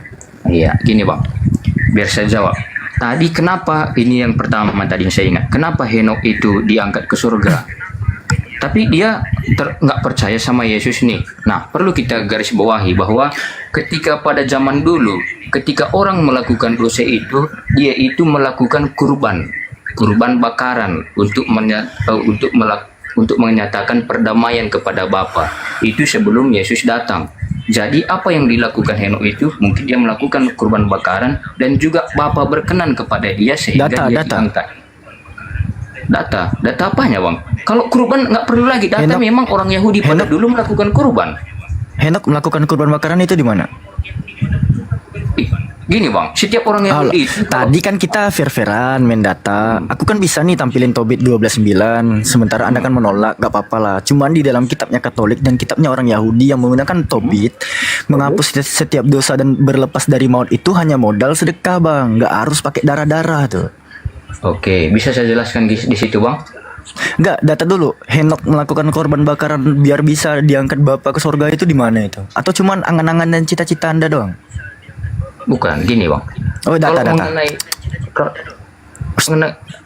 Loh, tadi fair-fairan bukan data. Kalau mengenai korban bakaran, memang semua orang Yahudi itu melakukan korban bakaran, apalagi datanya. Memang Abang nggak percaya rupanya. Iya, di mana Henok melakukan korban bakaran sehingga dia diangkat oleh Elohim ke surga tanpa merasakan maut dulu. Itu di mana? Oke lah Bang. Mungkin nanti Abang bertanya juga, di mana Henok disunat? Ada ayatnya Henok itu disunat. Memang Henok itu udah disunat karena kebiasaan tradisi orang Yahudi itu ketat. Saya udah membaca bukan hanya Henok. Jadi Moshe, Jakob, Job, Bileam dan seterusnya. Nabi-nabi Yahudi itu disunat pada saat hari kelahirannya, bukan pada saat hari ke-8. Tapi kita jangan membias ke sana. Sekarang Anda buktikan di mana Henok melakukan korban. Di mana ayat-ayatnya? Memang orang itu memang bersunat udah tradisi begitu. Iya, di mana Henok melakukan korban bakaran biar dia bisa naik ke atas surga. Oke lah, biar saya carikan dulu ayatnya di mana Henok itu melakukan Boleh. korban bakaran. Sangat boleh. Silakan. Terus selagi dia cari data ya kawan-kawan ya, aku hanya ingin ngasih tahu ke kawan-kawan biar hujah dia ini kupatahkan dulu. Teman-teman tahu surah Al-Baqarah? Surah Al-Baqarah ayat yang ke-30. Sebenarnya Adam itu bukan diusir ya kawan-kawan ya. Karena dia adalah salah satu nabi kita juga, nabi yang pertama. Allah berfirman, Bismillahirrahmanirrahim, wa is qala rabbuka lil malaikati inni ja'ilun fil ardi khalifah. Jadi Allah itu ya berfirman kepada para malaikat, aku hendak menjadikan khalifah di mana di atas muka bumi. Terus malaikat ini berkata, apakah engkau hendak menjadikan orang yang merusak dan menumpahkan darah di atas sana, di atas muka bumi? Sedangkan kami para malaikat itu bertasbih memujimu. Terus Allah jawab nih kepada para malaikat, sesungguhnya aku mengetahui apa yang tidak engkau ketahui. Jadi bang, sebenarnya perencanaan untuk mengutus seorang khalifah yakni Nabi Adam alaihissalam ke atas muka bumi itu bukanlah atas dasar dia melakukan pelanggaran, tidak. Itu adalah permainan dari Allah. Izin menanggapi nih bang. Abang mengatakan bahwa Adam dan Hawa itu tidak diusir. Jadi bagaimana itu bang? Dibuang atau bagaimana itu? Bang, karena udah enak hidupnya di surga, ngapain? Turun lagi ke sini. Data abang dulu cari bang, gak usah bang tanggapi aku. Aku ngomong ke audiens bukan sama anda. Oh oke, siap abangku. Data dulu. Di mana Henok melakukan korban bakaran sehingga dia yang berdosa itu bisa diangkat ke surga. Carilah sampai Yesus turun loh.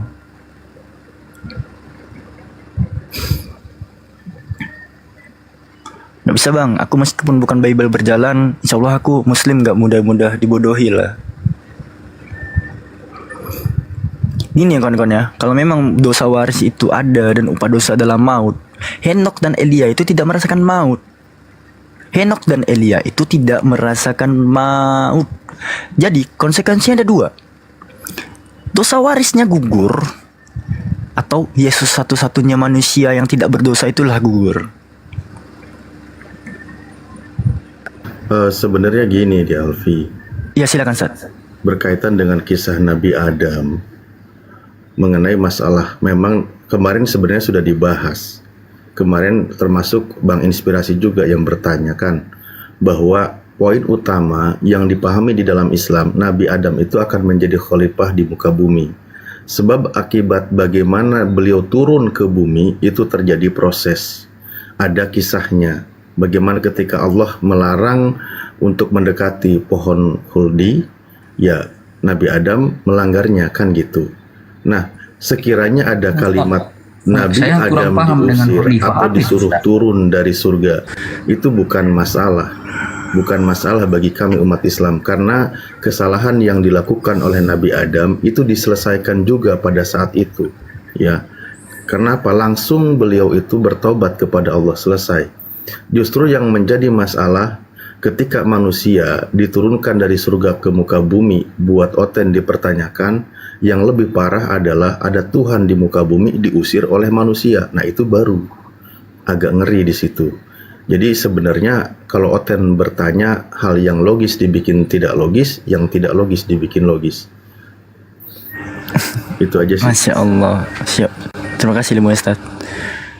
Inspirasi masih ditunggu ya datanya ya. Henok melakukan korban bakaran sehingga dia manusia yang berdosa itu naik ke surga tanpa merasakan maut. Iya, konsekuensinya dua. Kalau nggak dosa warisnya itu terpatahkan doktrinnya, atau Yesus satu-satunya manusia tanpa dosa itu, itulah yang terpatahkan doktrinnya. Gak ada lagi mau lari kemana. Jurus gereja kalian tuh udah habis di sana tuh. Mau menggunakan jurus melayang-layang di atas air pun gak akan dapat itu. Sampai Yesus turun, silakan cari dalilnya. Oke, gini bang. Memang gini bang. Data kan ya, data ya.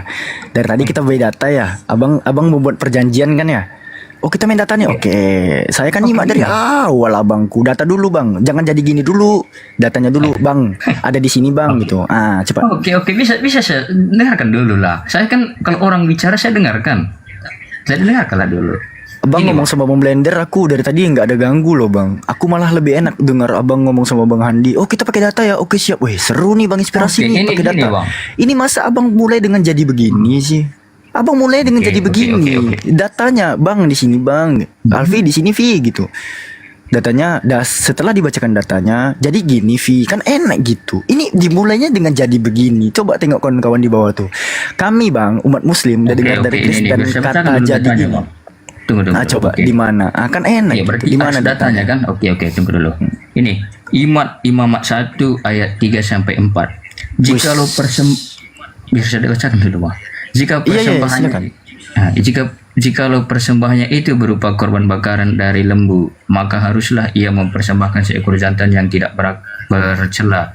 Ia harus membawanya ke pintu kemah pertemuan supaya Tuhan berkenan kepadanya. Ia harus meletakkan tangannya ke atas kepala korban bakaran itu sehingga korban itu diperkenan menjadi perdamaian baginya. Ini menunjukkan bahwa kurban bakaran memiliki fungsi perdamaian bagi dosa. Nah, begini Bang Alfi. Tadi kan Bang Alfi harus ada data baru bisa ngomong, betul? Oke. Iya. Di mana di situ Henok melakukan korban bakaran? Gini Bang, ini berlaku untuk seluruh orang Yahudi. Ketika dia melakukan dosa, untuk melakukan perdamaian dengan dosanya itu, dia harus melakukan korban bakaran. Gitu Bang. Jadi kalau secara eksplisit Henok melakukan korban bakaran, memang nggak ada di secara eksplisit mengatakan begitu. Aku udah bantah pakai ini tadi kan. Bible Deuterokanonika. Di dalam kitabnya Tobit pasal 12. Iya, Tobit pasal 12 ayat yang ke-9. Apa dikatakan di sini? Memang sedekah melepaskan dari maut dan menghapus setiap dosa. Orang yang melakukan sedekah akan menjadi puas dengan umurnya. Jadi tanpa korban bakaran abangku ya, di dalam keimanan Protestan, mohon maaf. Di dalam kitabnya orang Katolik dan kitabnya orang-orang Yahudi, sedekah itu melepaskan dari maut dan bisa menghapus setiap dosa, nggak cuman modal bakaran. Coba. Jadi ya bisa saya tanggapi Bang. Jangan berlindung di balik denominasi, silakan. Oke, gini Bang Alfi. Baik Kristen Protestan atau Kristen Katolik itu, syarat yang wajib dan utama sebelum melakukan perbuatan baik itu adalah iman. Tanpa iman, walaupun orang melakukan kebaikan sebaik apapun, kalau belum ada iman yang memperdamaikan dia dengan Allah Bapa itu omong kosong. Nah, ketika ada iman itu, orang itu baru bisa dinyatakan dapat berbuat baik. Maksudnya nah, apa buktinya? Tunggu dulu Bang. Apa buktinya Bang Alfi? Apa buktinya inspirasi beriman? Yaitu melakukan perbuatan baik. Misalnya tadi bersedekah apa segala macam. Tetapi ketika saya mengaku beriman, tetapi perilaku saya tidak mencerminkan sebagai Kristen atau sebagai orang yang percaya, itu namanya omong kosong, gitu Bang. Jadi yang penting itu iman itu harus ada itu Bang. Coba Bang inspirasi, tadi Anda mengatakan Henok berkorban karena dia orang Yahudi. Saya ingin tahu Yahudi itu adanya sejak kapan? Yahudi itu adanya sejak kapan? Saya untuk membahas ini itu saya kurang tahu juga itu, Pak. Oh gitu. Saya belum bahas yang tadi Anda baca kitab Imamat ya berkaitan dengan kurban. Itu peristiwa aturan untuk bangsa Yahudi, betul kan? Bangsa Yahudi. Dan Anda mengatakan Henok itu bangsa Yahudi. Dan Anda kalau tahu Yahudi itu kan dari suku Yehuda, dari salah satu ke-12 Bani Israel. Bani Israel itu nama lain dari Yakub. Oke? Nah, Yakub ini punya ayah namanya Ishak. Punya ayah lagi namanya Ibrahim atau Abraham. Sementara Henok dan Elia jauh sebelum Abraham. Atau peristiwanya sebelum Yakub, sebelum Bani Israel. Kenapa kau katakan bahwa Henok itu adalah Yahudi? Sepertinya Anda kurang baca sejarah di sini. Batuk kemenangan. Batuk kemenangan pula. Oke. Oh iya. Oke, bentar ya, Pak. Saya cari Henok dulu itu datanya. masih cucu cicitnya dari Nabi Adam. Sementara Yahudi itu cucunya dari Ishak, anak dari Yakub. Kejauhan, Bang. Jangan-jangan kau bilang Abraham juga disebut Yahudi. Ustaz, bentar lagi nih dengar nih, Ustaz. Jadi begini, Pak Ustaz.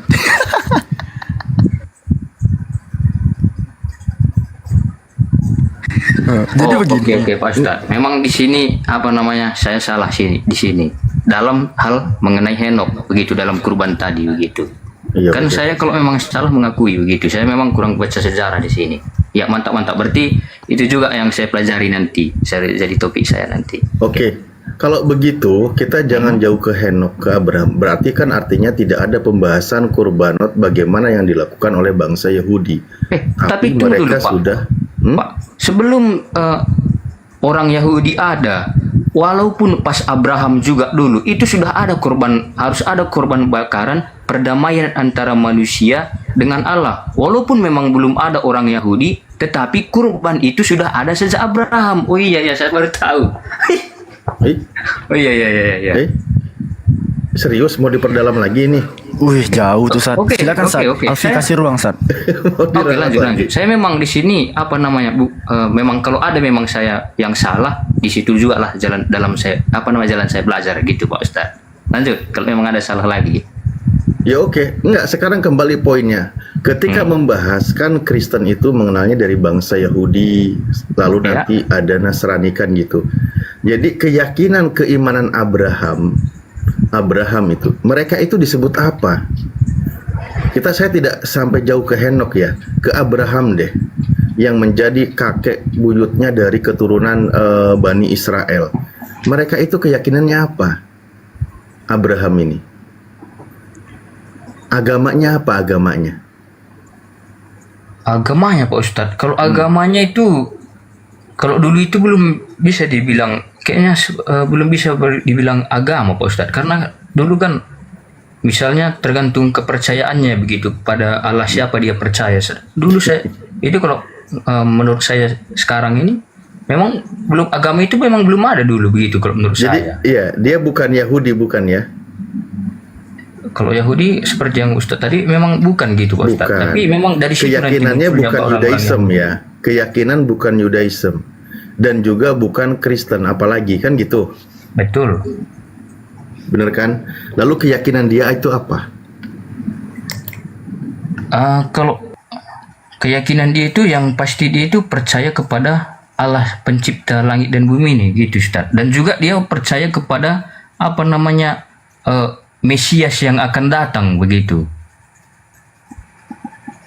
Alamak, nah disinilah memang terputusnya narasi tentang keagamaan, keimanan yang ada di dalam Kristen. Makanya di dalam Al-Quran disebutkan, Bismillahirrahmanirrahim, Makana Ibrahimu Yahudian wala Nasronian walakin kana hanifam muslima wa makana minal musyrikin. Jadi agama yang berkelanjutan itu hanya satu dari zaman Nabi Adam sampai akhir zaman. Nabi Ibrahim bukan seorang Yahudi, bukan juga seorang Nasrani, akan tetapi sebagai Muslim yang hanif. Disebutnya Muslim. Islamlah yang punya jawaban. Semuanya, bahkan di dalam surah Al-Hajj ayat terakhir, semuanya mereka itu disebut sebagai Muslim. Orang yang berserah diri kepada Tuhannya. Kami umat Islam juga disebutnya sebagai Muslim. Artinya kami semua sama. Sementara untuk Kristen tidak ada, tidak bisa di sana. Maka disebut sebagai agama baru jadinya nanti. Mau mengatakan Yahudi nggak bisa. Ya. Kan gini Pak Ustadz. Kalau dari segi agama kita bandingkan kan, bukannya Kristen lebih dulu ada daripada Islam. Kok Pak Ustadz bilang juga Kristen agama baru? Kristen lebih ada daripada Islam yang diajarkan oleh Nabi Muhammad. Oke, betul. Sekarang Abraham agamanya apa? Udah seperti kan yang udah saya sampaikan tadi, dulu memang belum ada keagamaan, tapi yang ada itu kepercayaan. Aliran kepercayaan kayak orang. Bukan aliran kepercayaan, tetapi kepada siapa seseorang itu percaya begitu. Apakah Itulah kepada berarti dewa? kalian itu merujuk bukan kepada agama, tapi kepada golongan pengikut ibaratkan di Indonesia itu ormas. Jadinya begitu. Ormas pula. Loh, coba Anda mengatakan Kristen. Kristen itu apa? Pengikut Yesus, kan gitu. Nah, sekarang disebutnya pengikut Yesus. Nah, apakah orang-orang Yahudi semuanya pengikut Yesus? Kan tidak.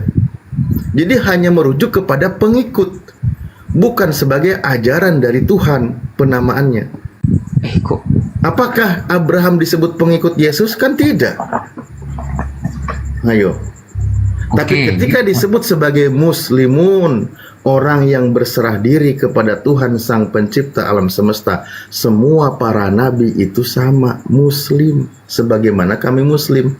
Kalau kami komprehensif menyeluruh, semuanya sama. Tapi kalau untuk Kristen levelnya sebagai sebuah golongan ormas yang dibentuk oleh seseorang. Ada banyak pengikutnya. Tadi kan Pak Ustadz mengatakan apakah Abraham itu percaya kepada Yesus. Otomatis dia itu percaya, dan juga memang mungkin ini juga yang jadi pembahasan saya nanti, yang saya carikan dulu apakah bahwa. Terus yang jadi pertanyaan nih Pak Ustadz, apakah Abraham itu percaya juga nanti kepada Muhammad? Lu percaya sebagai nabi. Berarti sebelum Muhammad itu datang, apakah Nabi Abraham itu percaya bahwa Muhammad akan lahir? Para nabi itu mereka mengenal di alam ruh, makanya semuanya itu ada. Nah, sekarang coba ketika Anda percaya Abraham mengenal Yesus, kan gitu. Menurut Anda apakah Abraham menuhankan Yesus? Ayo. Nggak bisa bro, nggak bisa ke sana larinya. Gini Pak Ustadz, ini perlu saya klarifikasi dulu. Kapan namanya Yesus? Ketika dia itu lahir sebagai manusia. Sebelum dia lahir, dia itu belum berbentuk manusia. Dia itu berbentuk. Kristen itu baru punya Tuhan di abad pertama. Di zaman Abraham belum ada Tuhannya Kristen, belum ada. Gini Pak Ustadz, Tuhannya Kristen itu bukannya ada setelah Yesus itu lahir, tetapi makanya orang Kristen baru punya Tuhan di abad pertama, aku bilang. Gini Pak Ustadz, ini kan Tuhan itu kayak mana dibilang nggak ada permulaannya, nggak ada akhirnya. Jadi kapan Tuhan itu ada? Itu kalau Tuhan, kalau tahu. Yesus ada.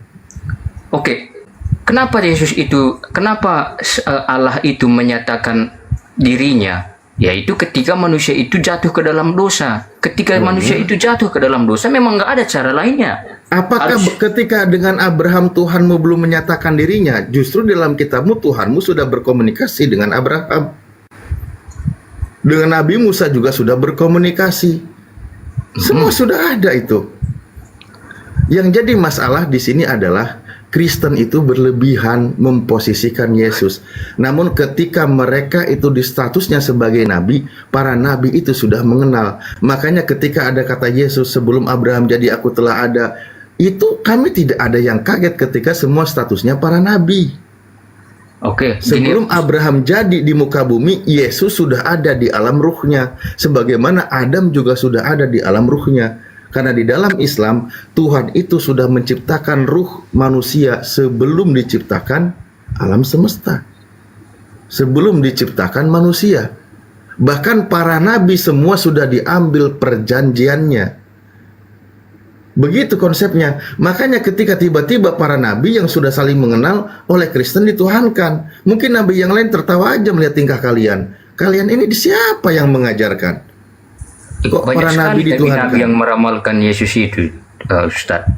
Baik Nabi Yesaya, Mika, sebelum Yesus itu lahir, jauh-jauh sebelum Yesus itu lahir, udah meramalkan bahwa Mesias akan datang. Nah, berkaitan dengan Yesus itu kan Ustaz, mungkin Pak Ustaz mengatakan berlebihan. Saya punya banyak sekali data yang menunjukkan memang ciri-ciri Allah itu ada di dalam Yesus. Pak Ustaz mau dengar? Yang dinubuatkan oleh para nabi itu seorang hamba atau bukan? Oke, mungkin biar saya cari dulu datanya Pak Ustadz, biar banyak. Oke, bentar biar saya cari. Mau saya bantu datanya? Oh, enggak usah Pak Ustadz. Ini boleh saya bantu jawab? Biar cepat loh. Selamat malam Pak Ustadz. Selamat malam. Boleh saya bantu jawab masalah Abraham? Oke, saya bercerita. Sebelum agama Kristen dan Islam ada, kitab Taurat sudah ada. Orang Yahudi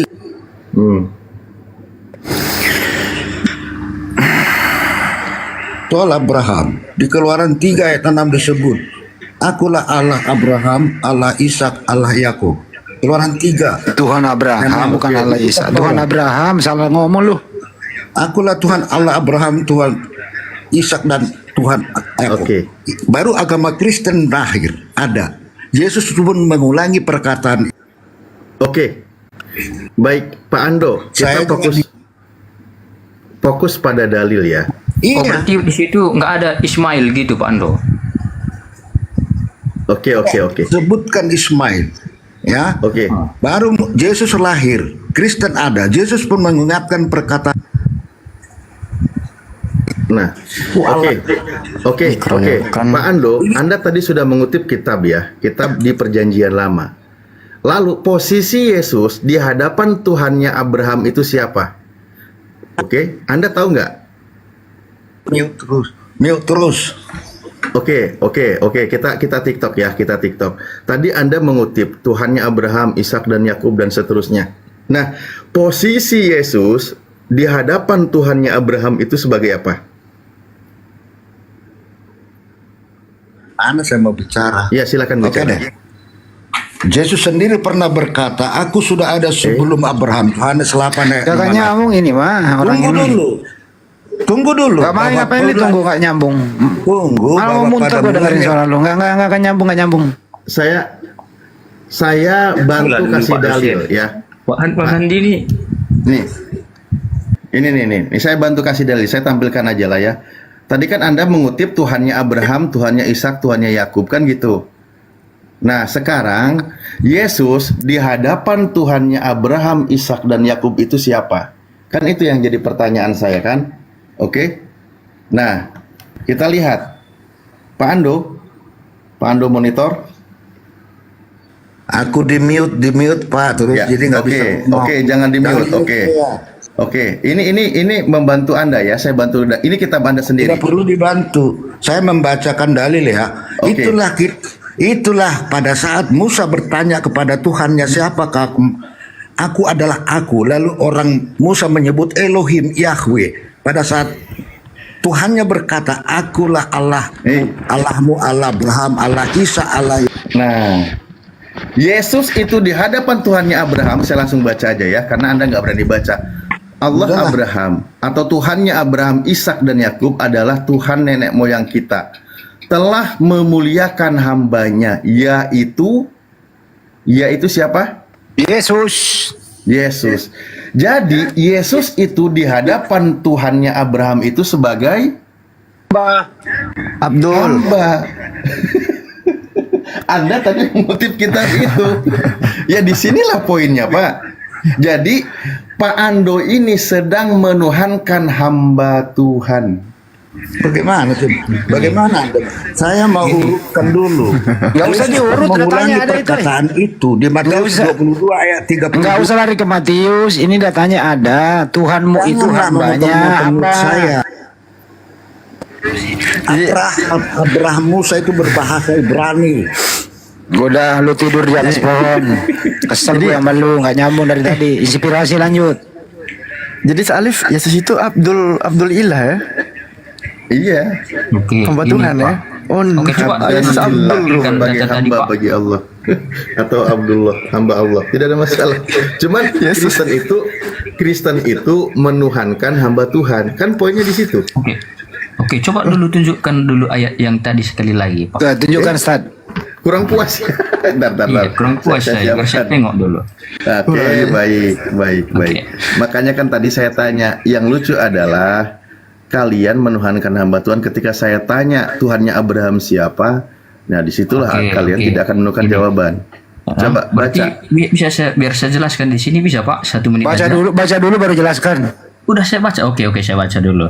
Allah Abraham, Ishak dan Yakub, Allah nenek moyang kita telah memuliakan hambanya yaitu Yesus yang kamu serahkan dan tolak di depan Pilatus, walaupun Pilatus berpendapat walaupun Pilatus berpendapat bahwa ia harus dilepaskan. Pertanyaannya adalah Yesus di sini sebagai Tuhan atau sebagai hamba? Oke, bisa saya jawab? Ya, A Tuhan, B hamba. Kan? Nanti Pak dosen saya tanya, diam. Saya ulang lagi ya. Makanya Sesuai saya data jelaskan yang dulu telah satu kamu menit baca, dulu. sesuai data yang kamu baca, Yesus di sini adalah A hamba, B Tuhan. Bisa saya jelaskan, Pak? 1 menit. Jangan aja, dijelaskan, jawab aja A atau B. Ini bukan kayak Islam gini, Pak. Kalau A, B, Saya B, baca, B, saya yang baca. Saya baca ya. Kalau di Kristen itu nggak bisa Tuhan A, Abraham, B, B, Ishak dan harus ada penjelasan. Yakub, nenek moyang kita telah memuliakan hambanya yaitu Yesus. Pertanyaannya di sini, Yesus sebagai hamba atau sebagai Tuhan? Silakan. Tinggal kasih aja saya waktu menjelaskan. Siap itu Bapak tanggapi. Tidak perlu dijelaskan, tinggal jawab doang. Kecuali pertanyaan saya, tolong jelaskan. Enggak minta penjelasan. Dijawab di sini, Yesus itu sebagai apa? A hamba, B Tuhan. Ini kan biar saya jelaskan. Siap itu bisa Bapak tanggapi. Kamu nggak menjelaskan, malah mengaburkan. Saya nggak pernah mengaburkan. Tadi Coba kan saya baca, menjelaskan coba di sini data. Yesus sebagai apa ya, terserah lu. Silakan. Oke. Gini Pak.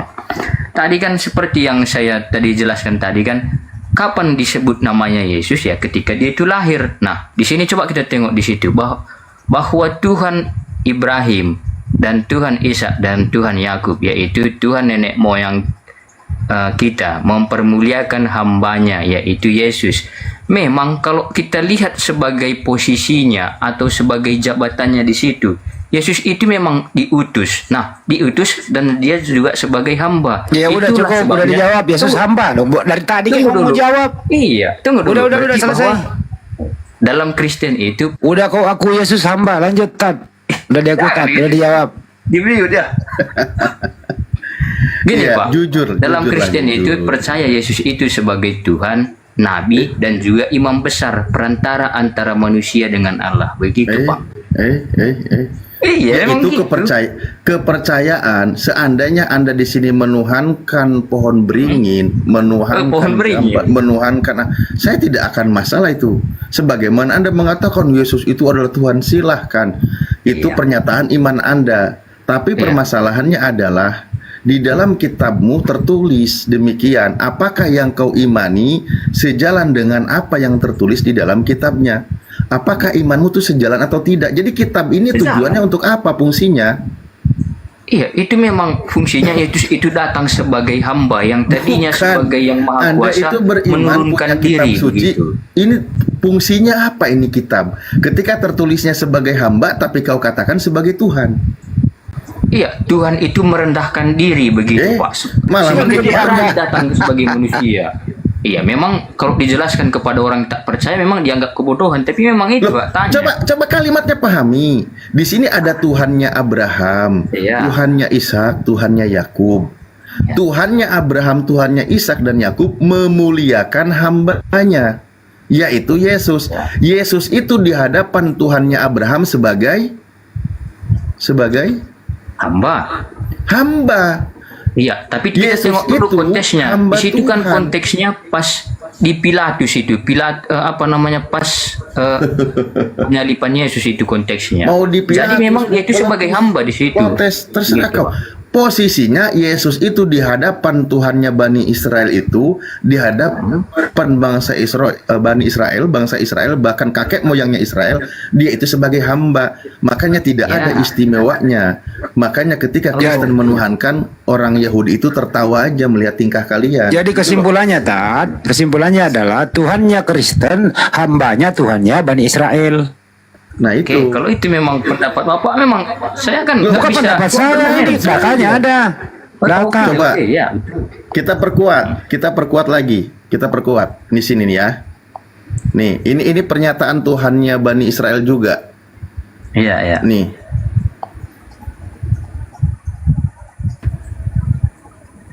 Ada bunyi begini, inilah hamba pilihanku dan kekasihku yang berkenan kepada hatiku, maka aku akan membubuhkan rohku ke atasnya. Kita lihat terjemahan baru lebih singkatnya, yang ieng. Lihatlah, itu hambaku yang kupilih, yang kukasihi, yang kepadanya jiwaku berkenan. Yang berfirman di sini kan Tuhan, betul? Betul nggak? Nah, yang menjadi hamba Tuhan di sini siapa? Bentar, bisa buka juga dari sini Pak. Itu ayat berapa itu? Karena kan saya biar bantu jangan- perikopnya kita ya. Perlu juga ditengok. Saya bantu. Nih. Oh enggak, biar di ayat mana itu rupanya? Matius 12. Matius 12 ayat nomor 18. 18. Bentar. Nih, perikopnya ini Bang, saya bantu Bang. Itu bentar ya. Berikutnya Yesus hamba Tuhan ya. Yesus hamba Tuhan. Iya, memang tadi kan memang sudah saya kasih tahu Yesus itu merendahkan diri sebagai hamba. Saya bilang memang pas, memang gitu memang. Yesus itu hamba Tuhan. Tuhannya merendah Iya. nggak? Ya bukan, yang rendah itu hamba, bukan Tuhan. Kau ini gimana sih? Itulah. Kenapa Itu kau kan pelintir isi ayat kitabmu? Iya. Loh, Yesus hamba Tuhan. Di sini ada dua pribadi, ada hamba, ada Tuhan, betul? Betul. Yang hamba siapa? Yesus. Yang Tuhan siapa? Kedua-duanya Tuhan, Pak. Oke, Kau ini gini Pak. gimana sih Bang? Oke, gini. Allah Misalnya Akbar. untuk simpelnya gini aja, Pak. Misalnya kan baptislah mereka dalam nama Bapa, Anak. Nah, di sini ada pertanyaan. Kok berarti siapa di situ Bapa? Ya Allah Bapa. Yaitu Siapa di Bapa situ itu Anak? Tuhan Ya Yesus. yang Berarti mengutus Yesus yang mana sebagai Tuhan? hamba. Memang dua-duanya Tuhan. Di sini ada berapa Tuhan ini? Nomor 15 ada berapa Tuhan? Memang Tuhan itu apa namanya satu hakikat, ada 3 pribadi begitu. Aduh, enggak. Masuk Bang Di Andi sini ya? ada hamba, di sini ada Tuhan. Ada berapa Tuhan? Di situ ada 2 pribadi. Saya nggak nanya pribadi, ada berapa Tuhan? Iya, ada 2 pribadi. Berarti 2 Tuhan. Iya. Oke. Coba sebutkan nama Tuhan itu yang 2. Namanya Allah Bapa dan Anak. Oh, berarti Bapak Tuhan, Yesus Tuhan. Betul. Ada 2 Tuhan ya? Oh iya, oke, saya ikuti. Oke. Yang mana yang menjadi hamba? Yang mana yang menjadi hamba, yaitu sang anak yang datang sebagai manusia. Waktu menjadi hamba, apakah dia Tuhan?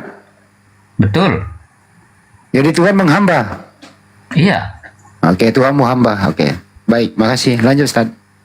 Jujur dia. Ya, inilah repotnya. Makanya saya bilang tadi, Kristen itu menuhankan hamba Tuhan. Jadinya begini konsekuensinya. Sebenarnya kan Yesus itu jelas diseru oleh Tuhannya. Yang berseru itu Tuhan. Dan yang jadi hambanya itu Yesus. Tuhan itu berseru, lihatlah itu hambaku yang kupilih. Yang berseru itu Tuhan, bukan hamba. Yang diseru itu hamba, bukan Tuhan. Ini akal sehat berdasarkan bahasa Indonesia yang baik dan benar tidak akan membantah kecuali doktrin iman Anda. Karena faktanya begitu ayatnya. Oke. Ya oke, ya iya begitu kan. Coba. Gini Pak, Tadi bisa saya jelaskan sedikit saja? Oke, gini Pak. Yesus hamba Tuhan. Nah, di situ kan berbicara mengenai posisinya. Nah, di situ. Oten, inspirasi, izin, sebentar sekali izin ngomong, izin Ustaz. Akang, angkat teleponnya Akang, penting, Akang. Oke. Host, lanjut. Lanjut bro, kau orang baik sebenarnya, silakan bro. Kita harus adil. Kau bicaralah sepuasnya. Oke, gini Pak dosen. Di sini hamba ini memang apa namanya? Di sini kan tentang apa namanya itu penugasan lah misalnya kan. Siapa yang mengutus yaitu Allah Bapa itu sendiri. Siapa yang diutus yaitu Sang Anak. Nah, di situ memang kalau kita bandingkan secara jabatan, memang yang diutus itu adalah hamba. Berarti Yesus itu sebagai hamba. Nah, satu juga perlu yang dimengerti bahwa seperti yang dibilang tadi bahwa ini harus menggunakan akal gitu. Kalau yang prinsip yang saya pahami begitu Pak, kalau berbicara mengenai ketuhanan ini udah berbicara di atas akal kita, supra rasional. Oh, jadi menurut kamu tidak masuk akal. Kan langsung dipotong kan? Jadi saya potong doang. Menurut kamu ini tidak masuk akal. Gini, tunggu dulu Pak. Ini ketika saya siap nanti baru Bapak tanggapi lah. Ya tadi kamu udah bilang tidak masuk akal, supranatural. Iya, gini. Siapa yang mau kita dengarkan? Siapa yang mau kita bicarakan atau siapa yang mau kita bahas? Sang Pencipta. Siapa yang membahas? Pencipta. Mana mungkin kita bisa menangkap dalam otak kita yang kecil ini seluruh keberadaan Sang Pencipta itu. Kalau memang bisa kita tangkap, Bang, pengetahuan. Bang, mari kita lihat pembeda antara hamba dengan Tuhan. Kata Yesus. Pak, Kata gini Yesus. Pak, beda dia konteksnya dalam hal manusia, beda dengan ketuhanan begitu. Itu berbicara mengenai penugasan nih. Betul. Makanya di sini ada pembeda antara hamba dengan Tuhan. Ini sangat jelas. Tuhan itu adalah penciptanya, hamba itu adalah ciptaannya, gitu loh. Si hamba ini menghamba kepada Tuhannya. Oke, Kata gini, Yesus Allah berkata Bapa. begini. Seorang Berarti Allah hamba Bapa tidak lebih tinggi daripada tuannya. Begitu juga seorang utusan daripada dia yang mengutusnya. Yesus itu utusan, Yesus itu hamba. Derajat dia di bawah sang pengutusnya. Begitu, Bang. Berarti kalau kita tengok dari sisi manusia, berarti Allah Bapa dan Allah Anak itu, Allah Bapa membuat hubungan dulu baru melahirkan Allah Anak. Itu kalau kita tengok dari segi manusia. Wa inna ilaihi rajiun, Bang. Yes. Betul, Ustaz. Pak Ustaz, kenapa kau malah jadi tuduh berzina lagi Tuhanmu? Kau ini. Itu kan kalau kita berarti itu memang nggak bisa ditengok dari sisi manusia gitu, Pak Ustaz. Lah, Yesus itu mau ditengok dari sisi apa?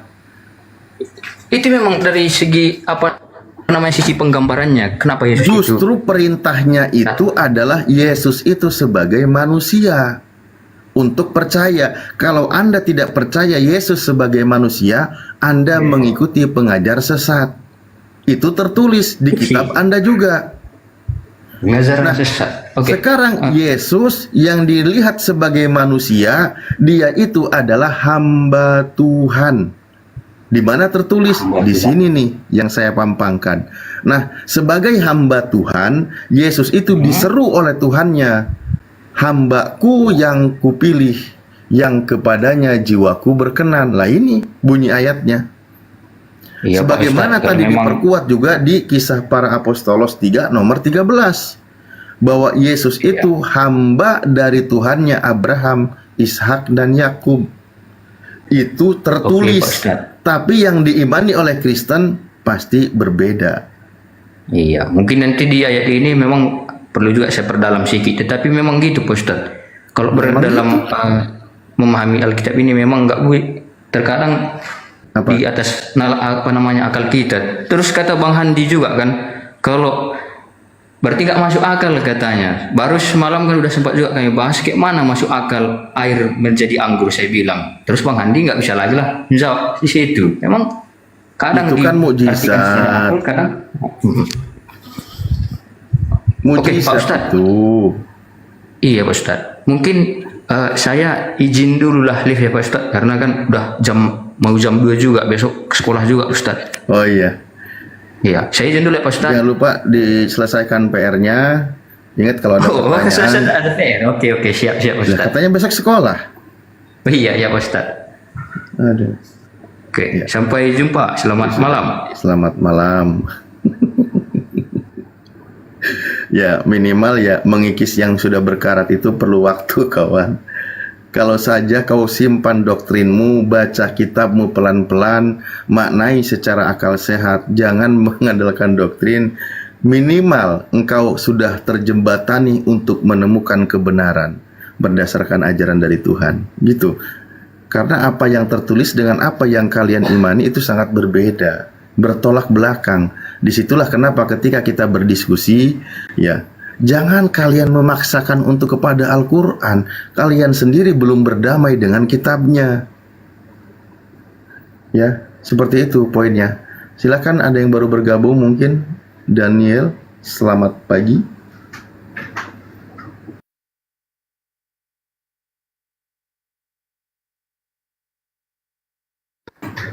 Ya, begitu ya. Lucu memang. Menuhankan seorang hamba Tuhan yang dipilih, yang dikasihi, udah hamba Tuhan, lalu dijadikan sebagai ajang penebusan dosa dengan mati terkutuk di kayu salib, lalu dituhankan. Di mana akal sehatmu? Berpikirlah, coba berpikir, ya. Jangan mengandalkan doktrin buta gitu. Kita tahu, kita paham, bisa jadi kalian itu berdasarkan dari keturunan. Anda menjadi Kristen memang bawaan dari keluarga keturunan luhur. Tapi tidak ada salahnya kalian belajar. Sebagaimana kami umat Islam juga belajar. Ketika Anda berani membuka diri untuk menemukan kebenaran, sedikit saja kau buka hati kalian, insya Allah akan menemukan kebenaran. Jalan, jembatan untuk menuju kebenaran yang hakiki. Gitu. Cik, Tan, izin. Yes. Bang Kores, Assalamualaikum warahmatullahi wabarakatuh. Waalaikumsalam. Waalaikumsalam warahmatullahi wabarakatuh. Hello, luas ay. Ya teman-teman, tolong di follow akun Bunda Mila ya, Bunda Mila Los Angeles, tolong di follow dulu teman-teman. Yang 4,2K ini silakan di follow, nanti ada kuis dari Bunda Mila teman-teman. Apa itu kuisnya saya juga nggak tahu kuisnya apa ya. Yang penting kita mau bagi-bagi rezeki, mau bagi-bagi sodako buat kalian semuanya. Silakan di follow dulu ya, yang 4, sekian. Silakan di gaspol, di follow dulu. Mumpung Bang Kores lagi tidur, silakan di follow. Kontennya udah nggak ada Australia. Ya udah. Ini Daniel ini siapa ini? Daniel ini siapa? Orang. Hamba Tuhan bukan? Hamba Yesus. Yesus hamba Tuhan, Daniel hamba Yesus. Ya gimana sih Bang Kores ini? Marga butar-butar. Marga Itu hamba butar-butar. siapa itu si Daniel? Marga butar-butar biasanya kebanyakan Kristen itu. Oh. Umurnya baru Itu 21. burung merpati fotonya. Iya. Iya. Matius. Di mana aja tahu burung merpati itu jelek. Mending kucing. Silakan di follow itu akun Bunda Mila Los Angeles. Insya Allah nanti ada kuis mau bagi-bagi rezeki teman-teman ya. Silakan di follow sampai 1K ya teman-teman. Terima kasih Kang. Tolong bantu. Udah 200 lebih. Silakan terus gaspol sampai 1K teman-teman. Gimana rules? Nanti ada kuis mau bagi-bagi rezeki ya buat kalian semuanya ya teman-teman ya. Silakan. Gini konsepnya. Ikhwan 4100. Kalian kalau yang nggak tahu Bunda Mila siapa, Bunda Mila itu ahlus sodakoh yang memperkuat pergerakan kita api di belakang. Beliau ini Uthman bin Affan versi wanitanya Muslim di 2025. Jadi sangat layak kalian follow sehingga beliau bisa eksis terus ngesupport pergerakan kita, bubukin taritung penghujat laknatullah alaihim gitu ikhwan. Jadi follow, jangan ragu, jangan sungkan gitu. Ya Allah, Bang Kores sampai segitunya Umar bin Affan. Jadi malu. Ya kan? Mila bin Affan. Mila bin Usman bin Affan. Dan Bunda Mila skincare-nya bagus ikhwan. Yang akhwat kalau pengen belajar pakai skincare apa yang bagus tuh, ngobrol ke Bunda Mila tuh. Gitu ya. Siap. Bunda Rama masih situ ya? Oke, aku ini ngopi dulu sebentar ya. Aku dapat telepon tadi dari Bunda Rahma. Katanya Bunda Mila itu mau beliin Bang Kores sepeda kumbang. Benar Mila mau beliin aku alat fitness katanya. Mantap Bun. Gitu ya. Iya, Alfi aja mau dibeliin apartemen sama Bunda Mila. Wah keren. Jakarta lagi ya. Iya, di PIK ya, di PIK 2. Kok seneng di PIK, bukannya PIK tuh ini. Gak apa-apa. Gak apa-apa. Iya ada David ini. Ya silakan teman-teman, tolong di follow ya, di follow, di gaspol dulu akun Bunda Mila Los Angeles ini teman-teman. Silakan di follow biar beliau bisa eksis terus. Saya aja belum fallback dulu lah. Pengikut udah 5K lebih itu. Udah 5K lebih itu pengikutnya. David.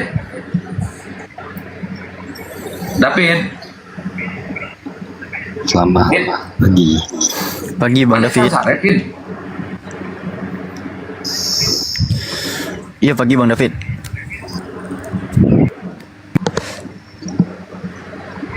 Gimana Bang David? Saya nyimak aja. Ya udah, nyimak dulu di bawah kalau mau nyimak ya.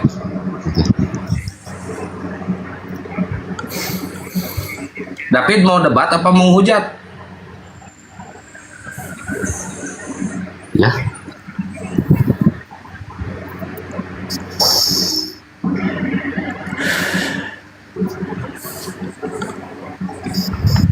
Ditanyain tuh mau debat atau mau hujat.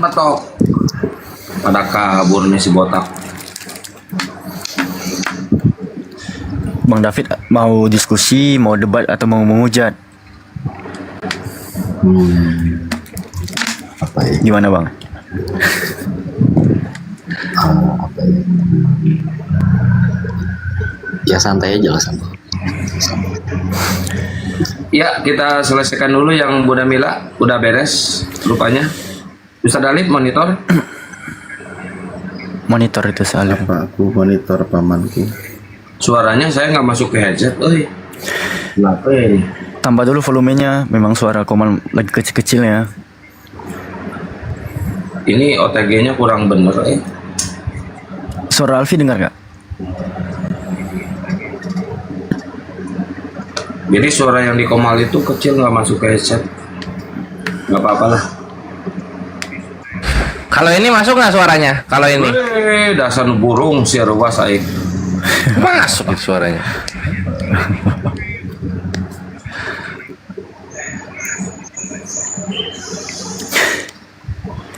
Ya teman-teman sekalian, selagi ada tanda tambah di samping nama Bunda Mila Los Angeles, teman-teman tekan dulu tanda tambahnya. Mumpung beliau ini seorang ahli sedekah yang akan segera mungkin mengadakan kuis teman-teman untuk kita semua gitu.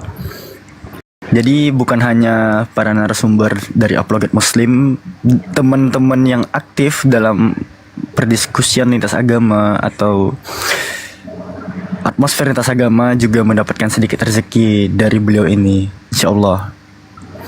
Ya teman-teman ya. Pertanyaannya adalah murid saya kemana? Inspirasi kabur. Dasar murid kurang ajar, nggak pamit dulu.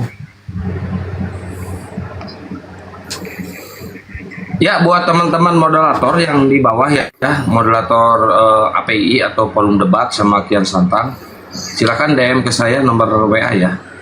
Ada sesuatu yang harus disampaikan sama kalian semuanya. Ini perintah dari ketum sama pembina. Baik. David mau masuk Islam?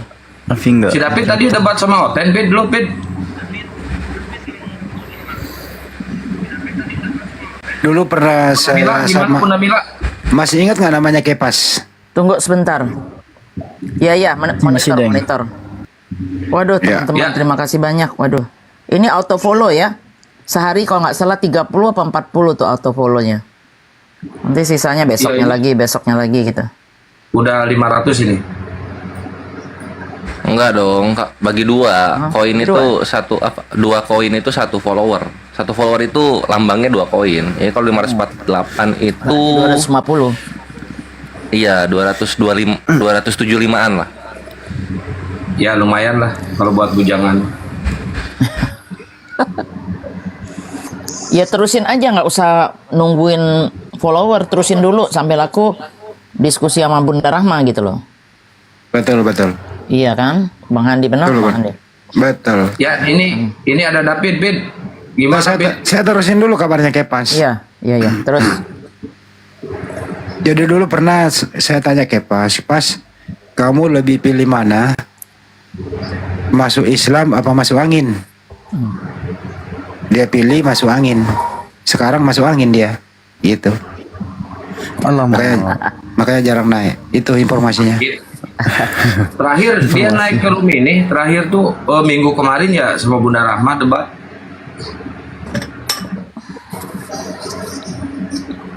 Serius ini? Iya, sakit dia. Masuk angin. Ya, minggu kemarin dia debat di sini sama Bunda Rahma. Kita tanya David pilih mana, masuk Islam apa masuk angin? Coba, Pit. Ya kalau pilihannya itu saya pilih masuk Islam, Pak. Oh, Masya Allah. David, David. Wow. Oh, keren. Jadi sekarang David ini udah nggak nyaman di kekristenan ya, Fit? Ya seperti itulah. Masya Allah. Dalam hal apa nggak nyaman?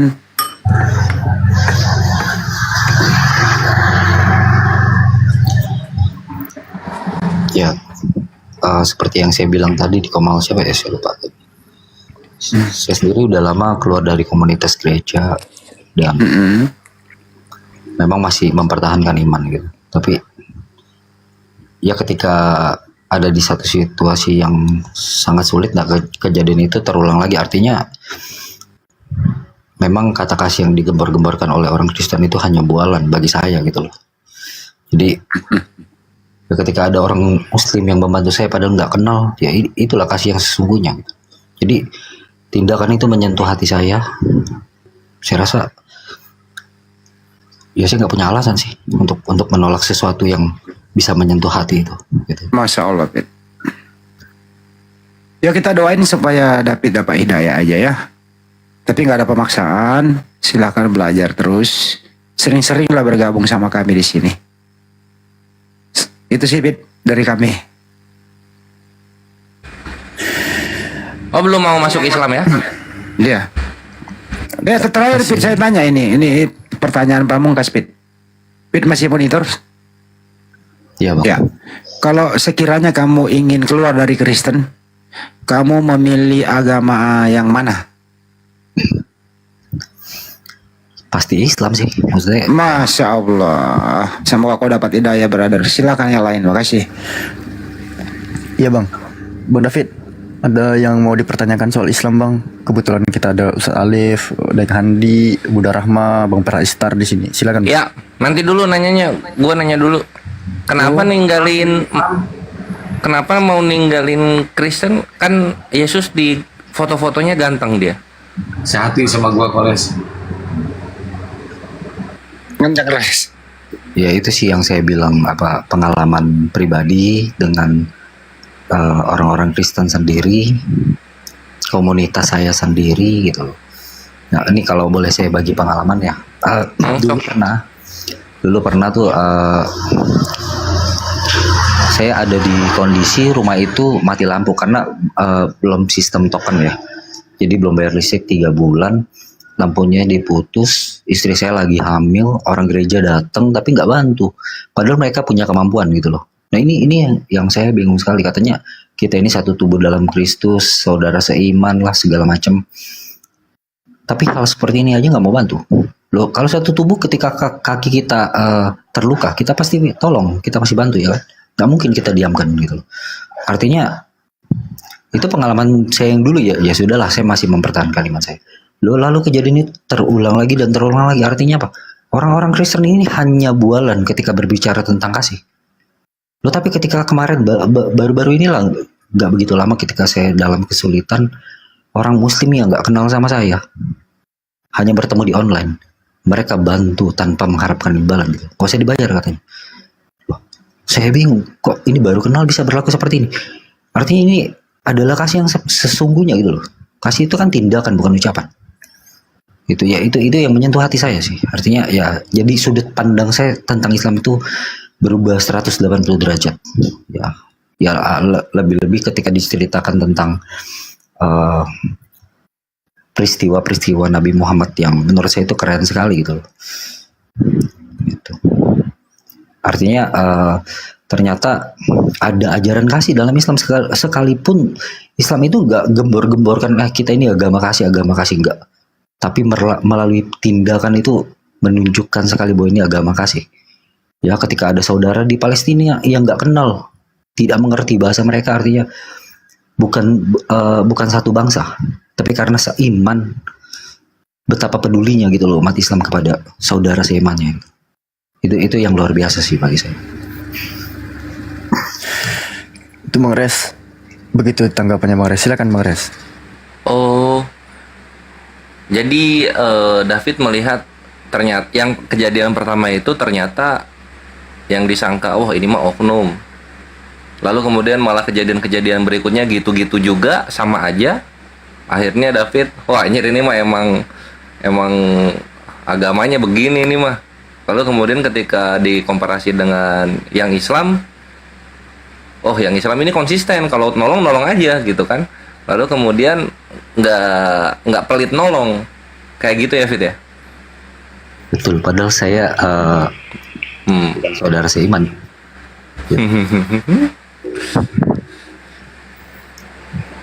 Ya kalau kami nggak mau terlalu ngebahas ke situ sih, karena apa ya, jatuhnya itu malah ria ke Islamnya. Cuman ya karena lu udah ngalamin, ya itulah Islam gitu. Karena dalam Islam itu kan, nanti ini dilanjutin sama asatid ya. Ini ada Ustadz Alif juga. Dalam Islam itu Allah sudah menitipkan kepada kita, berpeganglah pada tali agama Allah gitu. Jadi umat Islam itu harus berjamaah, sehingga senang dibagi bersama, susah dibagi bersama, sukarela itu. Agama kami sudah mengajarkan seperti itu gitu. Dan itulah yang terjadi sekarang. Dan lu dapat hidayahnya jalur itu, Bre. Gitu. Mantap. Silakan Ustaz, dilanjut Ustaz. Salif monitor Ustaz. Mana? Enggak tahu. Bukan itu Bunda Mila. Bunda Mila terjeda tadi lama kepental. Gak apa-apa, dilanjut nanti naik lagi. Silakan Ustaz Alif. Iya, itulah di dalam Islam ya. Tadi kan poinnya sudah dipahami bahwa tidak perlu menggemborkan kalimat kasih gitu. Karena memang di dalam Islam itu sudah sangat jelas aturannya gitu. Jadi nggak perlu kami mengatakan kasih-kasih dan sebagainya. Rasulullah itu mengajarkan, sayangilah mereka manusia di bumi ini, maka nanti yang di langit akan menyayangi kalian, kan gitu pesan Rasulullah. Jadi siapapun di antara kami manusia ketika ada yang memerlukan bantuan, itu tidak dilihat dari segi agamanya, yang sifatnya adalah kemanusiaan. Apalagi ketika bahkan di dalam sebuah hadisnya juga dijelaskan bagian dari cabang keimanan, barang siapa yang beriman kepada Allah dan percaya akan adanya hari akhir, maka dia itu harus memuliakan tetangganya, menghormati, kan gitu. Itulah sebenarnya aturan di dalam Islam. Jadi di dalam Islam itu ada poin-poin tertentu, peristiwa ketika dalam hal muamalah, dalam hal sosial dan sebagainya, itu ada aturan yang tegas. Ketika di dalam hal kondisi peperangan, itu ada aturan yang jelas. Ketika berbeda keyakinan, itu juga ada aturan yang jelas. Makanya dijelaskan ada kafir dhimmi, orang itu di mana tidak memerangi, maka wajib kita juga berbuat baik kepada mereka.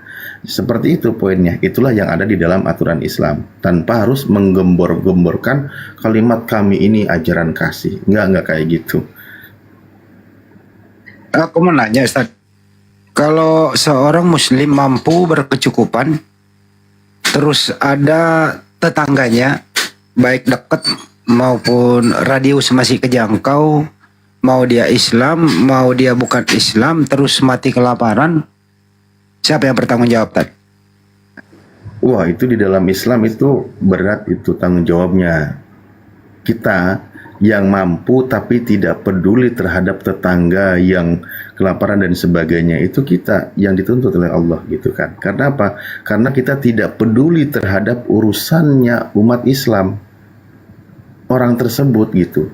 Islam itu tidak boleh, tidak diajarkan demikian. Untuk ketidakpedulian itu tidak bisa kayak gitu di dalam Kalau Islam. tetangga Ustaz, kalau tetangganya bukan muslim, boleh dibantu nggak Ustaz? Loh, konteks kemanusiaan Rasulullah mengajarkan itu. Bahkan dalam sebuah kisah, Rasulullah itu ketika hendak lewat di suatu tempat selalu disakiti oleh seorang bukan Kristen, maksudnya orang kafir dari kalangan bangsa Yahudi. Selalu dilempari kotoran, dicela, dicaci, dimaki. Tapi begitu orang itu di hari itu dia tidak ada, Rasulullah malah merindukan, di mana orang itu yang biasa setiap hari mencaciku dan melempariku dengan kotoran. Ternyata orang itu sakit. Rasulullah itu justru orang yang peduli, karena itu bagian dari umatnya, hanya mereka tidak menerima sebagai umatnya. Rasulullah datang menjenguknya, membawa, kalau kita bahasakan itu parsel ya, buah-buahan gitu kan, kepedulian beliau, sehingga orang tersebut merasa takut ketika datangnya Rasulullah. Apa yang dia katakan? Apakah ini akhlakmu wahai Muhammad? Engkau datang mau membalasku ketika aku sedang sakit? Justru Rasulullah menunjukkan akhlaknya bukan itu, tetapi dia menunjukkan kepeduliannya sakit, dia membawa buah-buahan. Akibatnya orang itu menangis terseduh dan dia berkata, sungguh engkau wahai sangat mulia akhlakmu, satu pun dari keluargaku belum ada yang datang ke sini. Tapi engkau yang setiap hari aku caci, aku maki, orang yang pertama datang menjengukku ketika aku sakit. Itulah akhlak Rasulullah. Jadi sekiranya ini saya tetangga sama David. David Kristen ya. Terus dia lagi sakit. Wajib dong saya untuk menengok dia sebagai tetangga. Iya, hak adami kemanusiaan. Itu kita jangan jangan sampai kita, iman itu bukan batasan dalam hal tolong menolong dalam hal kemanusiaan. Karena diperintahkan juga kita untuk peduli. Akhlak dari kalangan tabi'in yang terkenal Imam Hasan al-Basri itu, beliau saking menjaga perasaan orang Nasrani waktu itu, beliau tidak mau menegurnya yang berlebihan karena saking menjaga kerukunan gitu. Ketika dia itu rumahnya itu menetes kotorannya dari kamar mandinya itu ke kamar ulama tersebut. Nah, sampai suatu hari beliau sedang sakit, si orang Nasrani itu datang menjenguknya karena dia sampingan rumah, cuman rumah ulama ini posisinya agak bawah gitu loh. Nah, sehingga kotoran dari air tetesan kamar mandinya ke kamar ulama tersebut. Dia melihat sekeliling, ternyata ada tetesan air yang sumbernya dari rumahnya. Dia bertanya, sejak kapan ini terjadi? Kenapa kau tidak mau memberitahui aku? Ini sudah lama, kurang lebih 20 tahun. Karena apa? Karena aku harus menjaga kerukunan orang berbeda agama, menghormati tetangganya, kan gitu.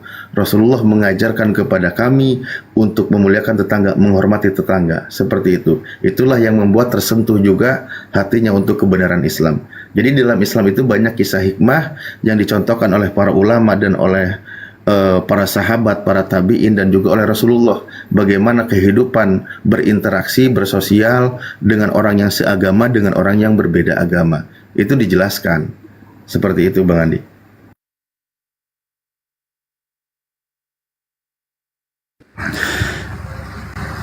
Ya, Bang David.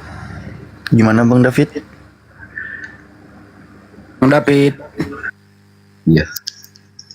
Ya artinya apa yang disampaikan itu bukan bualan, karena saya sudah merasakan sendiri gitu kan. Dan saya sudah melihat dengan mata kepala sendiri bahwa orang-orang Islam itu memang sangat erat persaudaraannya. Gitu kan. Kalau ada satu yang dilukai, mereka akan bergerak semua gitu. Ya, ini berbeda sekali gitu dengan apa yang saya rasakan sebelumnya.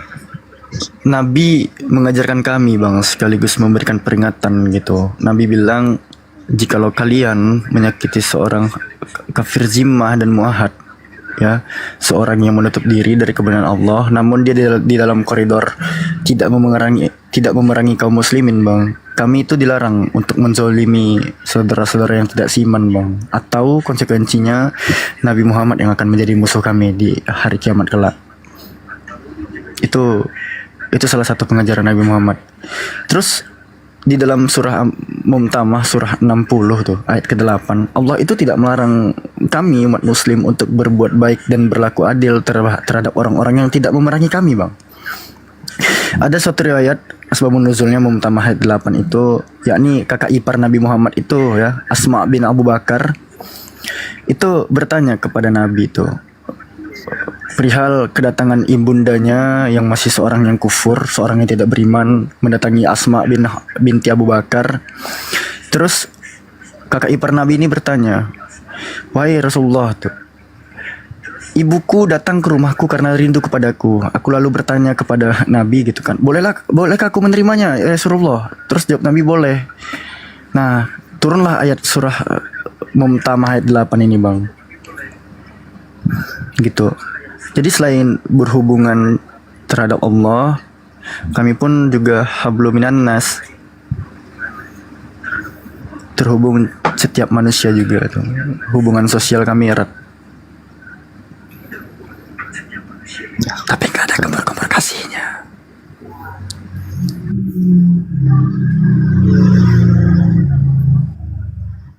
Tapi kalau Kristen itu kasihilah musuhmu.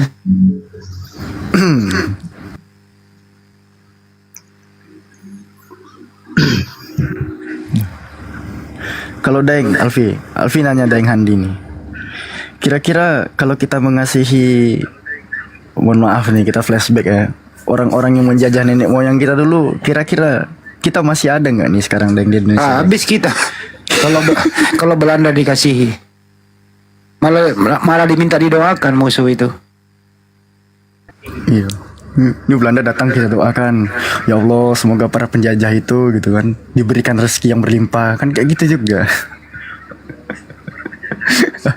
Nggak bisa lah.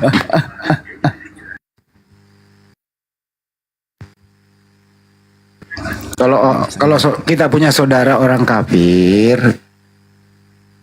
terus dia tidak arogan, ya kita bisa mendoakan dia 1, 2, 3 kali bahwa semoga dapat hidayah karena ketidaktahuannya sehingga dia demikian. Ini benar nggak ini Ustaz? Ada nggak kita berhak mendoakan mereka karena mereka berbuat karena ketidaktahuannya? Tapi di zaman sekarang ini bukan ketidaktahuannya, tapi sengaja tidak mau tahu. Nah, bagaimana ini menyikapinya Pak Ustaz? Ustaz Alif. Iya, dalam konteks ranah sosial, orang berbuat baik diperintahkan ahsin ila muhsin. Berbuat baiklah kalian kepada orang yang berbuat baik kepada kalian, kan gitu. Hanya dalam hal konteks mendoakan memohon kepada Allah, poinnya adalah semoga Allah menurunkan hidayah ke atasmu. Karena kita sebenarnya sedang mengharapkan keselamatan kepada mereka, gitu loh. Kalau berkaitan dengan kesembuhan, boleh kita doakan dan sebagainya. Tapi untuk keselamatan, apalagi akhirat, itu tidak akan masuk ranahnya. Karena apa? Karena mereka masih berada di luar. Yang perlu kita doakan, mereka segera masuk ke dalam Islam. Ketika masuk di dalam Islam, baru didoakan keselamatannya gitu. Jadi memang makanya Rasulullah ketika mengucapkan salam kepada orang baik, di situ kan, assalamu ala manittaba'al huda. Keselamatan itu bagi orang yang mau mengikuti petunjuk kebenaran. Aslim, masuklah kalian ke dalam Islam, taslima engkau akan selamat gitu. Itu dicontohkan oleh Rasulullah. Yang pertama kali mengajarkan toleransi antar umat beragama itu siapa ya Pak Ustadz? Ya, Islam itu kan hadir justru untuk menegaskan ketika ada yang hak itu hak, yang batil itu batil, yang mukmin itu mukmin, yang kafir itu kafir. Dan Islam itu tidak mengajak mencampur adukan antara hak dengan yang batil. Artinya disitulah makna dari toleransi. Maksudnya Islam ajarnya tegas, aturannya tegas, ada aturan dan sebagainya. Islam melakukan itu. Keyakinan lain ketika dalam konteks ranah sosial mereka punya keyakinan sendiri, silahkan jalankan keyakinannya tanpa mencampuri atau mengusik keyakinan umat Islam. Tidak bisa dicampurkan begitu. Justru Rasulullah disitulah, Rasulullah Sallallahu Alaihi Wasallam. Makanya dalam peristiwa hijrahnya itu dia katakan al hijratu faraqat bainal haqq wal batil. Hijrah itu memisahkan antara yang hak dengan yang batil. Ya, Bang Andi gimana? Asbabul nuzulnya turun surat Al-Kafirun, bukan itu intinya di sana, Ustaz? Iya, itu kan peristiwa gimana kaum musyrikin waktu itu kan mengajak, sebenarnya dipandang baik gitu kan kepada Rasulullah karena pengaruhnya sudah begitu sangat kuat. Bagaimana Islam itu mulai berkembang, cobalah wahai Muhammad gitu kan kata mereka. Kita inilah sekarang berdamai. Saya seminggu mengikuti kegiatan ibadah kalian dan kalian seminggu berikutnya mengikuti ibadah kami, kan gitu. Tapi Islam nggak begitu. Islam itu mengajarkan, loh, untukku agamaku, untukmu agamamu. Saya tidak ikut campur, saya tidak akan menyembah apa yang kalian sembah, dan kalian nggak usah menyembah apa yang kami sembah. Gitu, untukmu agamamu, untukku agamaku, begitu. Jadi konteksnya demikian. Dalam hal ibadah, dalam hal sosial, Rasulullah sangat baik dengan orang-orang yang berbeda keyakinan, kecuali yang memerangi gitu. Artinya dalam keadaan damai, ya tidak boleh saling mengganggu, ya itu adalah toleransi. Kira-kira gitu Pak Ustaz ya. Betul. Ya. Paham kira-kira ini Fit di sini Fit? Paham. Ya, jadi gimana? Ya, silakan Daeng. Lanjut ke yang lain dulu ya. Aku Iya. Farkun bentar. Jadi Nabi Muhammad itu bukan sembarang nabi, bro.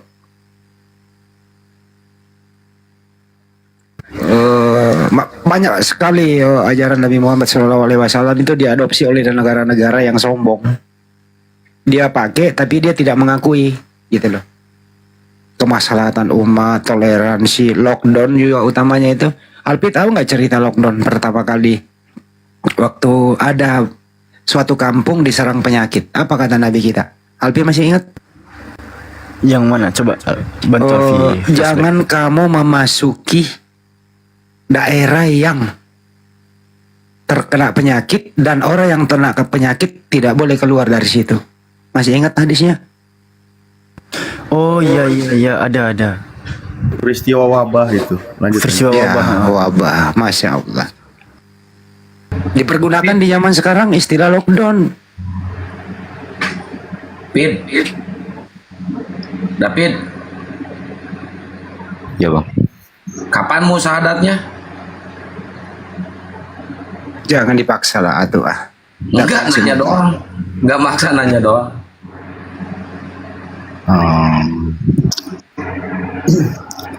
Udah kasih KTP sih sama itu. Sama siapa? Ustadz Dian. Ustadz siapa? Dian. Dio. Dian Pratama.